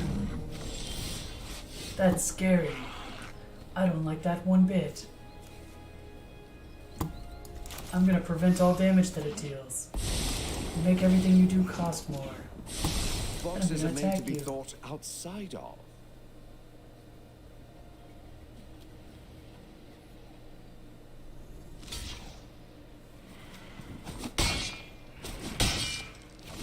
Oh, it also stops them. I see. Dovin's not the monster that I thought he was. I am gonna have to Fateful Absent that Tatiola. Goodbye. No thank you. We're studying contrasts. I guess I can attack with both. I'll deal 1 damage. I should have done that last turn. But you live and you learn. We are always land light. I probably could have grown earlier, grow from the ashes, but is grow from the ashes really what we want to be doing?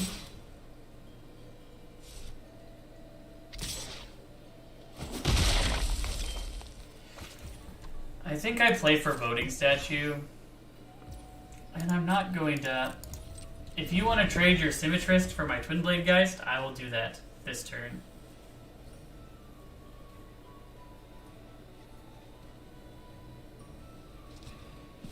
If we draw a land, we'll just play Grow right away.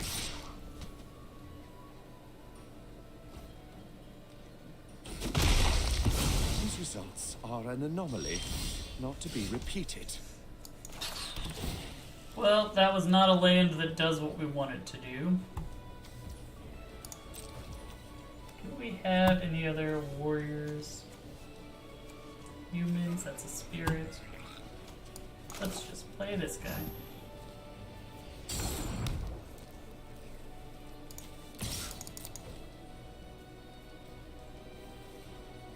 This time we both die if we die. Oh, he doesn't want his Symmetrist to die anymore.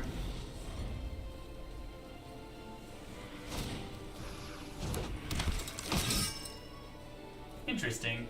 Force-Warden Paladin is good, but it's like really good early. I wonder why he didn't play it earlier.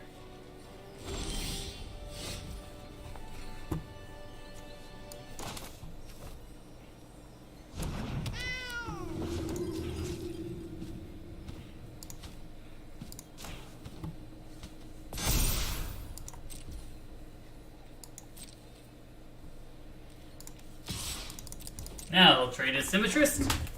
I'm almost sure of it.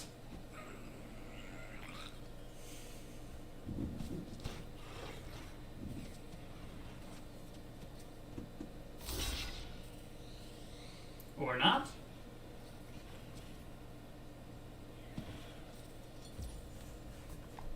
Okay. He's really attached to that Symmetrist.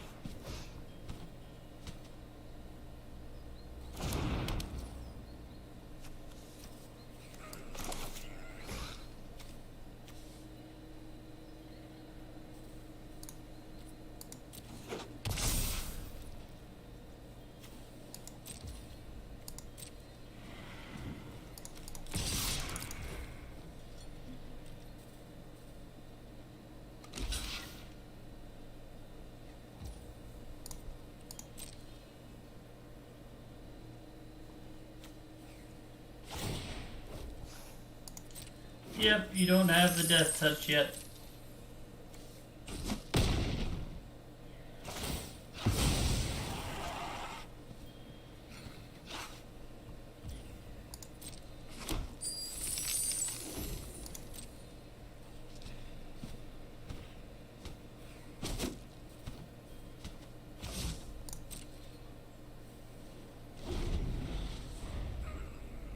Oh, it's your instep. I messed up with that.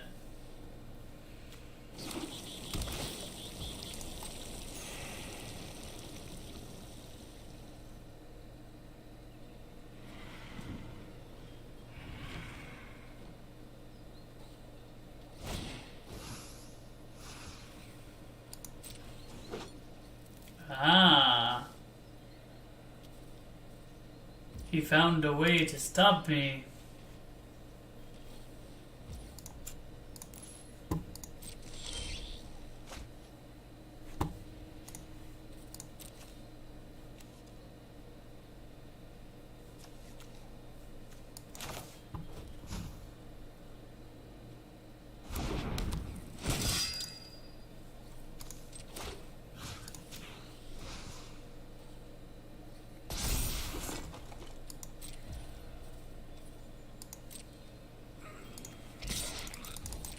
I will attack. You can give yourself death touch if you want. My creature doesn't untap without lifelink anyway.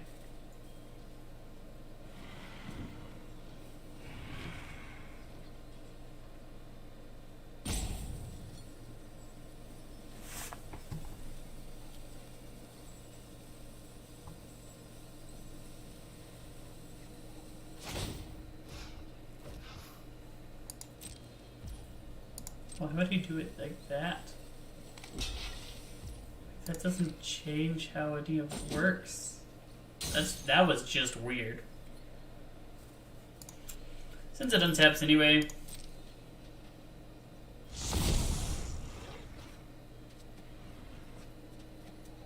Like, he gave up his blocker for my Parhelion Patrol? Not to mention Pillar Drop Rescue, which is gonna bring that back to my hand.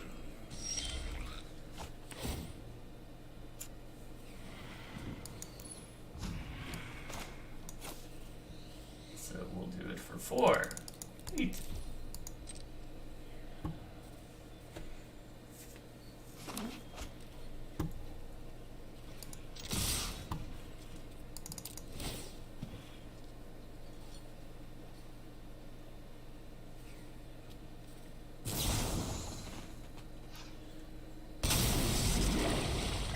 I did not expect Chromium. That was quite the blowout, friend. You got me good there.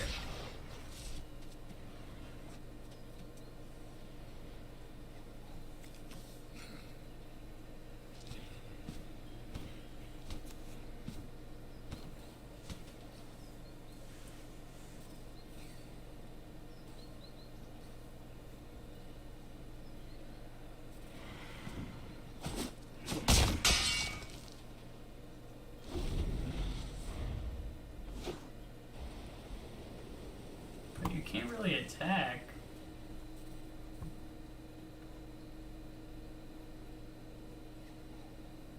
Your mana base is super greedy.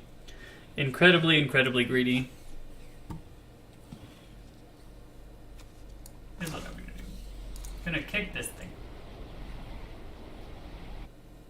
We're gonna get another white source. And another green source. Then we'll play this guy.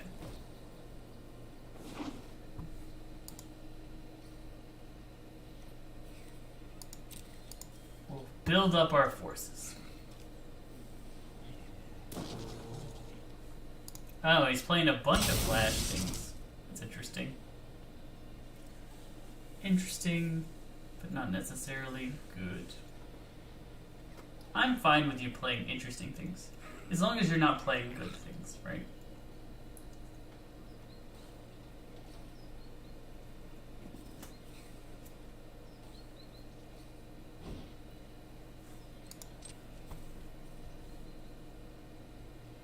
You're at such a low life total, too.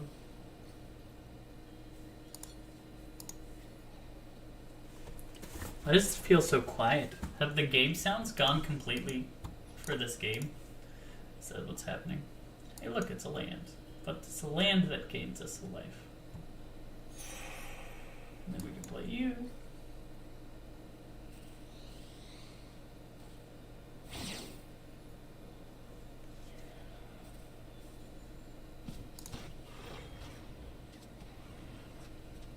Bring you back to life. Another cleric, too. Synergies. Don't worry. We will kill you. We're just building up.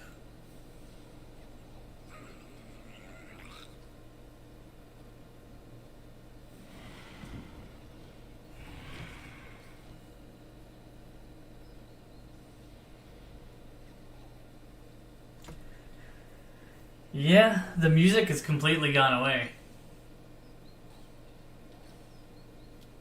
Are you gonna pay a life and make a treasure? Nice. Win condition established. He makes himself treasure to death.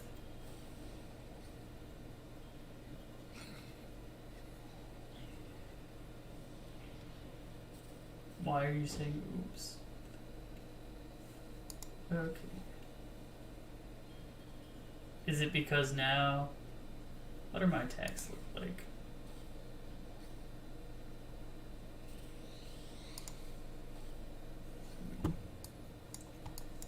So we play this guy.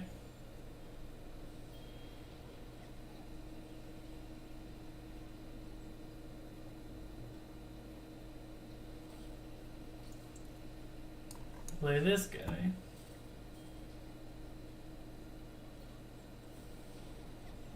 What if we attack with everything? We have 1, 2, 3, 4, 5. He has 5 blockers. So no, we'll attack next turn. We cannot attack right now. 'Tis unfortunate, but it is true. He has too many blockers. Next turn we will have enough.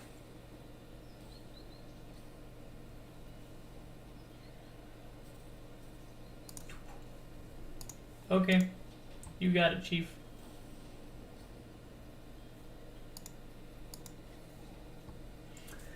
I don't know what that nice was about.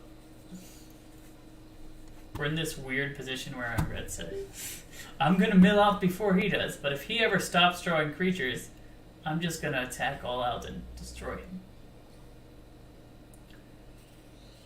Which I think might be now. 1, 2, 3, 4, 5. Yeah, I've got enough creatures. I moved the thing over to there. Everything's lethal. Move you to here.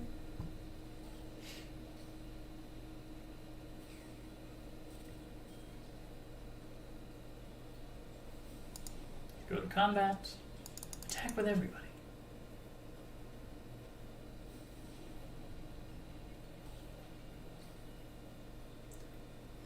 I think he's really paying. Oh yes, we got him. He's really paying for making that treasure too. But I will take it. Okay, the sounds are back a little bit. That was super weird. This game, when the sounds are off, feels insufferably quiet for me. I don't know if y'all agree with that, but like, you need the music to be playing in the background, otherwise it just feels very, very quiet. Might have to restart. But then again, this is my last one, so I don't know about restarting. We've already been going for 4.5 hours, and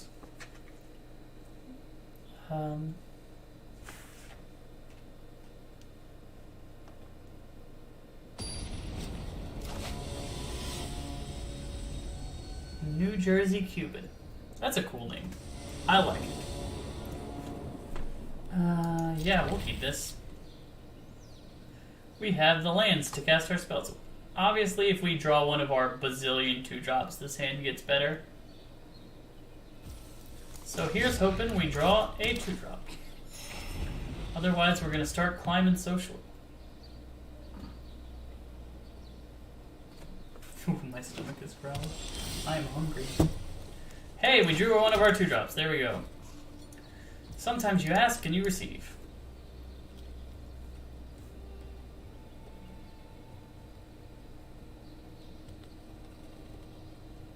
One of the good things in Constructed about 3/1s versus in other formats about 3/1s is that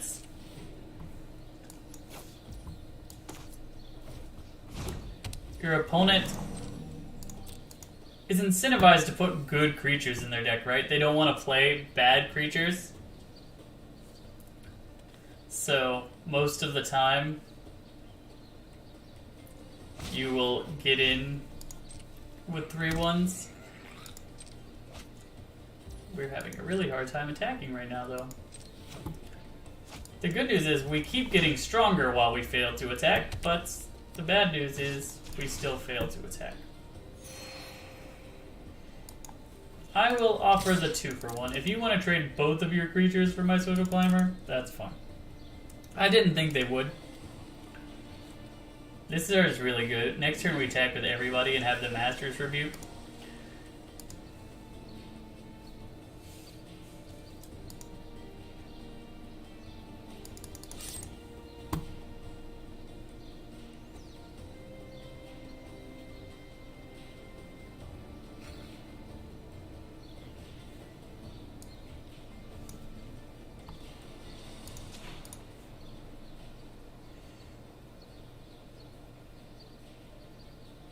Like, this is a really good opportunity for this. Maybe yeah. You put it here because this is... If he tries to blow us out by killing that creature, which he did, obviously, we're still trading with the Scarab, and that's fine. Like, everything that happened is just fine. It's not good, but it's fine. He used his getting your opponent to use removal spells on creatures they don't want to use them on is how you win games in Limited. I'm curious about why he's attacking here, because, like, I can hit him back really hard with his Social Climber.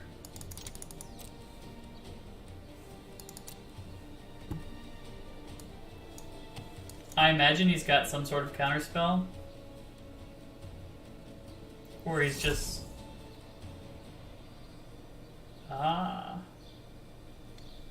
He put a double strike card in my graveyard. I appreciate that, friendo.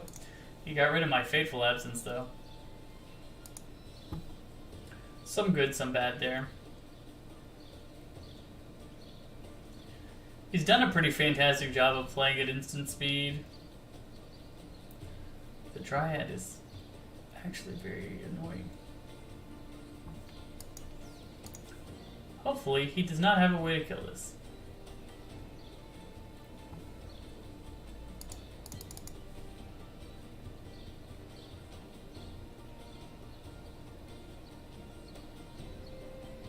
I mean, it still dies.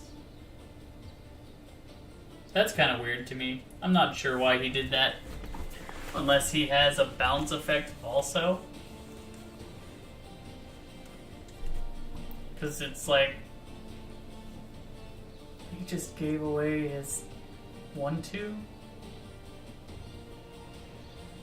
I mean, he had to because he dies, but like that's still weird, right? I would consider it weird.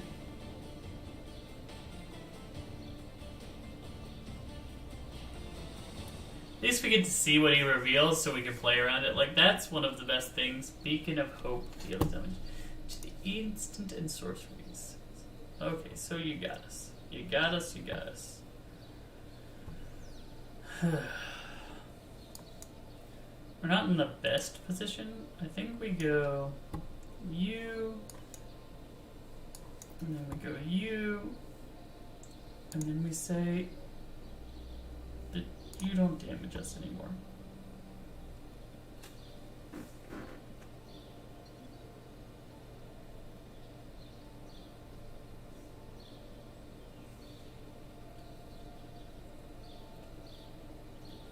The reason I said that is because I want him to attack with his Naiad. So that we can attack back with Servant. Cloud Reader Sphinx. Man, I think we've lost this one, which is unfortunate. New Jersey Cuban is living up to his name as a Platinum limited player. Or not Platinum. He would have had to have been Mythic, right? Because I was Plat, and now I'm Gold, and he is... Or I was Diamond, and now I'm Gold, and he's... Okay. Firstly, and I say this with all due respect, I don't like you. So go away. Nextly, I will play this man to block your other duder.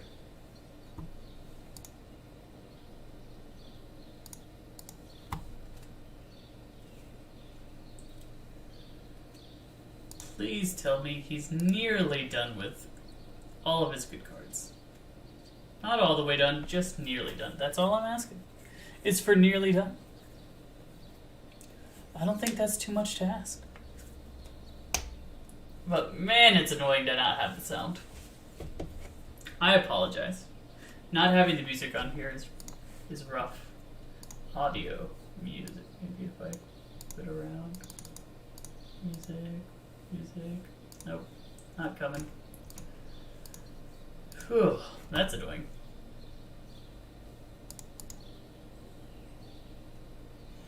Saw that one coming. Saw Dovin dying.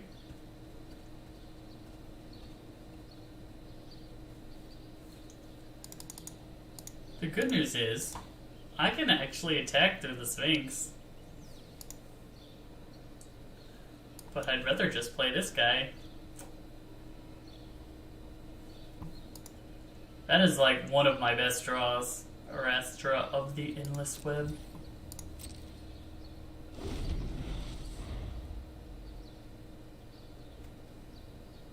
Random bird chirpings, but no music at all. None at all. Colossification. That's funny. Okay. If he blocks... Yeah, I'm just gonna play this guy.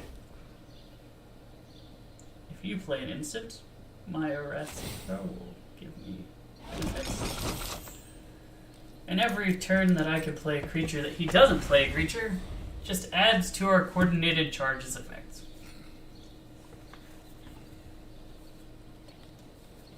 Because it also has trample. Makes it a very good attacker.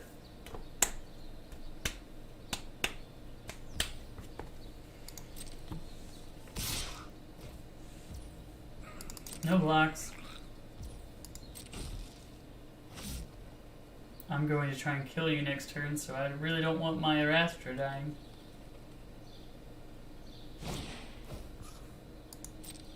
Turn to or sorcery from your graveyard to your hand. What has he got? Didn't say please, maybe?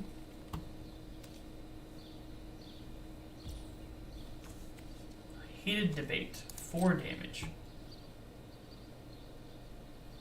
Interesting.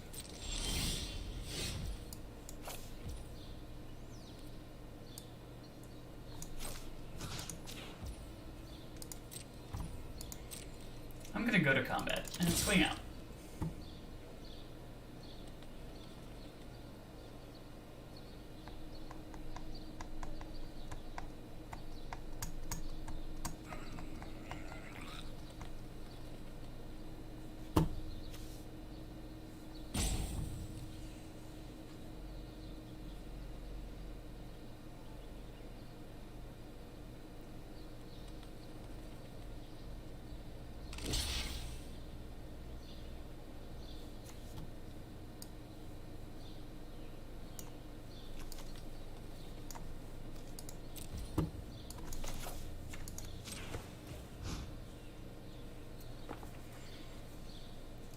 We'll make another spider, at the very least.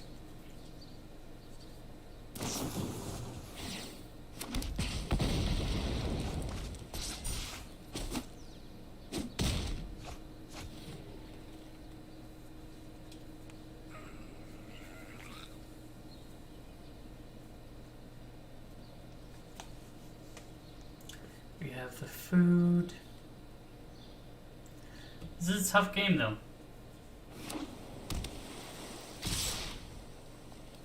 No blocks. We're going to use that food to great effect.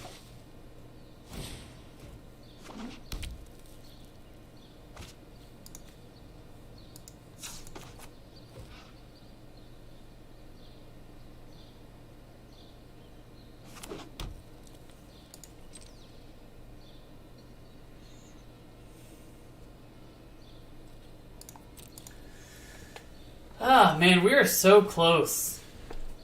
Okay, you got us. Congrats, New Jersey Cuban, you got us. You did it. I thought we were out of it, and then we were back in it, and then we were out of it again.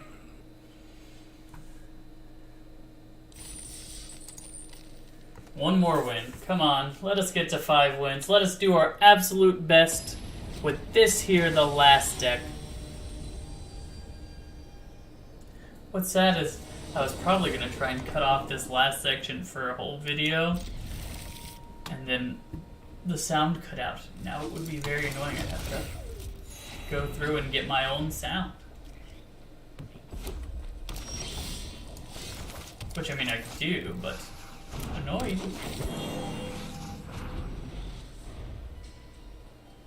This is a pretty fast start. Servant of the Conduit is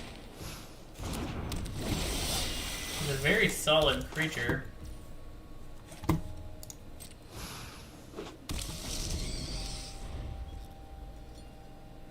How about a 3/5? That every time you play an instant in sorcery will make you sad.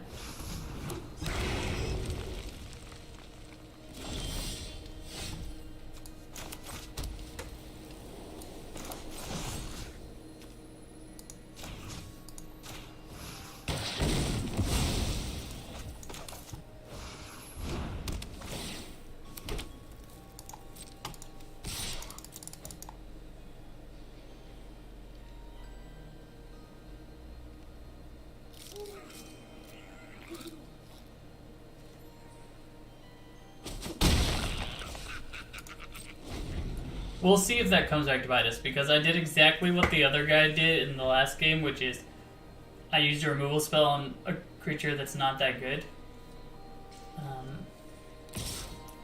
Like, I don't have so many removal spells that I can do that frequently, but like now we get to do this.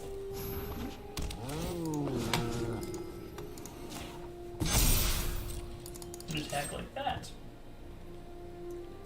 Which are very good attacks.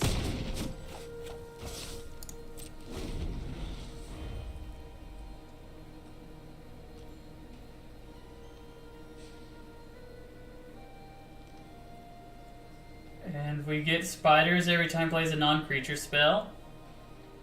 Ancestral Blade can move around. Okay, there we go. Yes, we did it. 5 wins. Now let's see if we can get up to 6. Then we will truly be the most positive.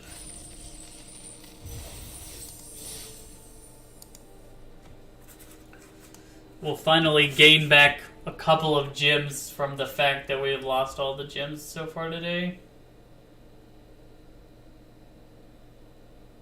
I'm pumped. I am pumped and excited for it. I thought this deck was good. And even in the games we've lost, like the 2 that we've lost, we've been very close in those games. One was just like Helm of the Host, with a card that taps down something permanently. Like, what can you do about that? And then the second one was that last one, which was also really close. It's pretty slow, but like we don't have a creature to play before 3 anyway, so Garrett Dose 24. Maybe it's Garrett 224 or Garrett D OS 24. There's so many options. I don't think we could draw anything that would make us not just play the Gateway Plaza here. Look at that. Perfect mana. Perfect mana. We are too good. Now we get to play you.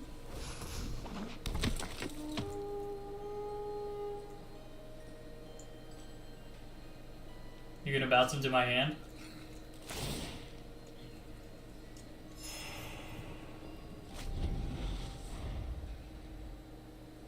This card has actually been kind of amazing. Like, look at that. He played a 2/2. He can't block. I get to attack with Vigilance. I get to play this card. And then I get to gain 2 life. And I can still attack through his Academy Drake next turn.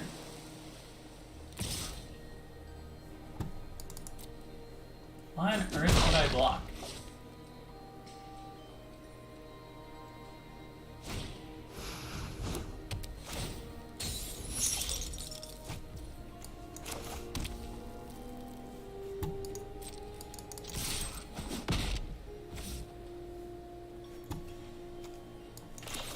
Everything's gonna cost you 1 more, buddy. Whatever your plans, they're statistically likely to fail.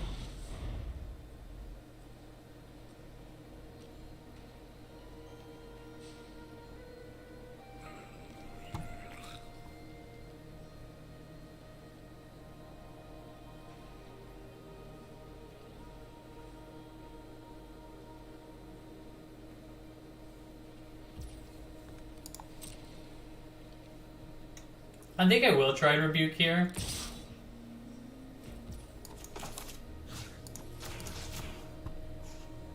Because, like, if he gets rid of a creature, I want him to get rid of the creature that he's already gotten rid of.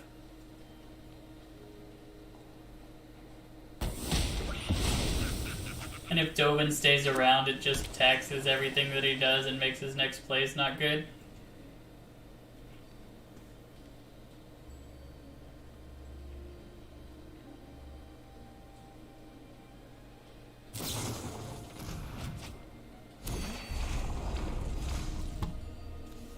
Do I have any creatures in there? I do not.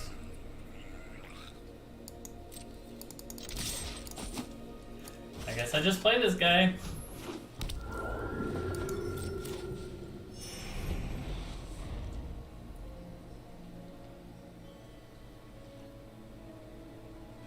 Already went post-combat. Interesting.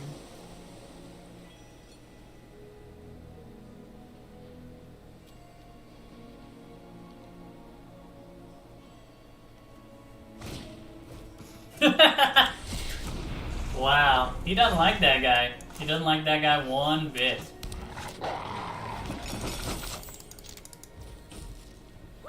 He's like, stop gaining life forever.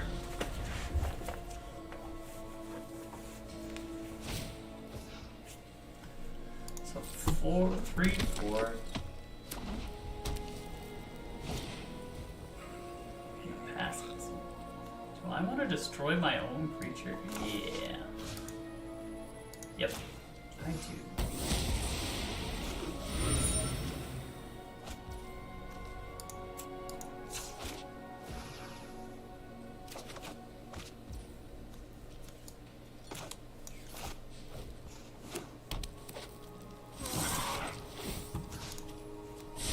I'd be less frustrated if you had fewer flaws.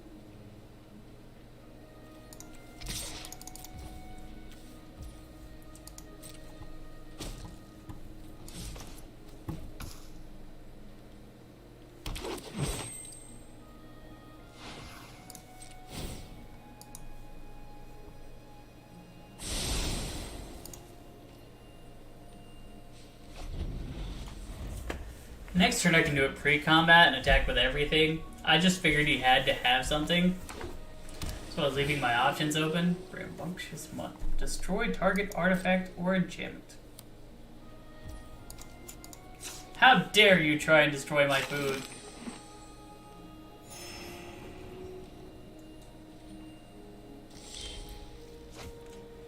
Okay. This card is good. If it did anything.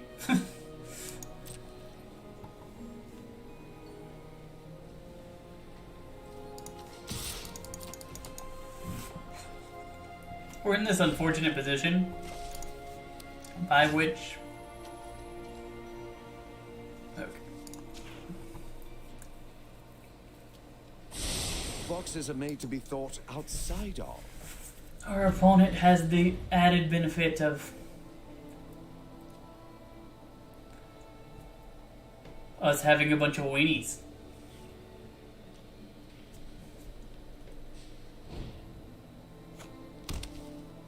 Tap 2 target creatures in a opponent. So you're saying I can trade my servant as a conduit? Sure, I will trade my servant as a conduit. 1 blocker.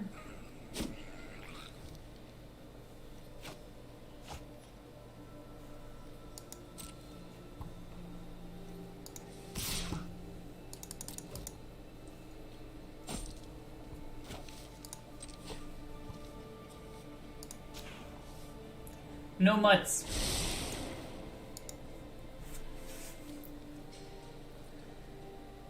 If he attacks Dovin, I just let it go.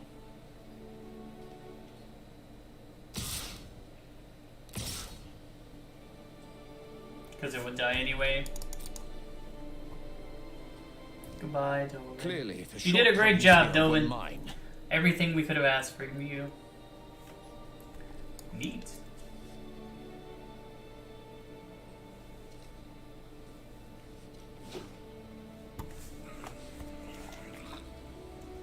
I'll have to call him back in just a second. You go over to you.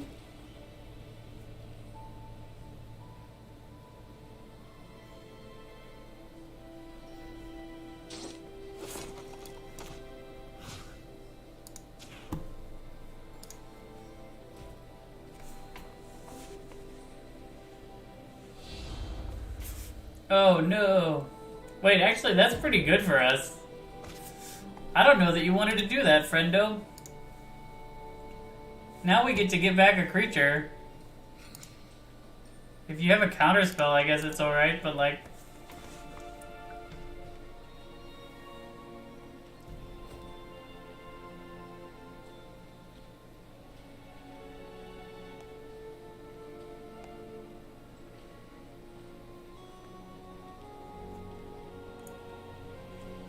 Okay.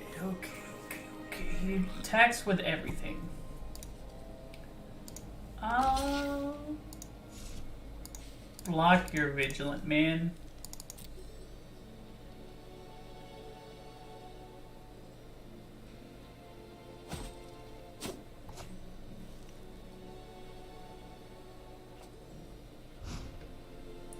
Scry 2, draw a card.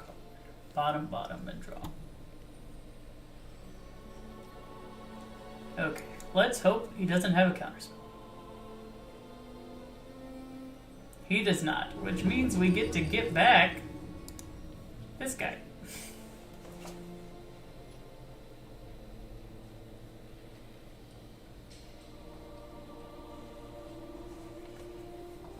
And then we get to play this guy.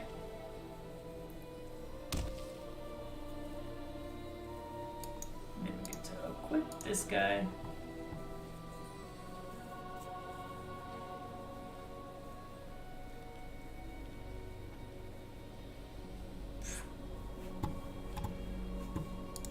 Well, at least we get to attack for one. He has a lot of bounce effects, and my cards all do something when they come into play. I see the frustration level that he must be having.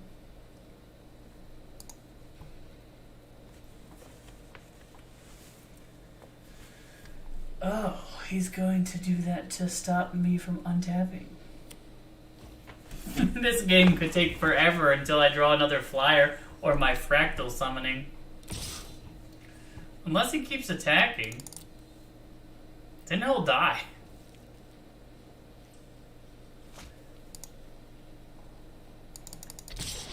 Oh, I should have equipped. Never mind. Glad I didn't equip. Now I get to play this for 1, 2, 3, 4, 5, 6, 7, 8.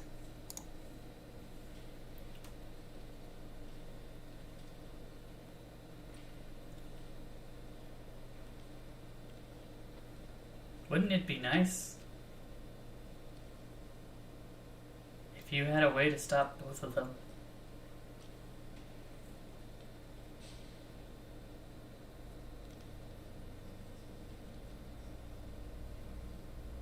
Oh, you do have a way to stop both of them. It's just slow.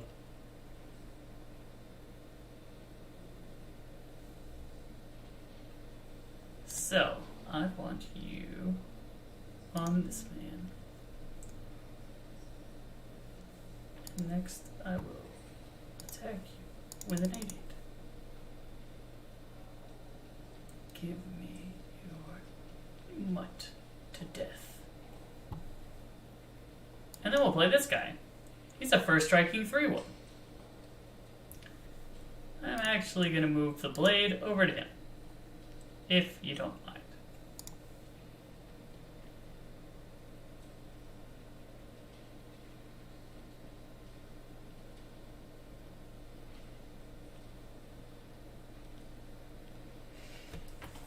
He's got a lot of tap down effects, but the things that he needs to tap down are lots.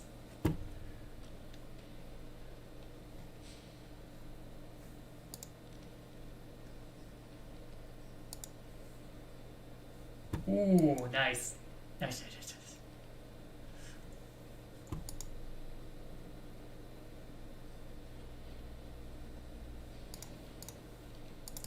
Why did he not tap? Okay, we got him. Garrett Dose, also down. We could get 7 wins with this deck.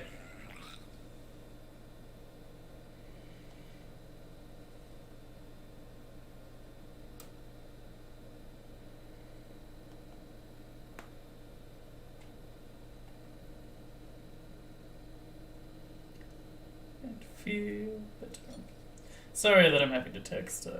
If it wasn't important, I would not have done it. But it was important, so I did. Our last draft of the format. Isn't this better than having the chance to go like 1 win? We went 1 win multiple times, but now we have 6. Now we're almost 7. Not a better way to go out.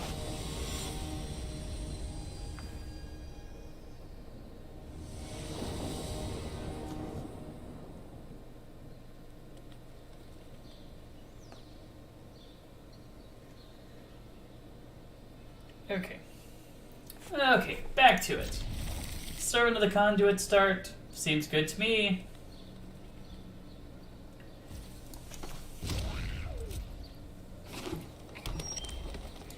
Okay. Servants. Now we can play Parhelion Patrol on 3, which is good. Especially when he plays nothing at all. Now the question, yeah, we do play the Patrol. Part of me wanted to attack there because he didn't put a creature up, but I think it's just better to play our Parhelion Patrol. Because if we wanted to play the Mathematician, we would also have to spend the energy. This time I don't think we spend the energy, I think we just play the Roper.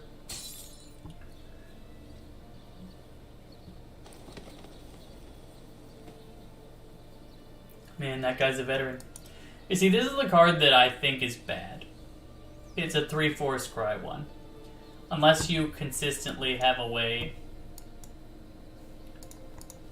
to make sure that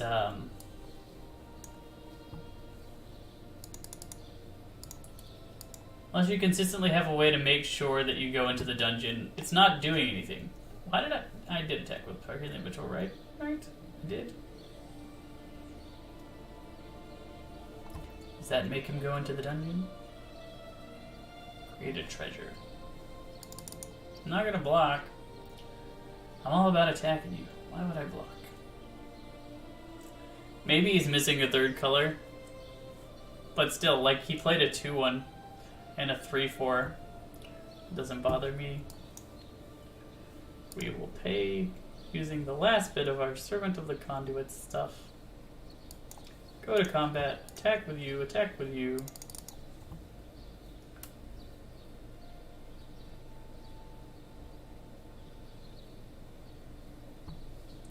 Play this man and say no.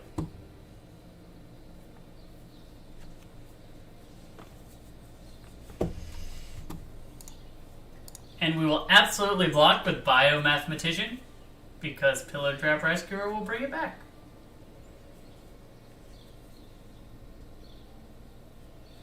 That was rude of you.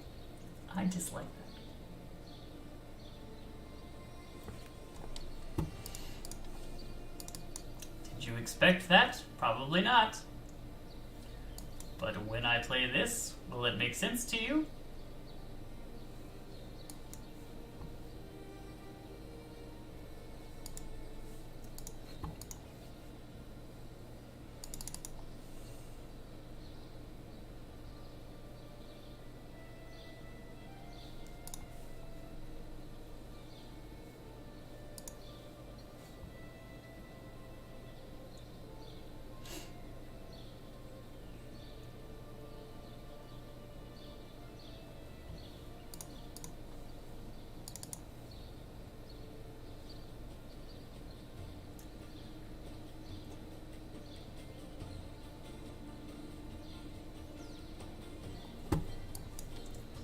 Oh wait, I can't play by Biometh.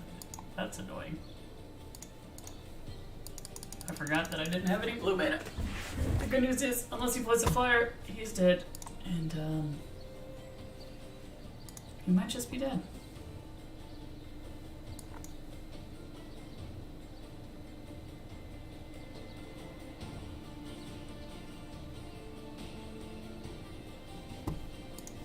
Lock the one that gives you a mana source.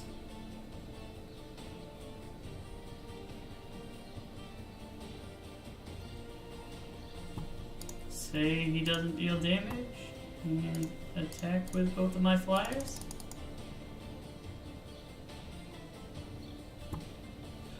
Seven wins! We did it! Last draft, and we got 7 wins! Oh my goodness. What a hard fought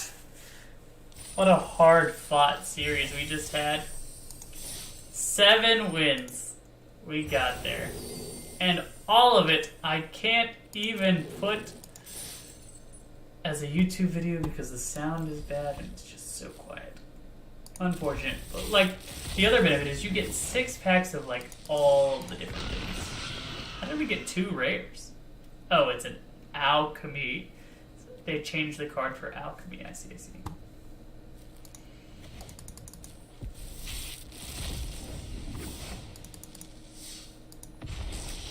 Lumbering Battlements. Exile any number of cards you control, and it gets +2/+2. It's interesting. I don't think it's that good, but it's interesting. Quasi-duplicate is fun in a deck. I might actually try and put quasi-duplicate in the deck that playing my opponent's deck. When demanding target, use the battlefield, deal 5 damage to target opponent unless they sack a creature. That's pretty awesome, depending on the board state. Ooh, a Gilded Lotus.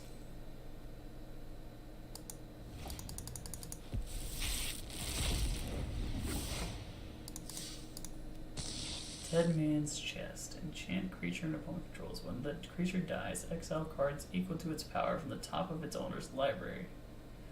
You make... Oh! I'm definitely putting that in there. Nice. Okay. Well, it's been a fun stream. Thanks for watching.